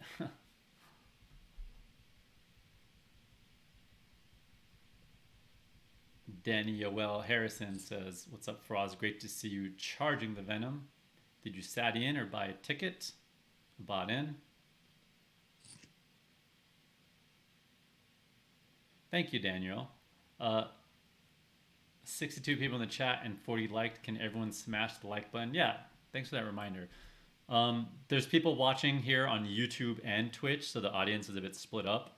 But if you guys could hit the like button, the subscribe button, that way you'll know anytime I am live streaming, especially since I don't do it on a regular basis. That way you'll get to know.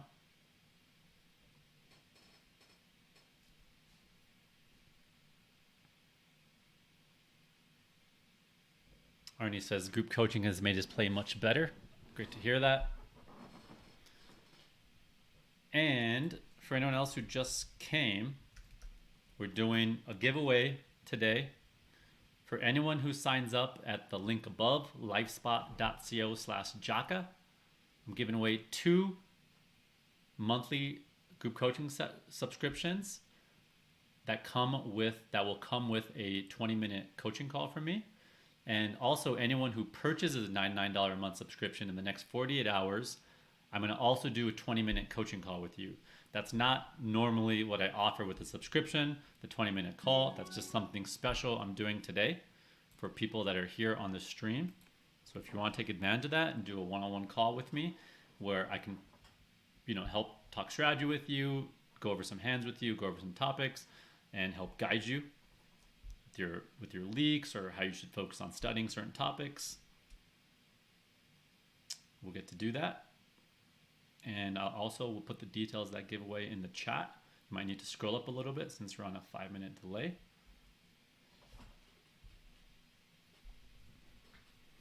Jeff Friedman says, why did you move to Denver from Vegas? I never lived in Vegas. I just spent a decent amount of time there. I don't live anywhere. I've been on the road for basically ever since I graduated college. When I was already traveling a bit overseas when I was like 20, 21, playing tournaments. When I graduated, I left school. I was on the road full time, basically every 10 days, a different country, a different city. After a couple of years, I got pretty drained, moved to Chicago, lived in Chicago for a year and a half. Then I got sick of being normal and got back on the road. This time I didn't get drained after 2 years of being on the road. I lasted, like 15 years now. And the reason I was able to last longer on the road this time was I learned about the things that were draining me and making it hard to be on the road. Some of those things were hard to eat healthy, hard to, even it gets expensive, right? Eating out all the time and trying to figure out how you could just like eat at home like a normal person. Figuring out how to keep a workout routine. And also just having so much luggage, like, in and out of Airbnbs, on trains, on flights, like it really wears you out. It adds up. So what are some of the changes I made? Well, the first thing, I started a spreadsheet and it documented all the clothes and items I brought with me. And then I put a mark every time I used it. And I realized that I was using the same 15% of my items over and over again. And the rest of the stuff was just there just in case. So first thing I did was I got rid of like all my luggage and I just started traveling with 2 carry-ons instead, which actually made life way better. The less things, the better. Just had to get rid of that attachment to things. Also, having to figure out a new workout routine and what to eat, like every place, like it gets also, there's like a lot of decision fatigue that's involved with that. Flighting 10-8 suited in the big blind here. So being able to automate my kind of routine was very helpful. So I came up with a workout routine that I could do on the floor with some of the items I had in my luggage. Like I had an extension cord I would travel with for poker, and I used that as a jump rope. I used that to tie it around my knees to do some hip exercises. And it just found, I'm going to overbet here. I don't have a heart here. Let's see. Yeah, I'm going to overbet here.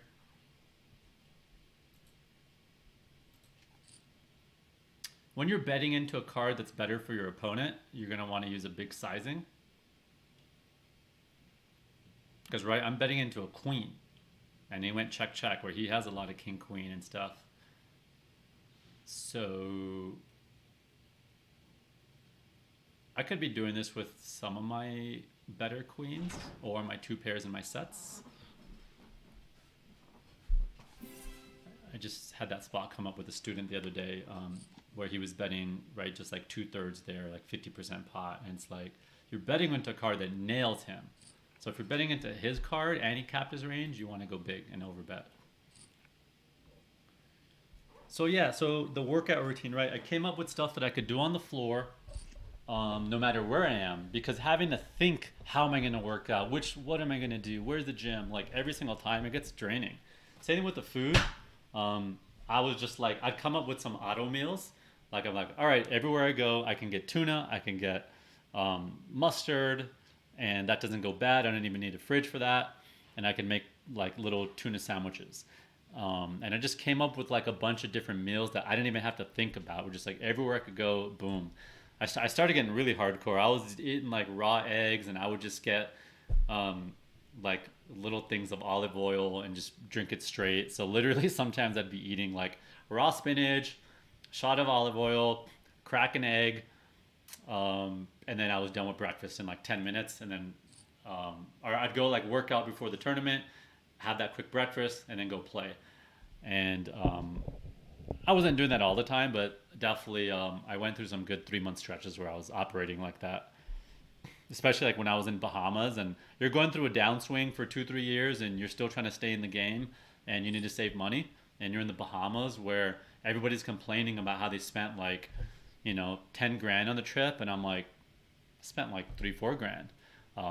This is how I did it. People were complaining that the drinks at the bar were like 15 20 bucks per drink. I just went like 8 minute walk down the road and got a bottle of local rum for 20 bucks. And I was like, all right, I just saved like 150 bucks on this night. So I would just come up with a lot of things like that was actually pretty fun for me. Like for me, it was like a game to try to optimize that stuff. And yeah, I mean, when you're on tour, like for 10, 15 years like that, you're gonna have up times, you're gonna have downswings, and you got to be able to survive the downswings so that you could stay in the game and hit those upswings again. So, I always like to think about the fact that one of the reasons why the human species is as successful as it is because our ability to adapt to different environments. Right? The weather sucks now, or you're traveling to a different jungle, and you could adapt. You could eat different things. You could, switch up your schedule. And I like to think about myself like that, based on kind of when I'm upswinging or downswinging or whatever. I can always adapt and make it work. And I think people that are able to adapt, like, maybe when I'm older, I don't need to as much. But every once in a while you go through some rough periods in life, and now because you know how to operate like that, you could always adapt. A7, we got a good kicker here. This is a scary board. This nails our opponent, and he's gonna lead into us on this board.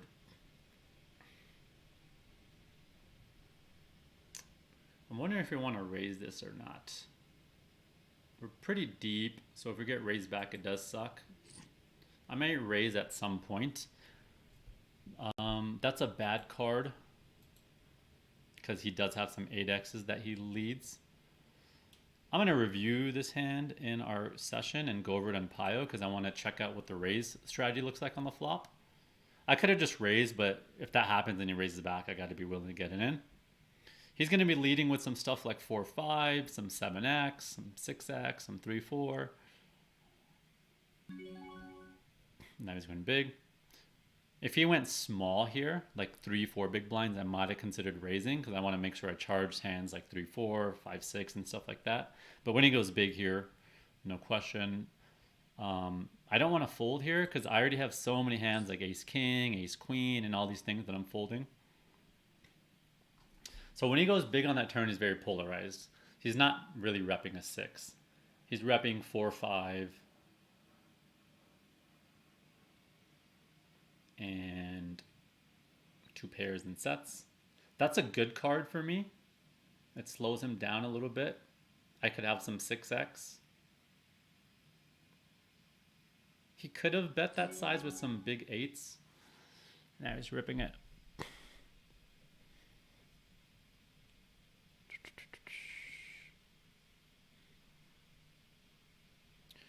We are blocking some of the 2 pairs that he would have played this way.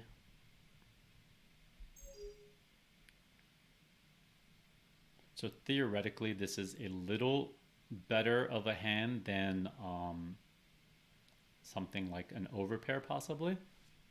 Let's think for a second. It'd be nice if we had a 4 or 5 in our hand. Like 7-5, I would just for sure be calling here.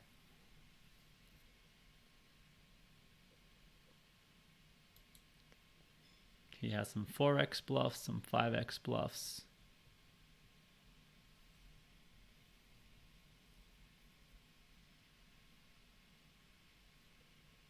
gonna hero. Boom. That was a tough one. King 10 with the king of spades. So it would have been better if he didn't have the spade in his hand, because then I would have been more likely to have a flush. He's definitely choosing good cards to bluff on. He recognized that that flop is better for him. He gets to do some leading. Even that turn is better for him. He gets to do some big leading. I literally just had like one of the few good hands that blocks some of the stuff he's wrapping, right? Once he jams that river, he's basically saying, I flopped the straight or I had two pairs. And I'm blocking some of the two pairs he would have led like that.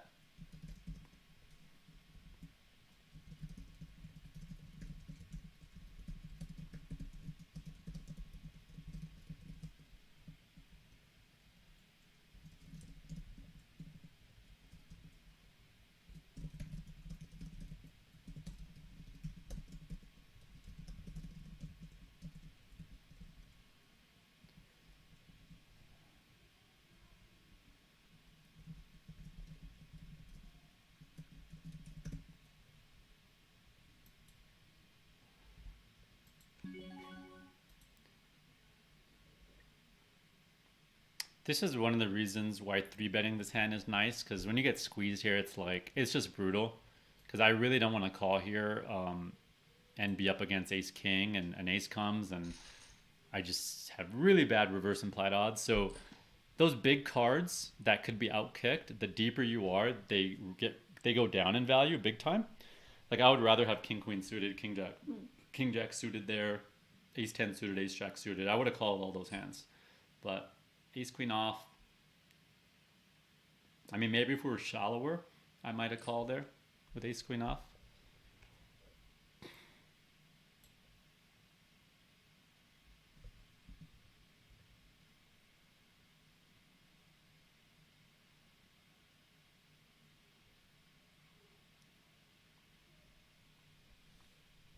Okay, let's get through more of the chats.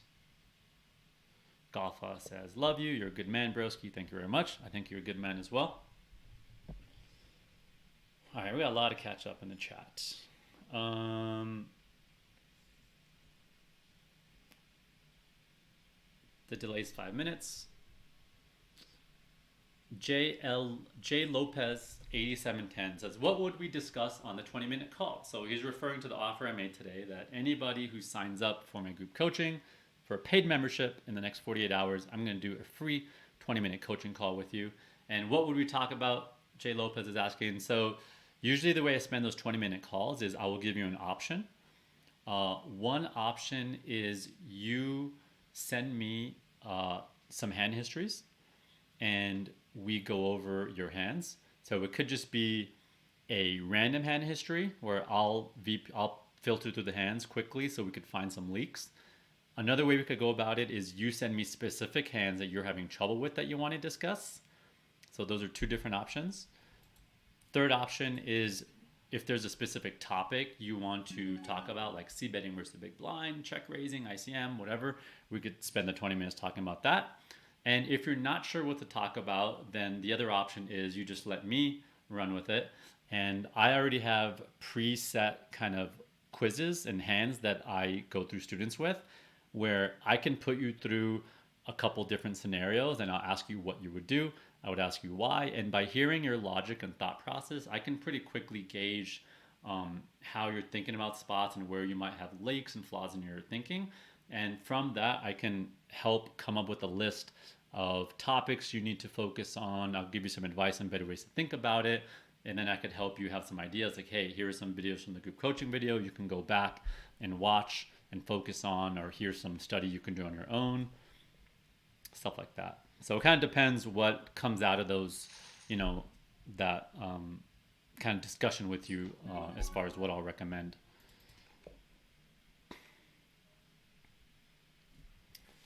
Stefan P. Hey Faraz, I'm from Germany and I love the stream. How did you enjoy the game in Monte Carlo with Daniel Negreanu, Kevin Hart, Liv Barry?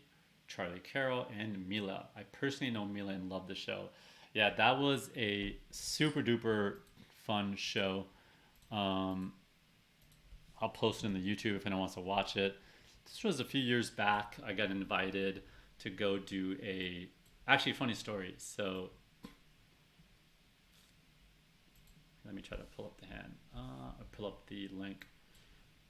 So I played a high stakes cash game in Monaco, Monte Carlo. I remember, I think it was like a 20K buy-in, and it was with Negreanu, Kevin Hart, Liv Barry, his friend Mila, and let me find the video so I could link it to you guys if anyone want to check it out. Yeah, I actually have a link to just the hands that I played, so you could see those hands. So I just posted it in the chat. Live high stakes Monte Carlo cash game I played with Nikon.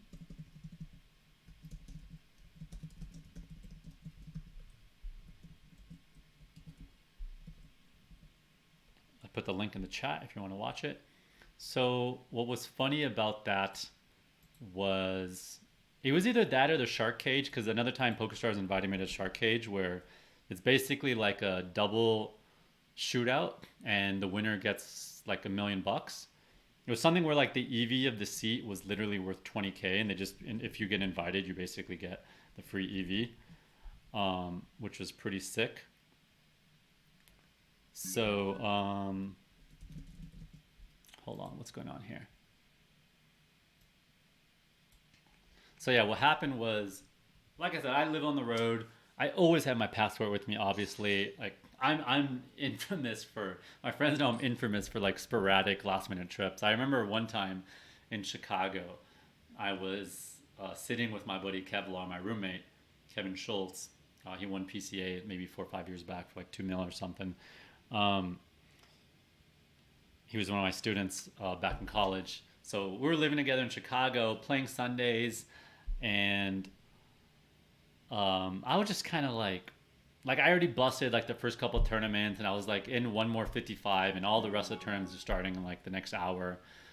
And I was like, man, like I really miss Amsterdam. Like, and one of our friends was out there. I was like, dude, like, what if we just unregistered all of our tournaments and went to Amsterdam like right now? And he was like, what? Just like after like 30 minutes of like back and forth, I finally convinced him, and we literally unregged everything, just fucking like without thinking, like shut our laptops, packed up, booked a flight, and just flew to Amsterdam. And on the way there, we called my buddy. We're like, dude, we're showing up to Amsterdam, and just had like unplanned week of awesomeness. So anyways, I love doing last minute stuff like that. So I always have my passport with me. I was going to visit a friend of mine, Dr. Serrano. He's like a famous doctor that works with a lot of top athletes, and he lives in the middle of Ohio on a random ass farm with like goats and sheep, and you know he raises like German shepherds and trains them. So I was driving over there from Chicago for like a 2-day trip or something, to stay overnight at his place. And he's just an awesome dude to hang out with. I learned so much about health and stuff when I'm around him. And it's pretty cool to go visit his farm and stuff. So I didn't bring my passport for this 2-day period. I don't remember. Drive from Chicago to Ohio was like 4 or 5 hours something. And literally while I'm on that 2-day period, first time ever I don't have my passport, PokerStars, Gary Gates calls me and is like, hey, he's like, we got a seat for you. And it was either the big game, the Kevin Hart game, or it was the shark cage. Either way, it was like a really good opportunity. And I was like, oh my God, like I don't have my passport. So I wasn't going to say no to that invite. So I drove back 5 hours, got my passport, flew from Chicago to Monte Carlo, and had an awesome time.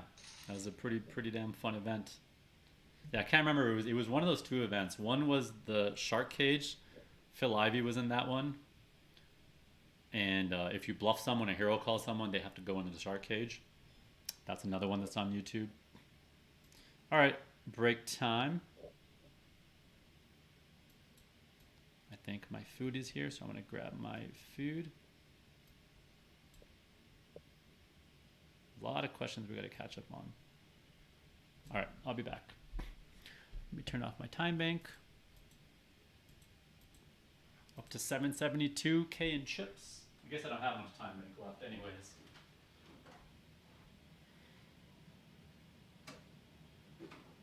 Yeah, coming. Yeah, I got time to break.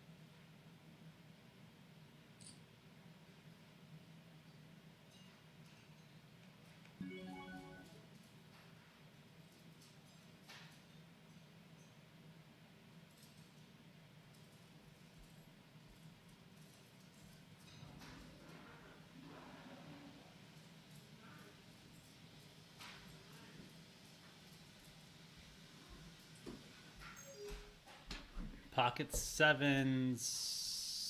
Going to call here. Oh, I got some time bank back. I had 2 seconds before. That flop is going to hit a decent part of my range, but this hand, I mean, I can't think of a lot of better I get to fold if I start betting. It's not a lot I get to do here. I could start bluffing now. It's rep a 9, but I mean, I'd rather be bluffing with like deuces, threes, fours to get him to fold 5s, 6s, 7s. I probably would just check this one back. What is he repping? He's repping like pocket 10s here.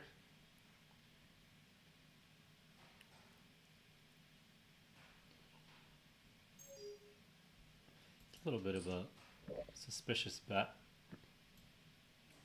But yeah, it's repping like a set, like queens or 10s or something there.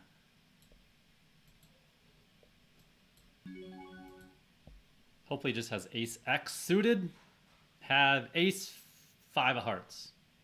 No, have ace 3 of hearts.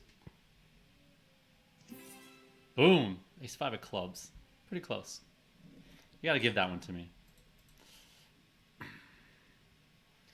That's kind of what really the main hand we beat. It's really that or deuces or threes or fours, but yeah, he could have had those hands as well. There's a chance he doesn't open those pre-flops, so he's a little bit more weighted towards those ace-x hands. So he was betting ace-5 suited to get me off hands like deuces through 7s, basically. But yeah, I thought that bet was a little suspicious. He's betting on a 9, small. And he has ace-king there in his range too. So yeah, it's just... it was suspicious. Like literally a set would be the main hand I would think he wants to use that sizing with. And of course he could do that with some of his straights as well.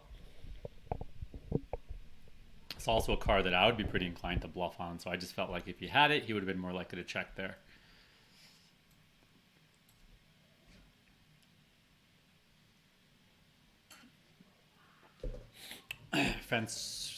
Francois says, I like your style, Faraz. Your honesty is good. Wise words here. Thank you.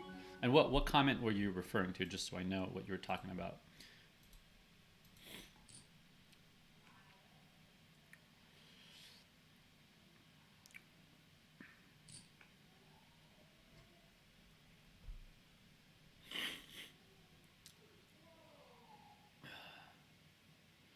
Daniel says, on the 10-8 of clubs, why didn't you bet the queen turn and not the 9 high flop? I think you might have misspoke, because I did bet the queen high turn. Oh, you're saying, why did I bet the queen and not the 9 high flop? So yeah, let me play this hand. So we opened early, call. I'm going to bet here 25%. Or that's less than 25%.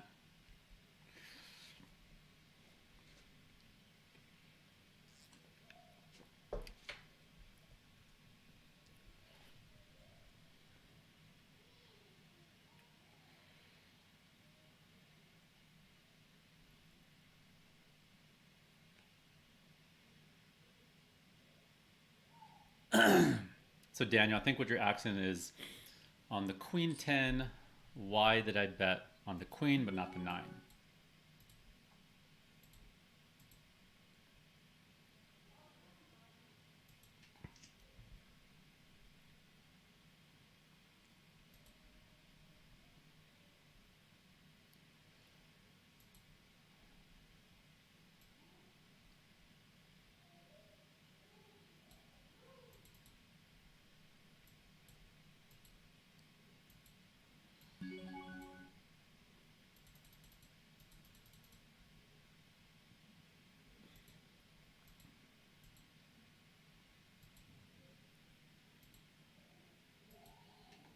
Going for thin value here.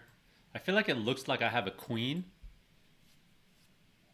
So I would have expected him to bet to get value out of a queen, but he could be going for a check raise here, obviously.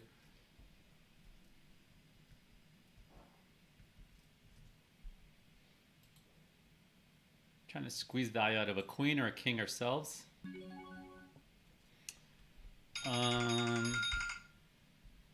Goes with a pretty big raise. We definitely opened ourselves up here by doing this.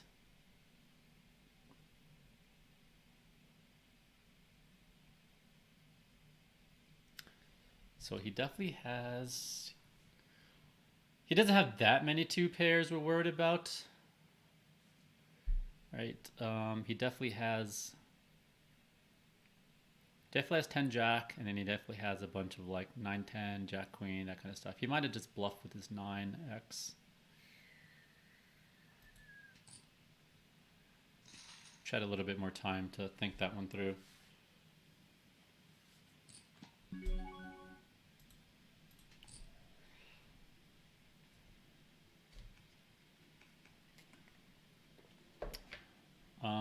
I was answering some question. Yeah, not having a... Actually, let's do this. I will pull up the hand you're asking about in the replayer.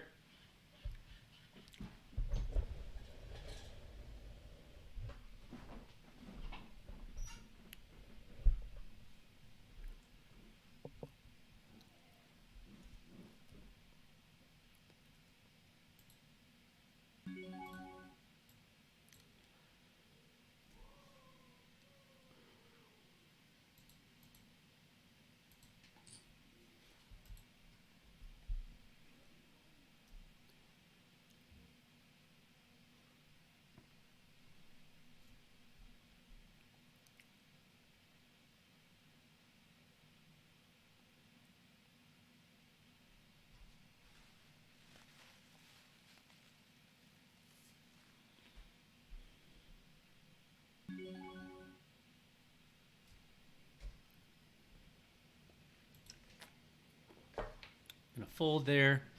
Don't really have much back doors. If it was a 10 high board, I might continue, have some backdoor straight draws there.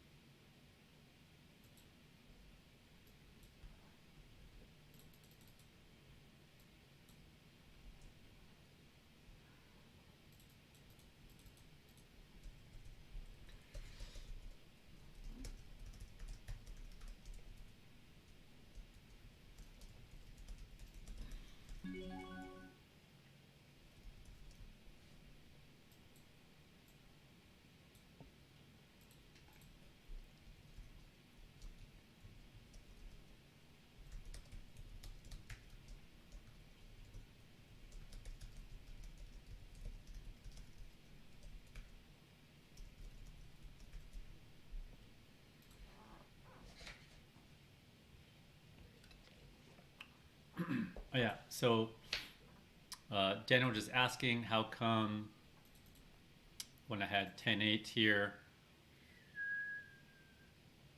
why isn't that showing my hards? Why did I not bet the flop and why did I bet the turn? Generally, when someone raises and you call in the big blind, your range is a bunch of garbage and they actually have a strong hand. So you generally just check your entire range to the raiser. That's kind of the standard way most hands are played. The only time you're going to lead out are boards that favor the big blind, which generally is going to be when there's 3 cards between an 8 and a 4. It's like 8-6-4, 5-6-7. Like those might be boards they lead out on. This is a reasonable board that I could have done some leading for sure. I think it's close, but yeah, if it was a little bit lower, 7-6-4, 8-6-4, I would have considered leading. But yeah, I'm just checking to the raiser because you know they're saying they have a better card. and then they cap their range saying, hey, I just got like ace high, king high type hands. So it's kind of the story that we are telling each other there.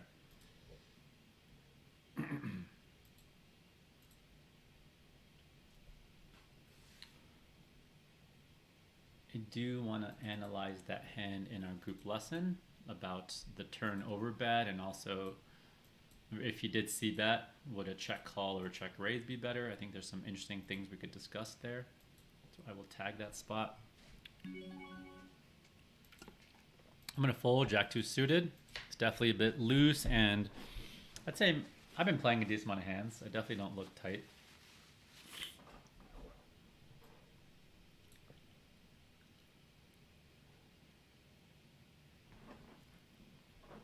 Oh, someone says I am... Got it.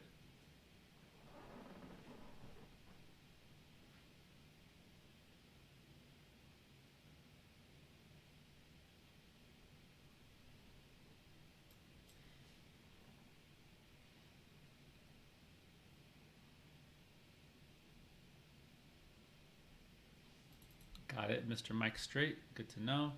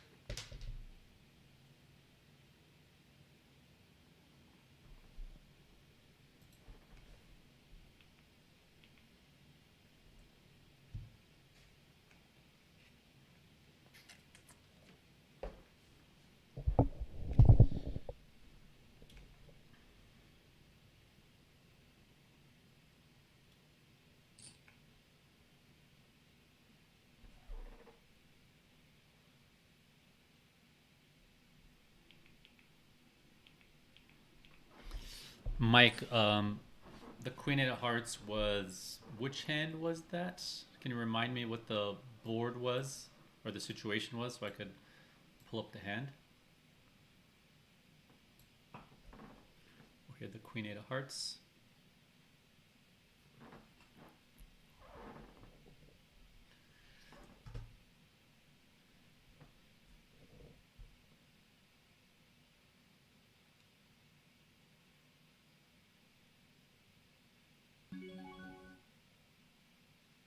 Going to open 10 Jack here.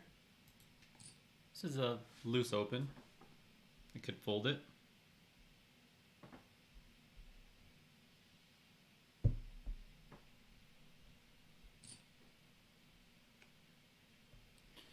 Getting flatted here by non-Ebolo.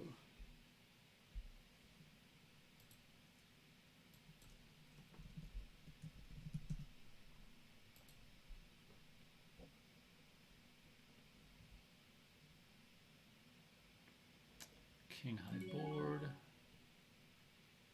Got diamond in her hand. I'm gonna go ahead and bet here.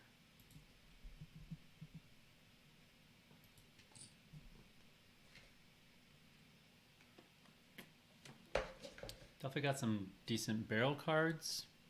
9, ace, diamond.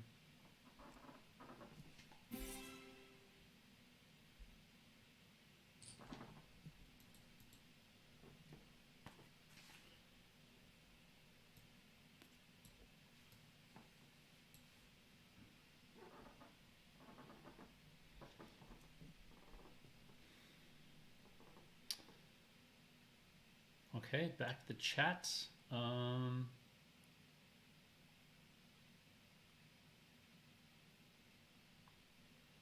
Jeff Friedman says, with a 40 big blind stack for each player, what are your thoughts on check raising from the big blind with ace 4 suited on a king 4 deuce board with 2 hearts from middle position open in a heads up pot? Okay, so Jeff is saying, hey, you know, the flop comes king 4 deuce, and I have ace 4, middle position c bets. What do you think of check? And there's a flush draw. What do you think of check raising? So I think it's okay. I think, yes, some check raising with that is fine. I prefer to be check raising like 3-4 and 4-5 because those hands need more protection, right? If you have an ace and the flop is king 4 deuce and you check call and then turn comes an ace, that's a card he might barrel a lot and you're protected on that overcard. Whereas when you have something like 4-5 and 3-4, there's one more overcard to worry about. So your hand needs a little bit more protection. So I don't mind it with the ace 4, but I would be choosing 4-5, 3-4 a lot sooner.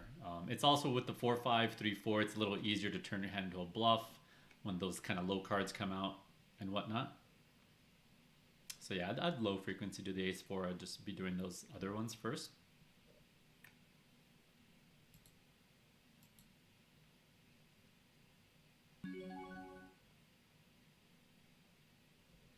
I'm gonna check this back. Uh-oh. What just happened?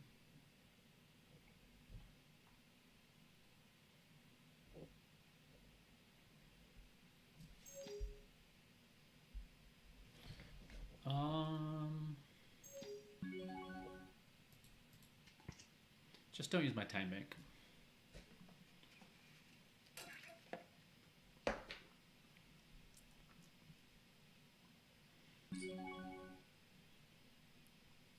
I'm gonna make a wide float here. We do have a wheel draw. Queen high might be good a little bit. It's not the best card because some of the stuff we beat was like his 5-6, 6-7 limps, and those are all gonna barrel now. Probably gonna be done with this hand.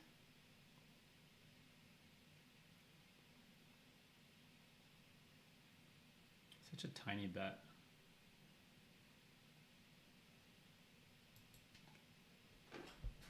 Looks a little suspicious. Tempted to do something there, but I'm just gonna give it up.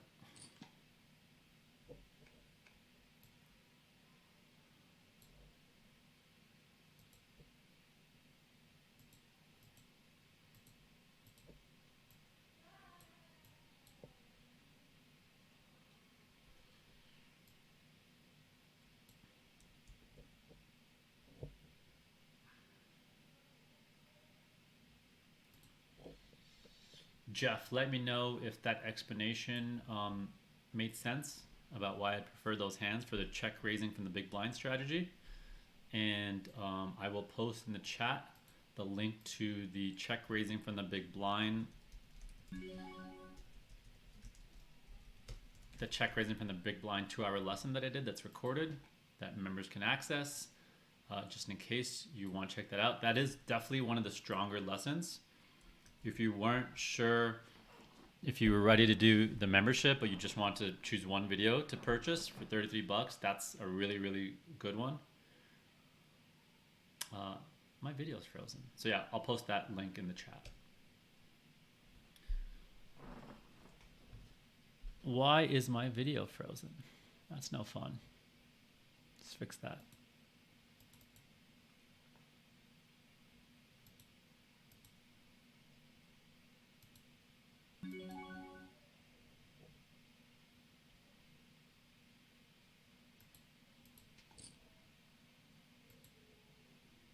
There we go.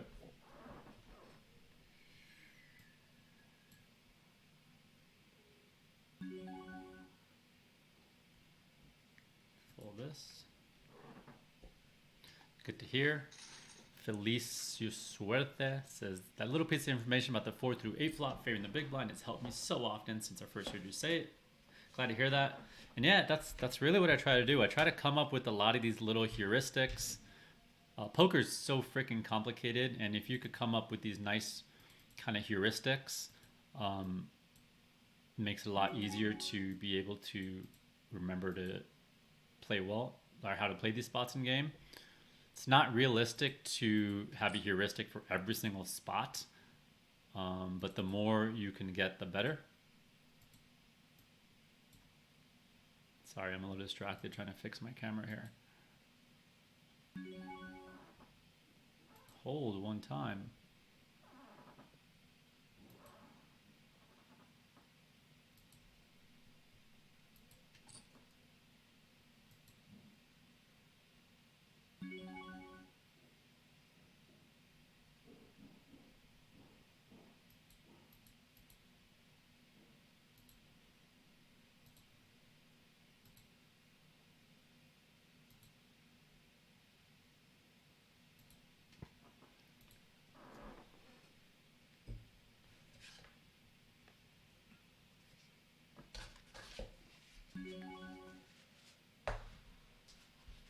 Big bet. It's a very large bet. I was planning on calling a bet. Versus that sizing, I almost want to overfold here. I don't know. I just don't think it was bluffing there. I generally was planning on check calling that turn though. That was just a little bit of a read-based fold based on his sizing. Based on game flow. Just really felt like he had an ace or 10-jack using that sizing.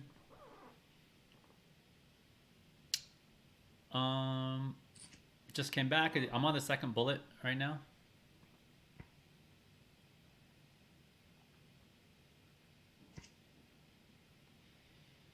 Grinders for Life said, why reopen the action for 1/3 pot bet? Yeah, that's a reasonable point. On the ace-3, I could have just checked back. The answer is because I got a little greedy.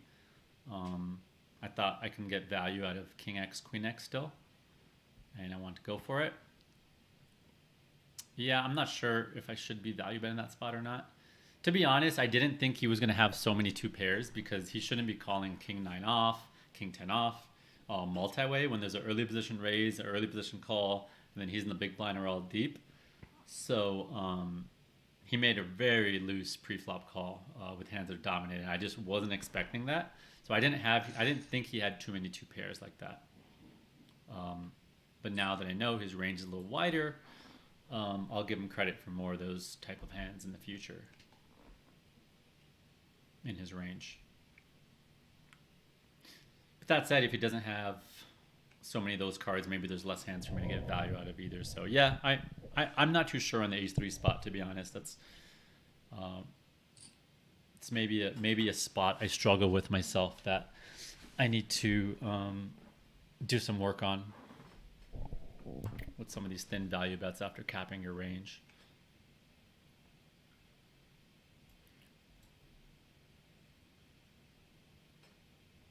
Mike says he has King 10. Yep, I could. When the hand goes to showdown, I could see what he had.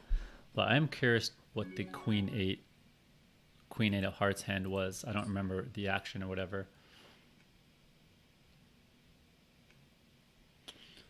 Trent says, I'll let Faraz answer that one, but I'm not leading on that flop when the pre-flop raiser has that range nut advantage. I don't know what spot you guys are talking about.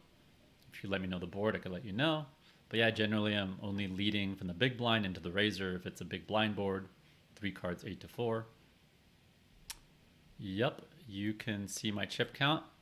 Oh yeah, for those of you who don't know, on Twitter, I am giving away 2% of my winnings from this tournament to whoever guesses the closest to my finishing chip stack at the end of day 1. It could be any of my day 1s and it will count.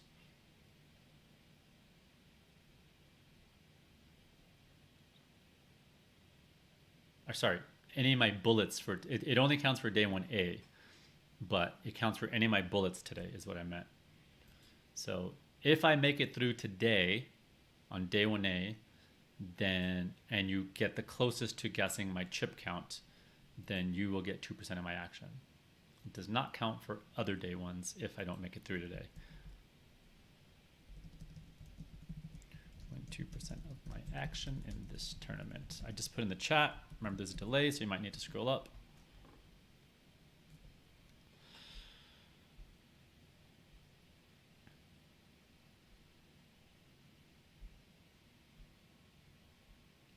I'm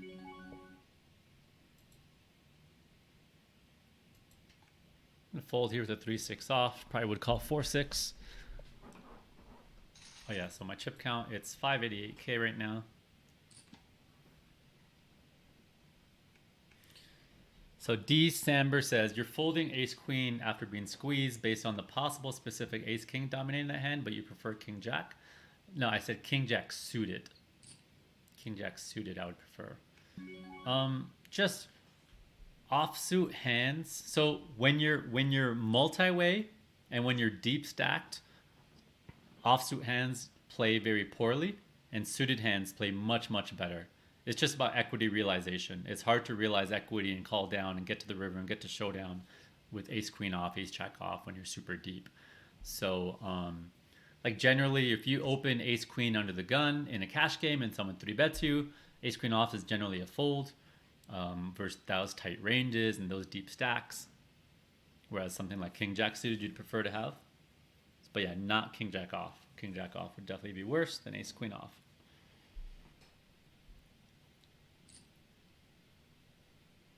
All right, I'm finally seeing the responses from the ace-7 hand.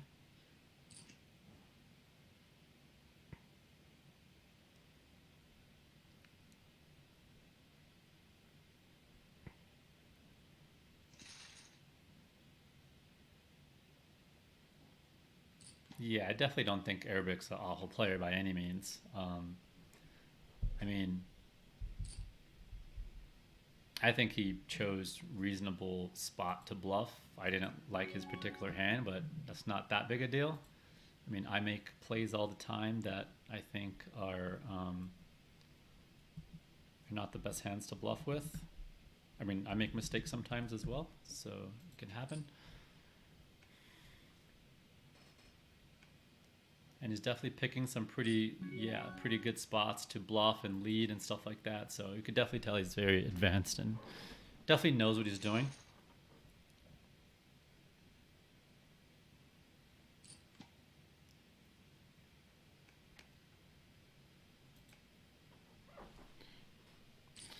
Fancy is asking that I still use 2.2 and my 90 big blind stack. I'm not really focused too much on my stack. I'm focused on the stacks behind me. So I don't remember the exact spot. It might have just been because there's a lot of 30 big blind stacks behind me. Yeah, it's what Stone Ape said. Yeah, I'm generally going 2.5 big blinds with my deeper stack and 2.2 with my mid stack and min raise with my short stack. But sometimes I'll mix it up just based on game flow. Tim F, what's up? Daniel says, thanks for the 10-8 explanation. Oh, I don't know if that was to me or Trent. Pork Nomar was the former Venom champ. Good to know. Queen B Poker says, I see you're at Ryan's table. Who is Ryan? And which screen name is Adamo? That would be great to know. Adamo is obviously a sicko. One of the best in the game right now. Is Ryan I am Arabic or is that someone else? And also let me know which screen name is Adamo. If someone could let me know.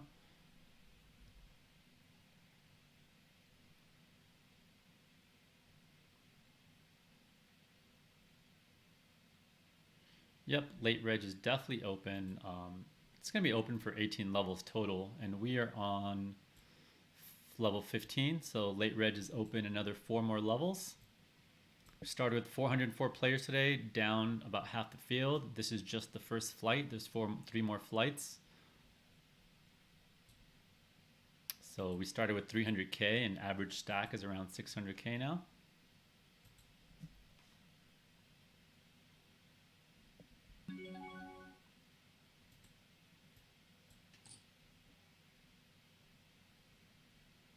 good to know.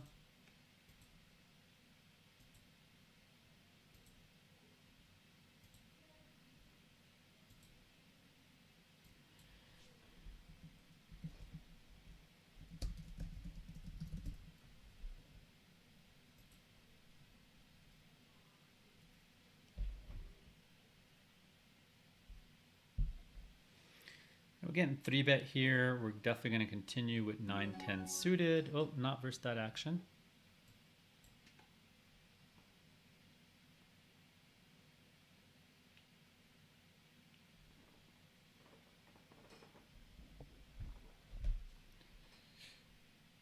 Today we play, I think it was 24 levels or something like that. It's a total of like 9 hours of play, maybe 10 with the breaks. And he's in the tank. What hand would he tank with here? East 10 suited. King Jack suited. Maybe some like... I mean, I think any pocket pair, you just got to call.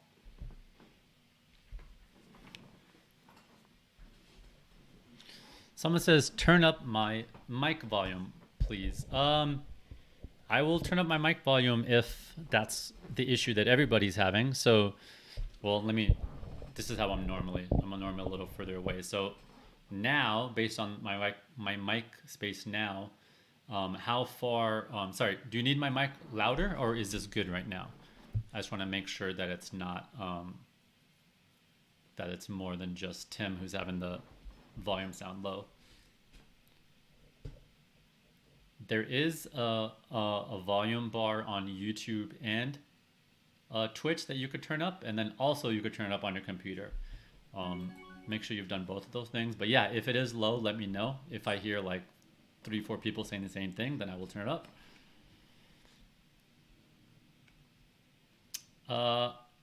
About my color tags and poker tracker stats on people are my notes I don't share because obviously they're watching and I don't want them to know exactly what my notes are on them.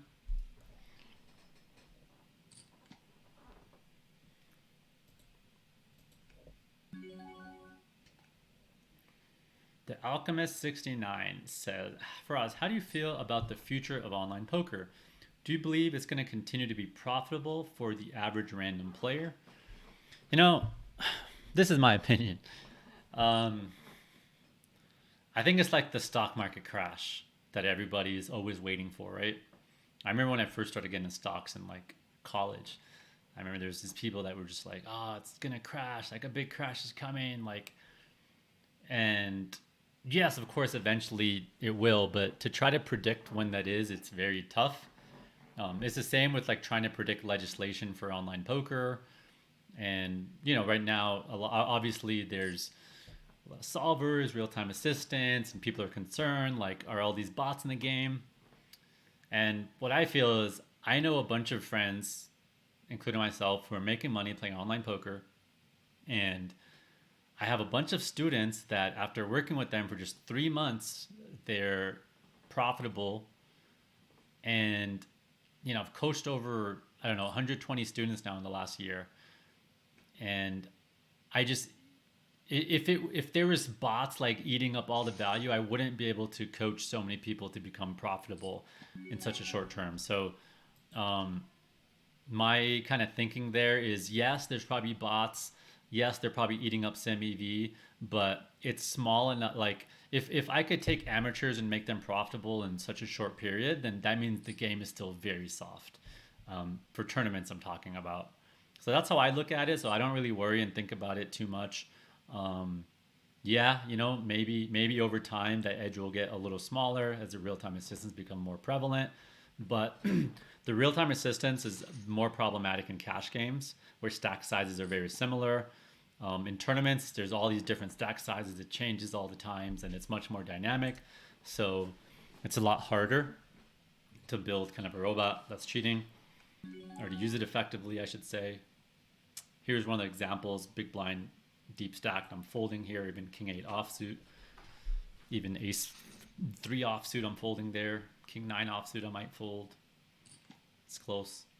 So yeah, so that's a great question, The Alchemist. It's a hot topic, but you know, like until it happens, that bots have overtaken online poker and it's not profitable, then let it happen, right? Because I feel like some people worry about it, and then like they're like like, and then they don't play as much as they want to, and then 10 years pass and they could have just played all this super soft poker and didn't have to worry about it. So yeah, I'm just kind of focused on what I see now, the value I see now, and if something changes, then I'll adapt. Or if I was advising what someone else to do, I would say, all right, go start playing live poker. It's still super soft. Or there'll be some sites that pop up that maybe have special things to mitigate it. Yeah, I just think of it as kind of extra rake. Maybe your edge goes down 1% or something because of people who cheat or bots and stuff like that. But that's always been a part of any kind of poker game, that there's some risk of that, and some of that happening on the sites.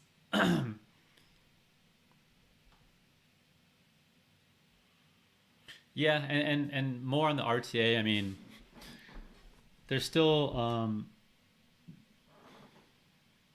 what is this?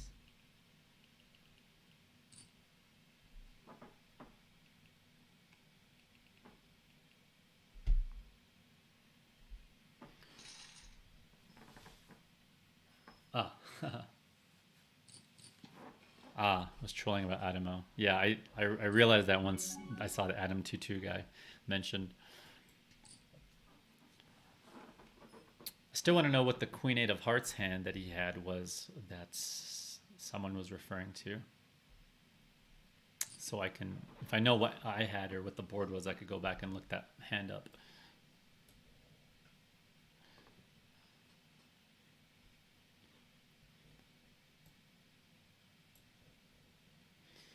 Here, multi-way, he should be playing super tight and checking a lot. A lot of people do bet too much, so I may call a little bit wider versus some people, but 9 without a heart and a guy behind is just pretty brutal. I'd call once heads up there.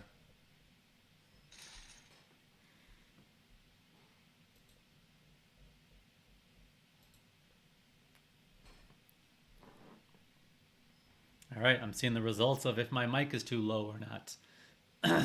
Mic is fine, mic is louder. Unless you're leaning forward is distant. Volume seems okay, fine. Well, it seems like... Okay. So my volume's fine, but some people are on full blast. I will up it one little notch. Okay, I upped it a small notch, because majority of people are saying it's fine. A couple people saying louder. Yeah, just make sure you guys have your Twitch or YouTube bar scrolled to full, and then also you can adjust your computer volume.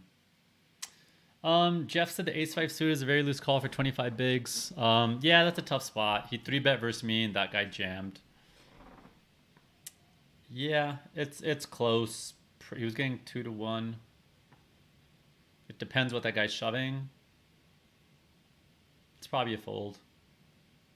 But now, I mean, when someone makes a mistake that's costing them like pennies, like I think it's I don't know. I see this all the time. Like, a good player makes like, or any player makes like the tiniest EV mistake, and players like, oh, he's awful. Like, I mean, if people are making like mistakes that are like so close to break even and they're like slightly minus EV, I would never call someone an awful player from that. I mean,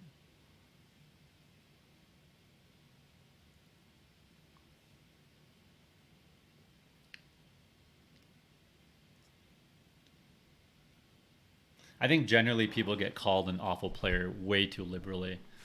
I got called an awful player most of my time coming up too, from people who thought I was a genius or a spew monkey. That's just, I don't know. It's just, I guess it's just human nature for people to feel like that.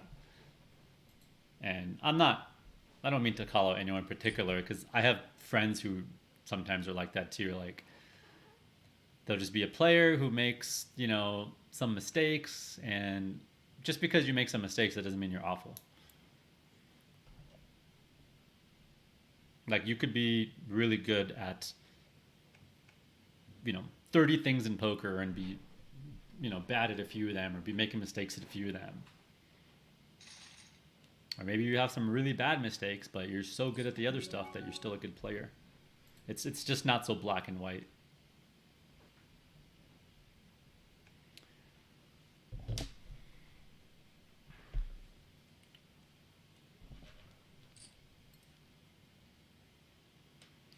And yeah, and the important thing to recognize about the ace-5 suited hand is it's not just like he raised and someone reshoved 25 big blinds. It's I opened, he 3-bet, and then someone shoved 25 big blinds. So he's almost committed, right? It'd be very different if he opened and someone reshoved 25 big blinds. So there's so much dead money in the pot.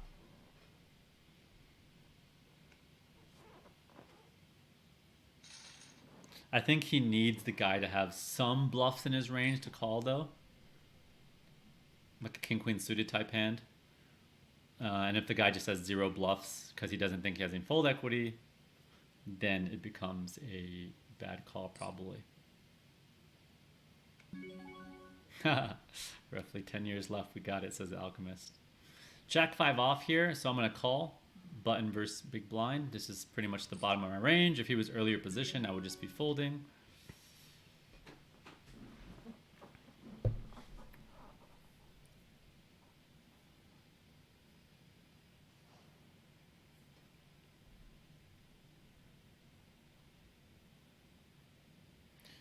Daniel says, 1:40 a.m. in Romania. I'm tired. I have to be up in 4 hours. So thanks for the stream and all the explanations. Thank you for all the great questions. You guys have been super engaging, super awesome, asking great questions. Honestly, these streams are so much more fun for me when you guys are asking a bunch of questions.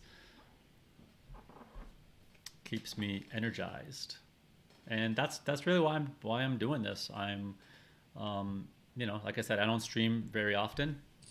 So when I do, it's to kind of connect with fans and students and people who want to learn or just hang out or pick my brain. And I also get to meet some cool people that I end up meeting in real life.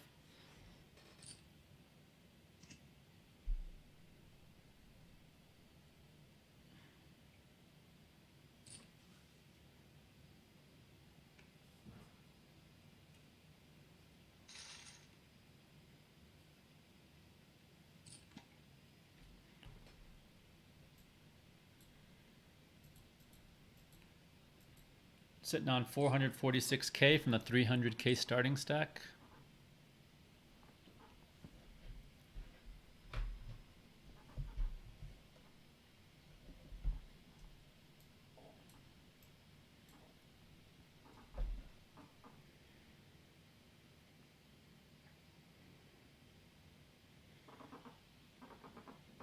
What's up, y'all? We are still live streaming in the Venom Main Event.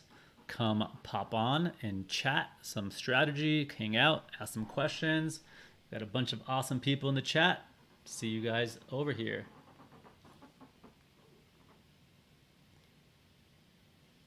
Not that it makes a big difference, but Adam Train 2 is a big YouTuber focusing on hip hop stuff. Nice, that's cool. I mean, it is good to know who's who. What's his YouTube channel? Let's check him out.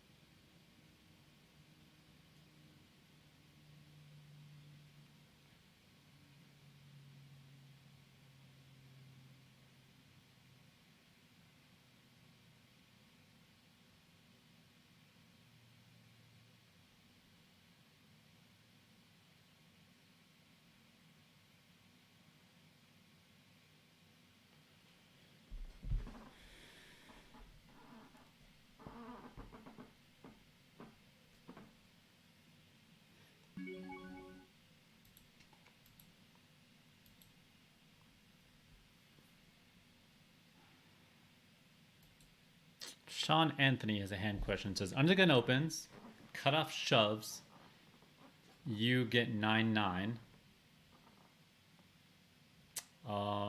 You didn't say what position you are. What position are you? Right? Are you the guy who opened? Are you someone in the blinds? Definitely makes a significant difference. But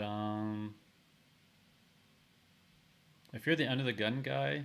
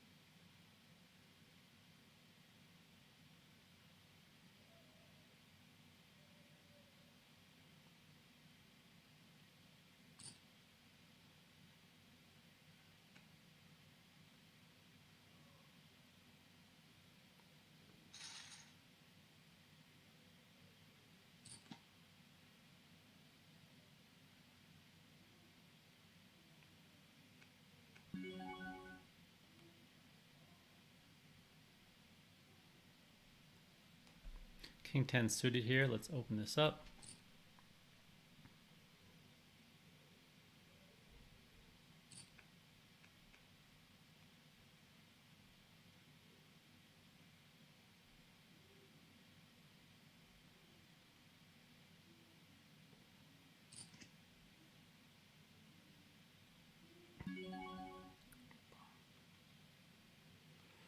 All right, multi-way here.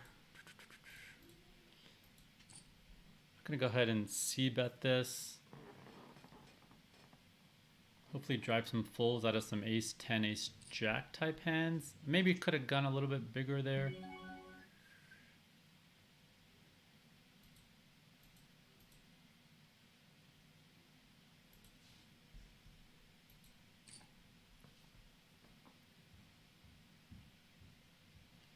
Gonna keep barreling if the spades miss, probably, depending on the card.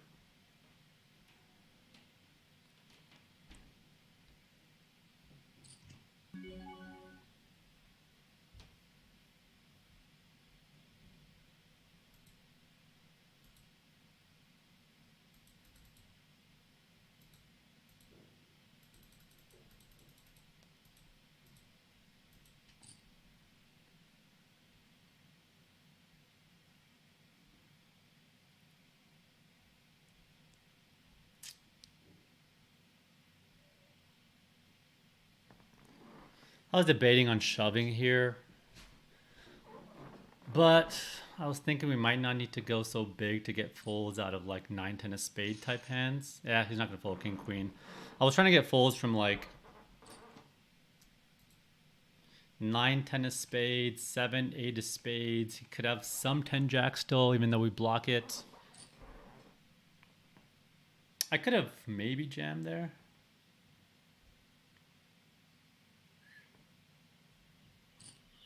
Let's check out that hand again. I think I like my play there, but I need some time to think about it a little bit more.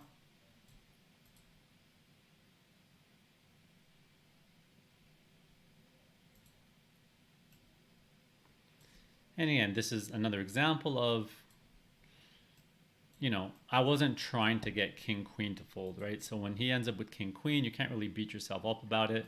The question is, would he have folded the other hands that you're actually targeting, that he is going to have sometimes? Okay, so he definitely calls you at 7-8 suited, 9-10 suited, 10-jack suited, 8-9 suited, king-jack, and 10-jack. Of course, we do block king-jack, 10-jack, some of the combos. Well, we block the club combo, so we block 2 combos. So now, when we bet here, what does he continue with? Well, he's going to call 6-7 of spades, 7-8 of spades, 8-9 of spades, 9-10 of spades, and he may even call some 9-10. Probably not, but it's possible he could call some 9-10 without the spade. He obviously still has king-jack of spades. I don't know if he floats ace-jack of spades in the flop, but it's possible. 5-6. He could have some 5-6 combos. Yeah, on the flop, definitely, and then on the turn, possibly. So yeah, there's just a lot of hands I get to fold between 5-6, 7-8 of spades, 8-9 of spades, 9-10 of spades, king-jack of spades. So that's what I was thinking of that spot, and that's just so many combos.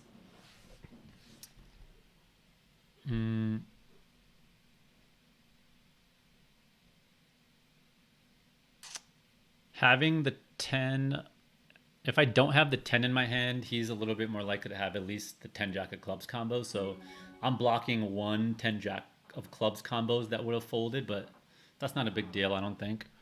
I think the most important thing here is that I'm unblocking all those spade combos here. Like, I really don't want to have the 8 of spades or 10 of spades or jack of spades or king of spades in my hand. I think those would be the hands I really want to avoid having. So I feel good about that spot. The only thing I'm not sure is what sizing I should have used. I feel like, based on what I was targeting, I feel like I should have bet more like either 15 to 20 big blinds or gone all in.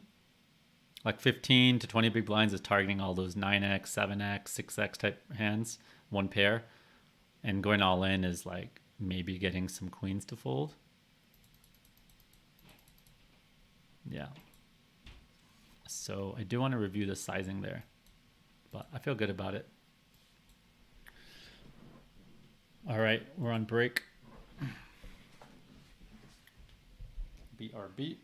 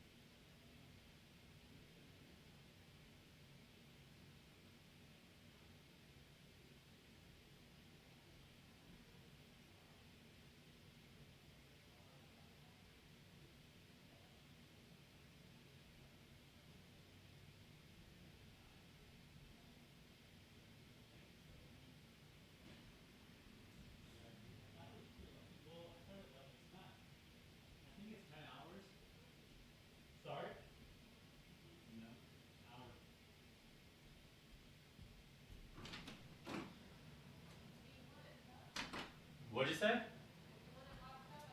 No. Just I want to steam. Oh, maybe I should bring the computer out to the hot tub. Oh, you know what? I could play from there.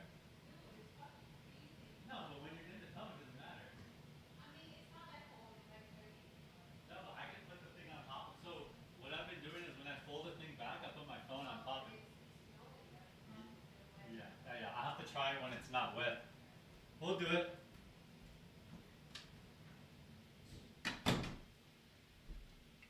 All right. We gotta run the stack up. Gotta run this stack up.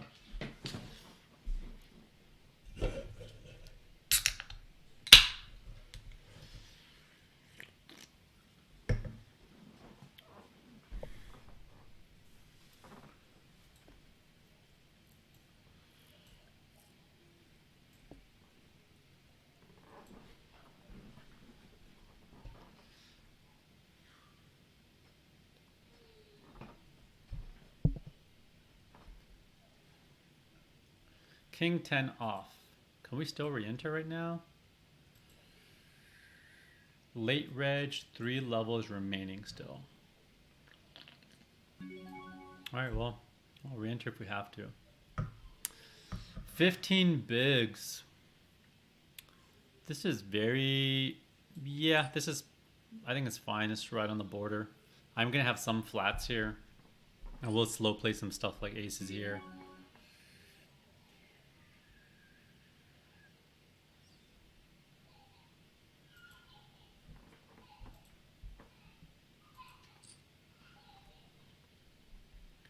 I'm going to lead. There's some turn cards I could bluff with here. Like a 7, a 9. A jack would be one of them. Yeah, 7, 9, and jack. So it's a decent amount of cards, and I have a lot of Broadway cards in my flatting range. The queen really hits me.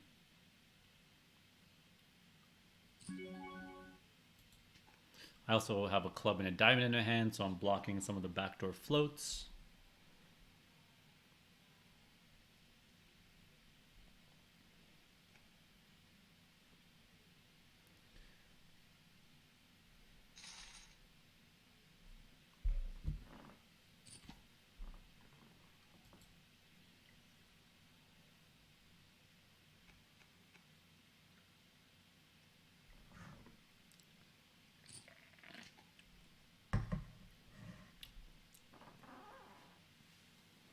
So yeah, so Sean's example was under the gun min raises, hijack jam, 17 big blinds, and we're in the cutoff. We have pocket nines. That should be easy fold because you're still worried about the under the gun behind you. I mean, I shouldn't say easy fold, but it's definitely a fold.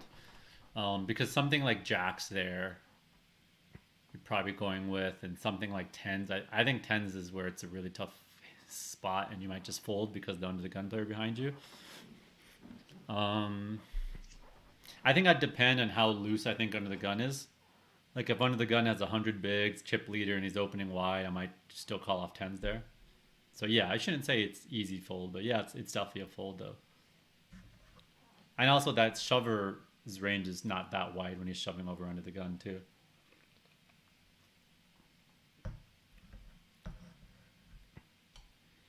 So Carrie said, should you be inclined to 3-bet the bottom of your range versus the button? Versus button open at 50 big blinds. Carrie, what do you mean exactly? Like what position were we? At Carrie, what position are we in your example? So you're saying button opens and where what, in the small blind or the big blind? Yeah, I mean you're always pretty much 3-betting the bottom of your continue range.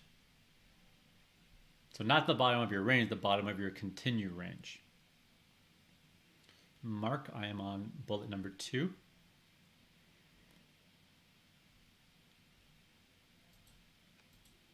Ten bigs here. It's gonna shove this in.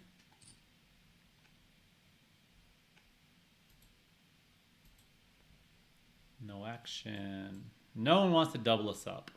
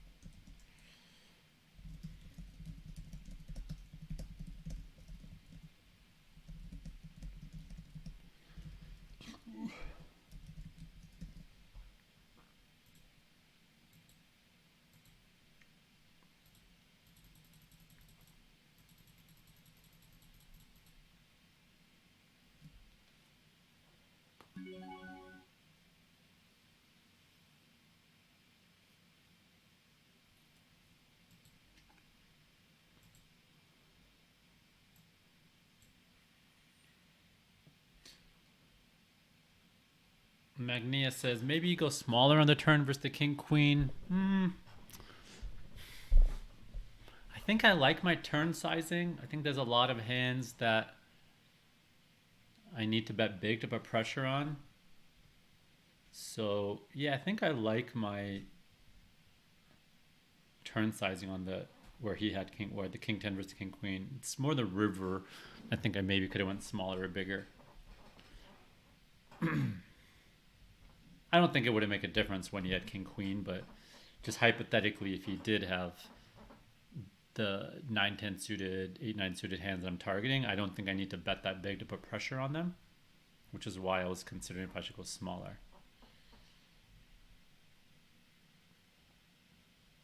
Hee-haw says against that player, I just wouldn't be bluffing as much. Fair enough.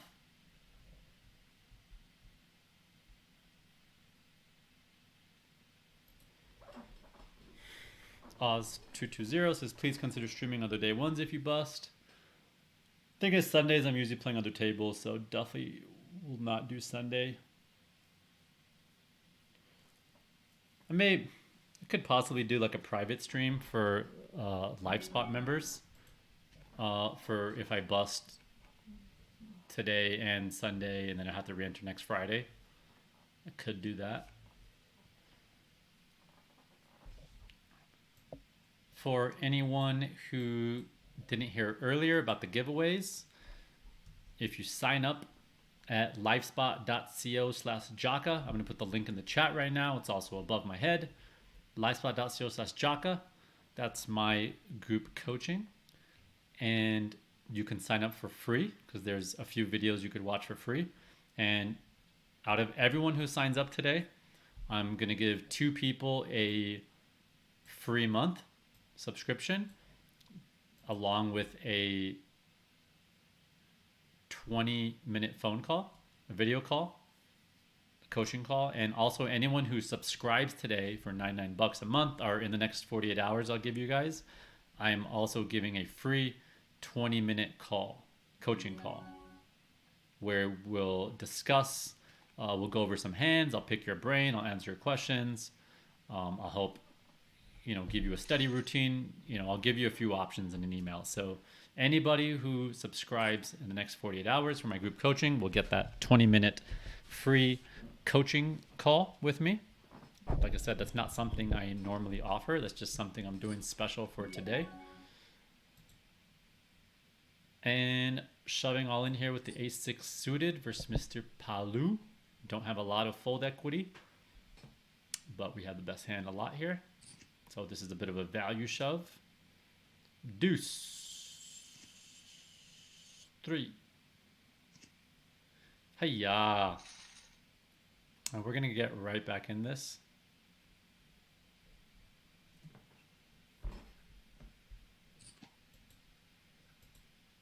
Bullet number 3.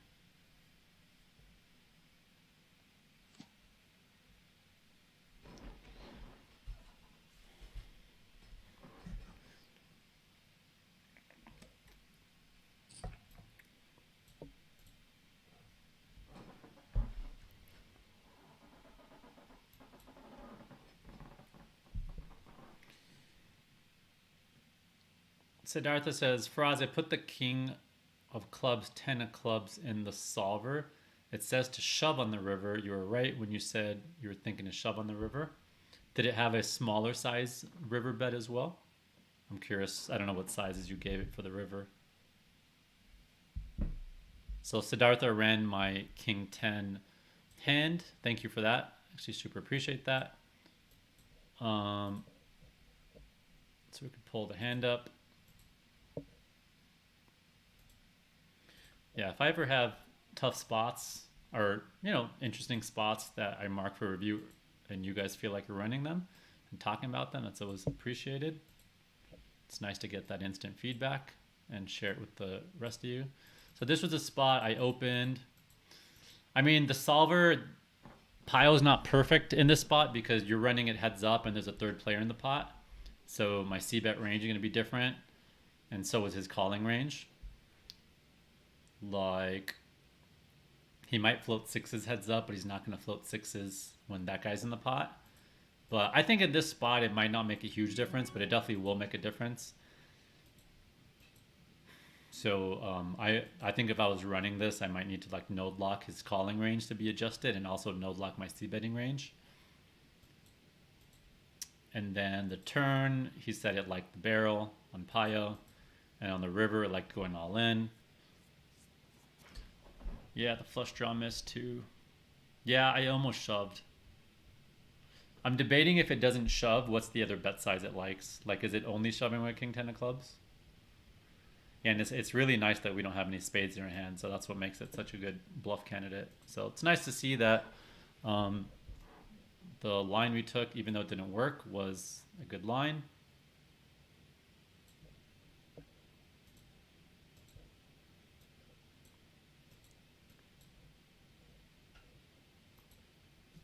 Thanks for running that, Siddharth. Carrie, I don't know if you saw in the chat, but about your question about the 3-betting bottom of the range, I wasn't sure what position you were talking about, if we were in the small blind or big blind.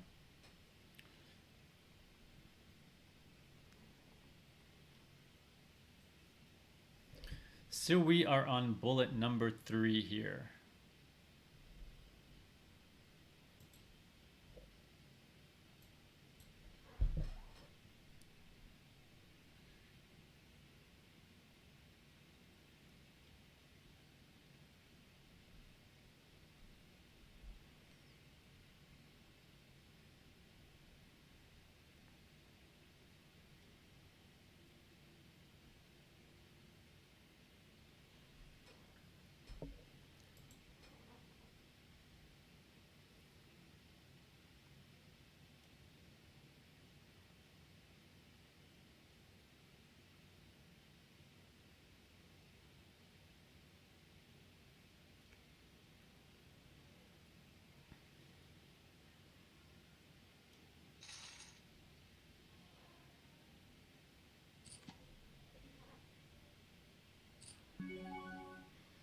Pocket 6 is here. I'm gonna peel.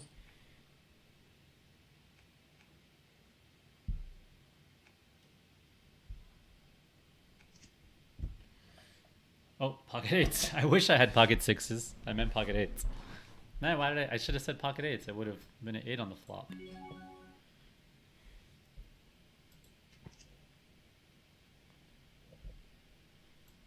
That's how that works, right?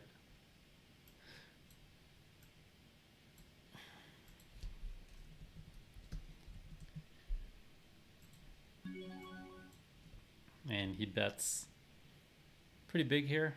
Definitely not going anywhere with the gut shot.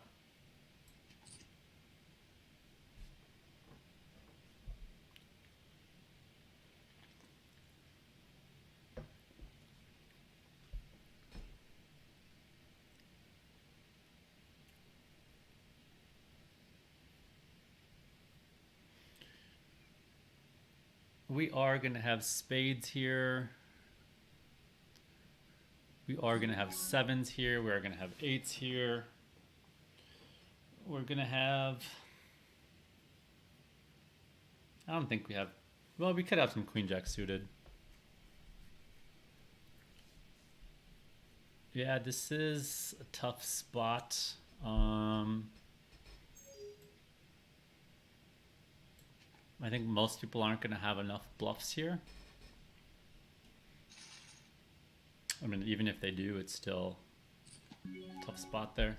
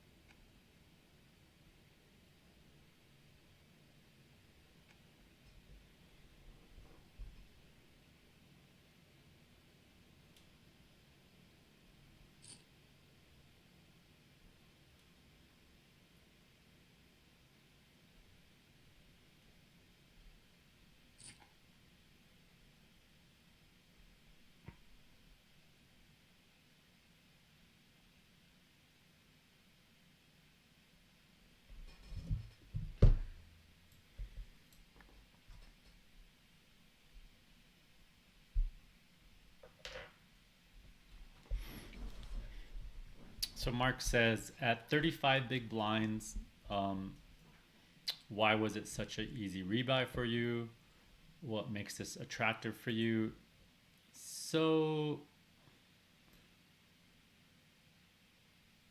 definitely however many big blinds you have, it's still going to be, you know, you're getting 2650 worth of chips regardless, right? How many big blinds you have. You're getting 300K. 300K is worth 2650.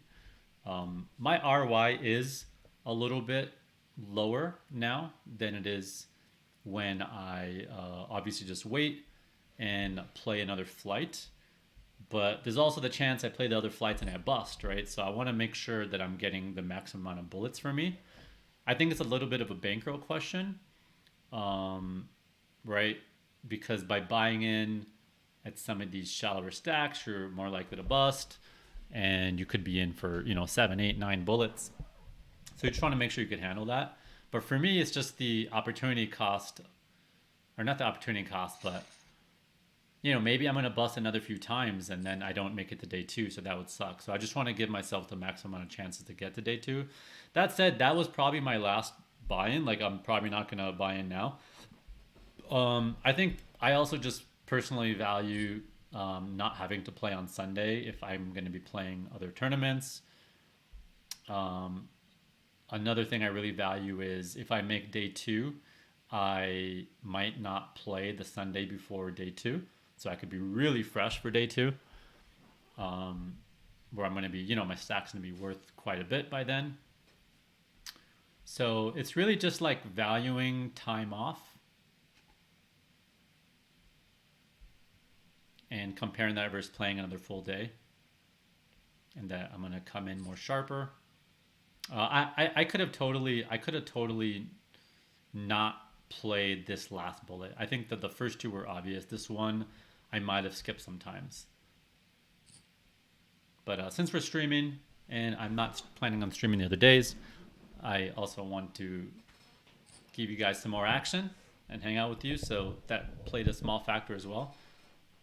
And I'd say normally I'd probably be on the fence there. If this was the last bullet, then if this was the last flight, I would be re-entering no matter what, till registration's closed.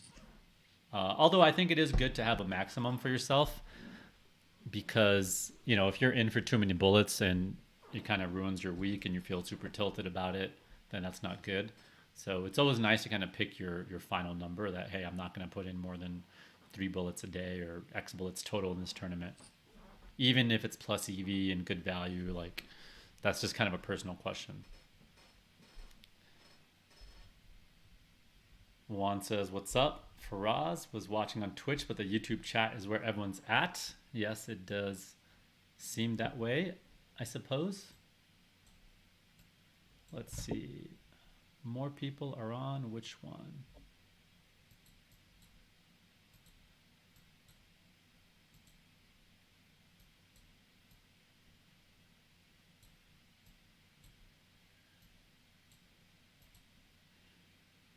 Oh, we actually have more people on Twitch, but it looks like YouTube people are chatting more.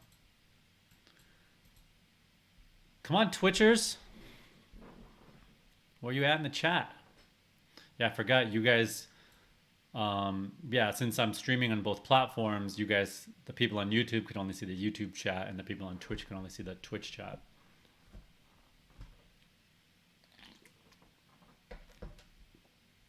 Yeah, but generally for rebuying, the optimal thing to do would be, rebuy early if you bust early, and then if you get down to 40, 30 big blinds, to maybe stop rebuying, maybe at 30, 25, 20, and then,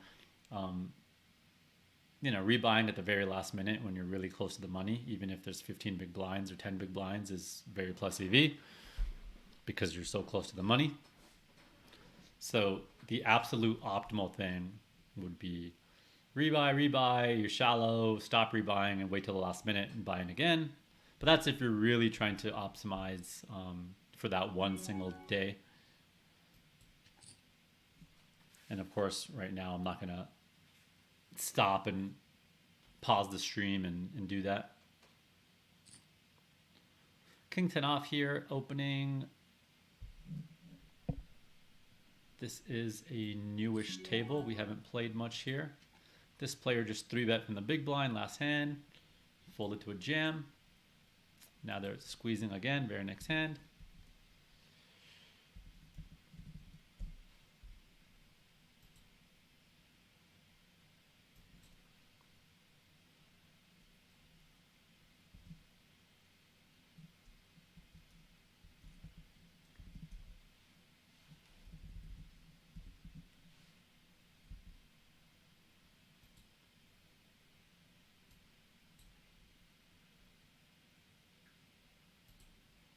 Kino Yammer in the chat. What's up? Siddhartha says the other bet size the solver preferred was 15 big blinds on the river.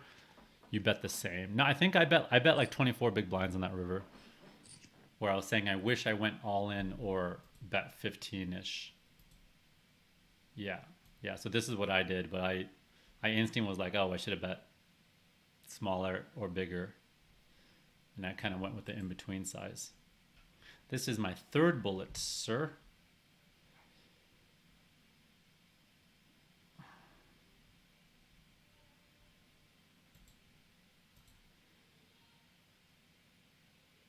Seat missing here, so we're one position later. But I'm still gonna fold here.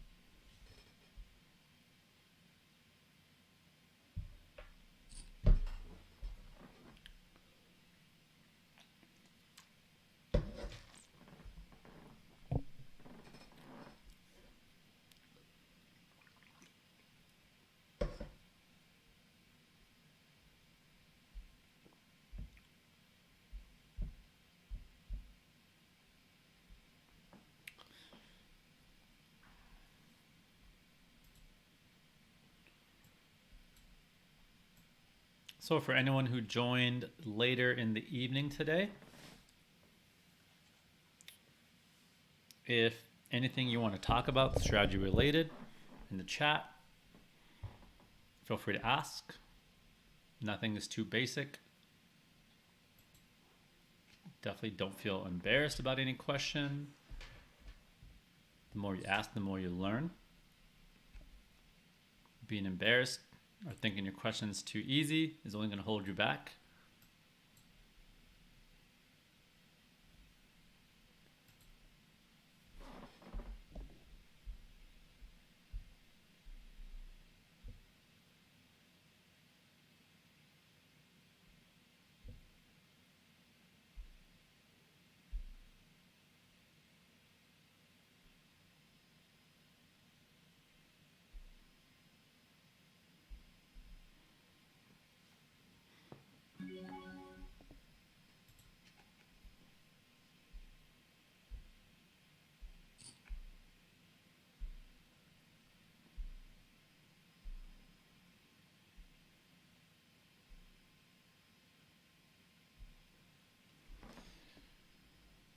Bob says, what's your record number of bullets fired for one re-entry tournament? I have no idea. I hadn't really kept track. I think if there's a memorable one, it's the Bellagio. Was it a 10K or 25K? The Bellagio Championship used to be a 25K. I think it was the Bellagio 10K where I don't know, I was in for like 7 or 8 bullets or something like that. Maybe 6, 7 bullets. I remember like after like 6 bullets, it was just like, oh my God, I'm in for 60K. and then just like the field was so soft. I was like, all right, I'll buy in one more time, and then I busted, and then I'm like, all right, I think I just like too much, and then like Bryn Kinney or someone was like, you know, I'll take another 25k, 25% of your action, and like it's like, you know, just put in like, you know, small percentage of yourself and just go play. I was like, all right, fuck it, I'll play one more. Didn't work out, but I did have one. I did have one. The London, what was it? There was a London high roller. Which one was it? Let me find it on Take It Easy Kino. There's a London high roller that I played. I'm looking for it on London Mob right now. What was that?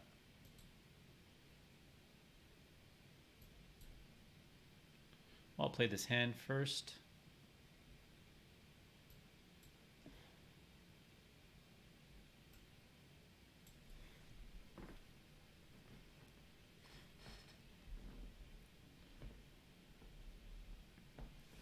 I will call this if the small, there we go.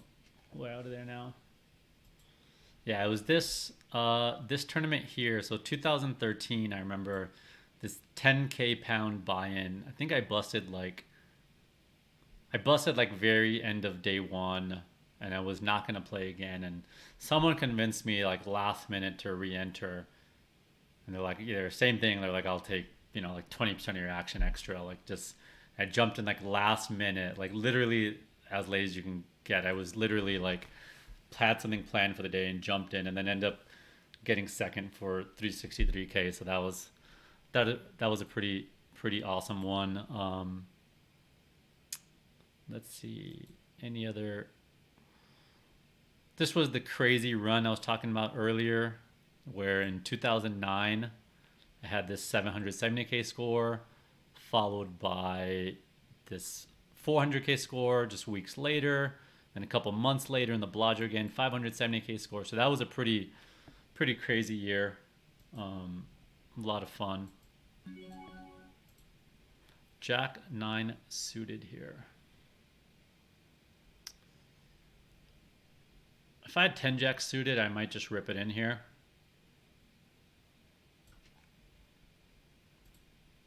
This guy still has a lot of hands he could call with, and my hand's not going to play as good as 10 jack suited. It's very close, but I mean, gapped hands are a lot worse than connected hands, so it definitely makes a big difference.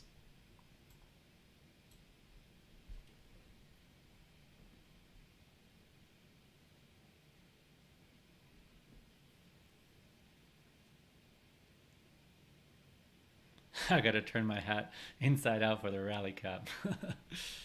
True that.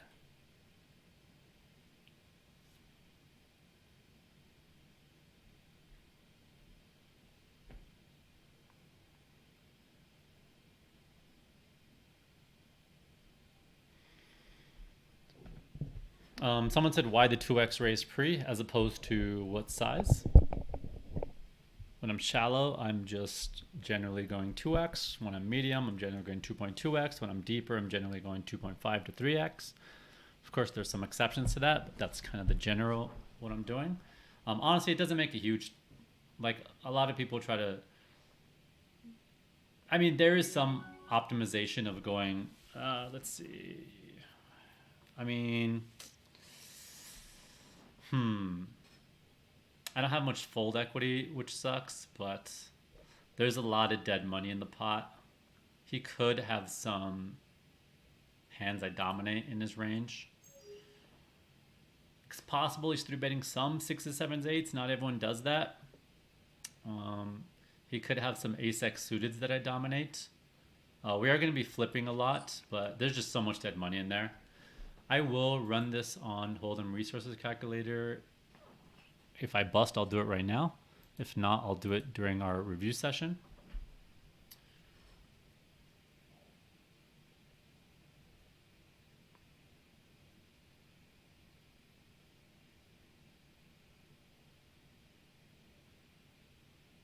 I mean, if he has a suited Broadway, I don't really have any fold equity. possible he has some ace-x, and I don't have full equity versus small pay. Jack queen off. That's one hand that I guess is pretty close for him. Yeah, I mean, if he's 3-betting Jack queen off, then our jam is definitely good. Possibly if I jammed faster and didn't use my time bank, he might have folded that hand. But maybe because of the tank, he thought I had something more marginal. Like ace-10 suited and king. Well, I don't know, but even against my marginal hands, queen-jack is kind of crushed.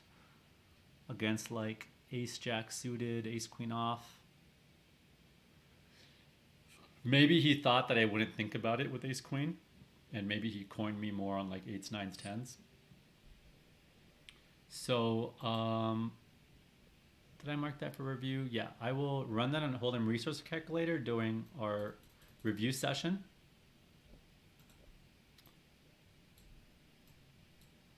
So we can see how close that actually was.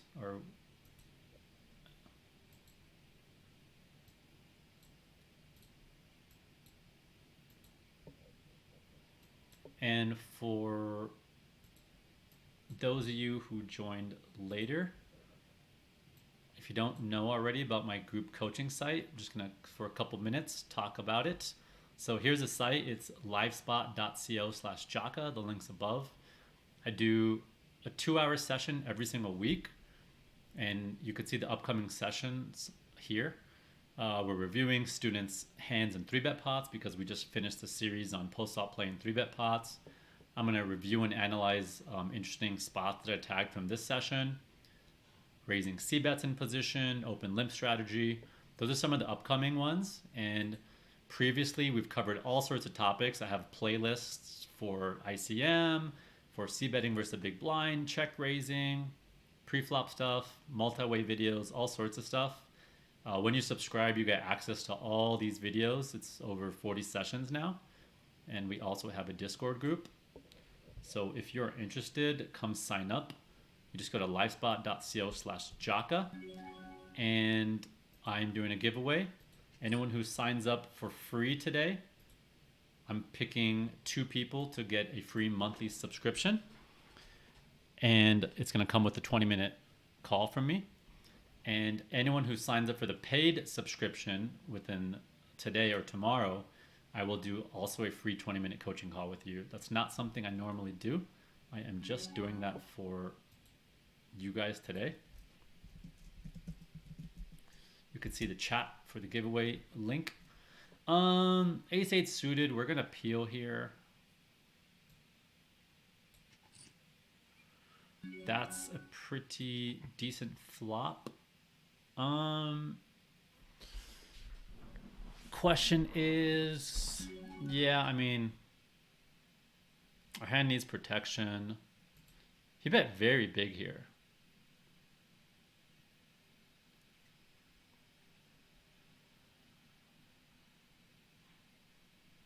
I'm just debating if I want to. Normally, I'm definitely check raising here. Do I have any fold? There's so many overs that are going to be bad for me here.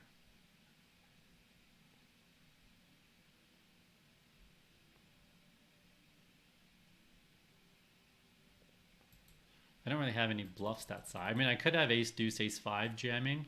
I'm definitely not folding, obviously. Then he has jacks. Yeah, if he bets small, I was going to check raise, get that in. So let's review that hand on Pio. I'm not going to re-enter anymore. But I am going to run that spot. So let's exit out of ACR so I can pull up Pile Solver. And let's see how we like to play that spot. So how many, I believe we were 40 big blinds pre-flop there.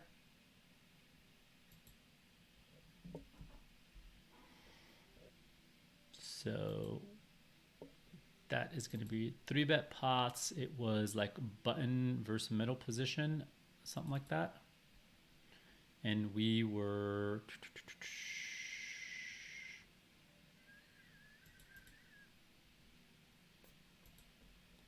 So the flop there was, and notice how when I bust, all I care about is, did I play the hand the best way possible? Right, and that's all I'm really focused on. Right, and that's how you stay good and stay sharp, because I could easily waste this time being emotional, but I busted 3 bullets, or I could just see if I played my hands the best I possibly could, and then, you know, just feel okay about it. So I'm putting in this hand, I'm double checking the stuff. So there were 16 big blinds in the starting pot. There was about 34 big blinds behind. Opponent used the big c-bet size there of, he went like 60% pot.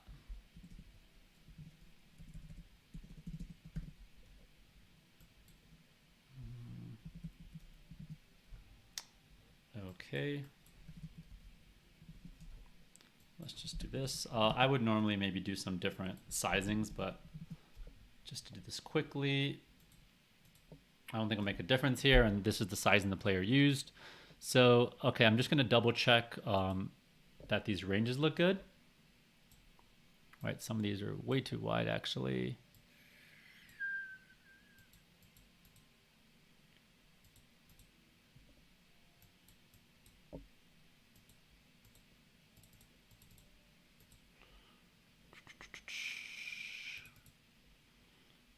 Okay. And I would have jammed some of these, so I'm getting rid of some of these. Oh, we're 40 bigs deep, right? Never mind. Yeah, I would be calling these pretty liberally then. Okay, I think that's fair enough. In positions, 3-bet range, so it has this as his value hands and these as his bluffs. Looks good to me. So we're gonna run this, it should be super fast. And we're gonna see how we could proceed versus him. His bluffs, his big bets are gonna be pretty polarized. So stuff like 10s through queens might do that big bet, and then he's gonna be doing it with some bluffs like queen 9 suited. I wouldn't be surprised if it's using that big sizing.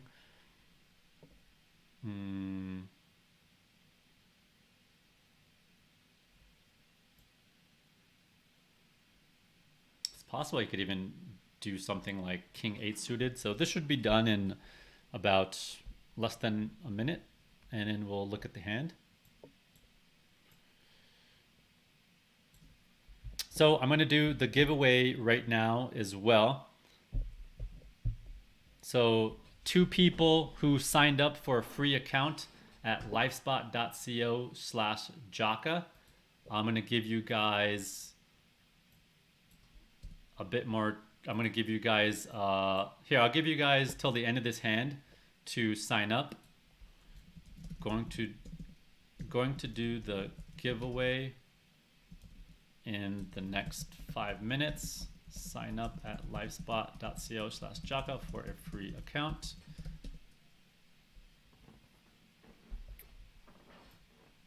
All right, so go ahead and sign up ASAP, and I will pick the winners after we're done analyzing this hand.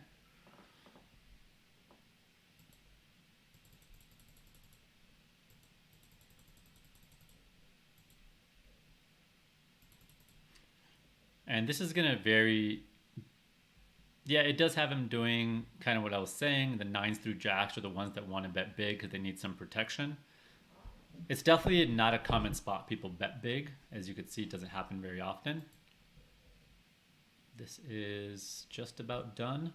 It'll be done in about 30 seconds. Okay, that's decent enough. So when he bets big there, we are mostly just jamming ace 8 suited. You see, we're pretty much always raising it. And originally I was expecting him to bet small, and I was gonna check raise ace 8 and get it in. And whenever you have these kind of like top pair, top kickers that are very low things, like a pair of 8s, 7s, 6s, something like that, you're really incentivized to check raise, get it in. And the reason is because if you call, right? There's all these overcards that come. Like, look at what he's betting, right? He's betting king jack, king queen, like, you know, king 10 suited, king 9 suited, queen 9 suited, like all these overs that basically have to fold.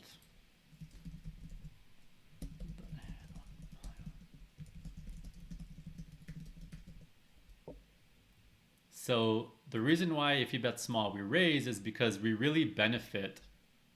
Oops, what happens? Yeah, we really benefit out of folding all these hands out. And this might not look like a lot of hands to you, but you got to remember these offsuit combos are way more combos than the suited combinations because there's only 4 combinations of these and way more of the offsuit combinations. So what is it, like 16 of each? So that's a lot of protection we're getting. And the other beautiful thing that's happening, let me zoom in a little bit. So what I'm saying is when we check raise, we get a lot of overs to fold that don't get to realize equity, but he's gonna pretty much peel with ace king, ace queen, and some of those type of hands, and we do get some nice value out of them. That said, I don't think he uses the big sizing with ace king, ace queen, to be honest. So that's why I just wasn't sure. Because normally when he bets small, he's gonna peel a check raise with ace king and ace queen and stuff sometimes, especially with the backdoor flush draws. He has to. That's why when he bet big, I was a little bit thrown off for a second because I was like, we don't really get the value out of the ace highs anymore that would have peeled. But this shows when we jam, there's just a lot of value in getting these to fold. Right, that's a lot of overs. And like I said, he could still have king 8 suited. Maybe even something like jack 8 suited that he's betting big with. So yeah, I mean there's just so much money in the pot. It's like, yeah, we weren't thrilled about it. That's not the hand. We weren't thrilled about it, but you also got to remember there's so much dead money in the pot now. It's a 3-bet pot, right? So there's this whole extra 16 big blinds in the middle. That's a lot of chips. So and the reason I'm kind of talking about this hand in so much depth is I see a lot of people who bust out in these spots and they feel awful about it and they're like, I knew he had it, like, but you got to remember there's so much dead money in the pot that even if you don't win it 50% of the time, you're getting great odds. So yeah, that's about it. Does anyone have any questions on this hand? I'm gonna go ahead and start doing the giveaway. Let's see. I'll wait to make sure some of you guys might be signing up right now. Let me check where the stream's at right now. I just want to make sure that you guys get a chance to join the giveaway.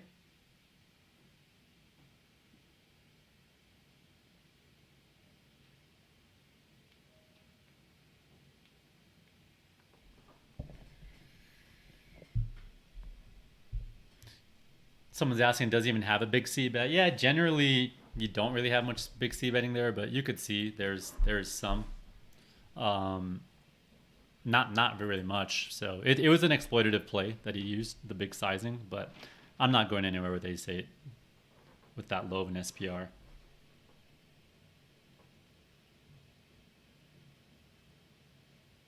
So, okay. I am, let's see, did any new signups come in? Let me refresh my email just to see if some signups are coming in.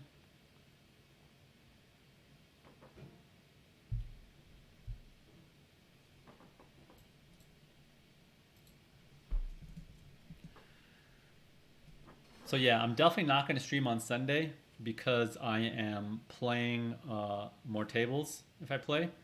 But if you have signed up for the live spot group coaching, you'll get an email if and when I'm going to stream. If I'm going to do, you know, day 2 or whatever I decide. So yeah, just if you're already on there, you will get alerted.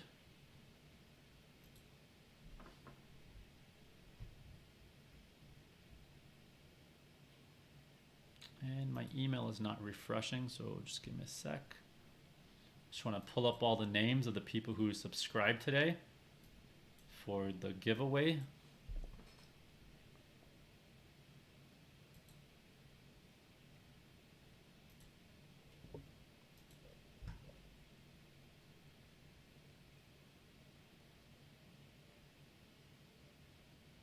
And also a reminder, if you sign up for the paid subscription, you will get a free 20-minute call with me, free 20-minute coaching call.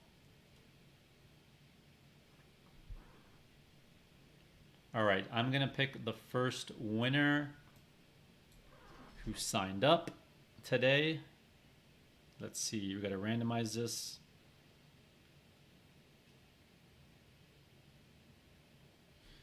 Okay, let me pull up a randomizer.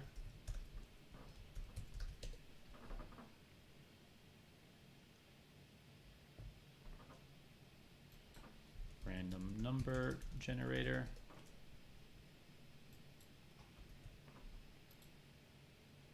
Okay, 16. 1, 2, 3, 4, 5, 6, 7, 8, 9. Okay, Morningside Drive. Whoever Morningside Drive is getting a free subscription to my group coaching. I'm going to screenshot that so I remember.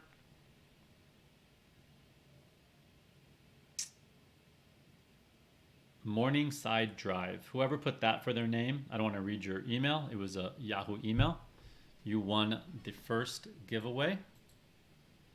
And I just do see we got another sign up, just came in late. So I'm going to pause just in case there's some more people signing up before I do the last giveaway.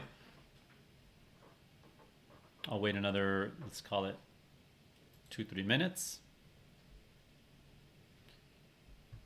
I'll read the chat in the meantime.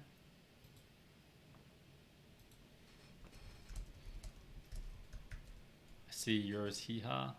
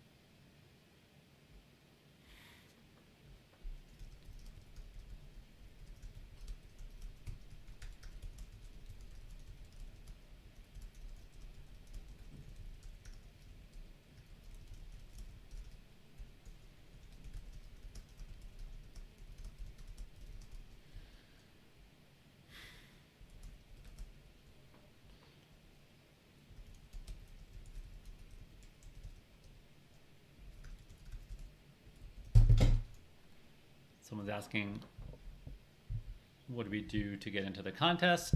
Just go to livespot.co/Jaka. So let's do this. I think there's still some people, signing up. So I'm gonna just email the second winner. I'll email them. Let's just do this. I'll wait till tomorrow to email the second winner in case there's some people just taking a bit to sign up.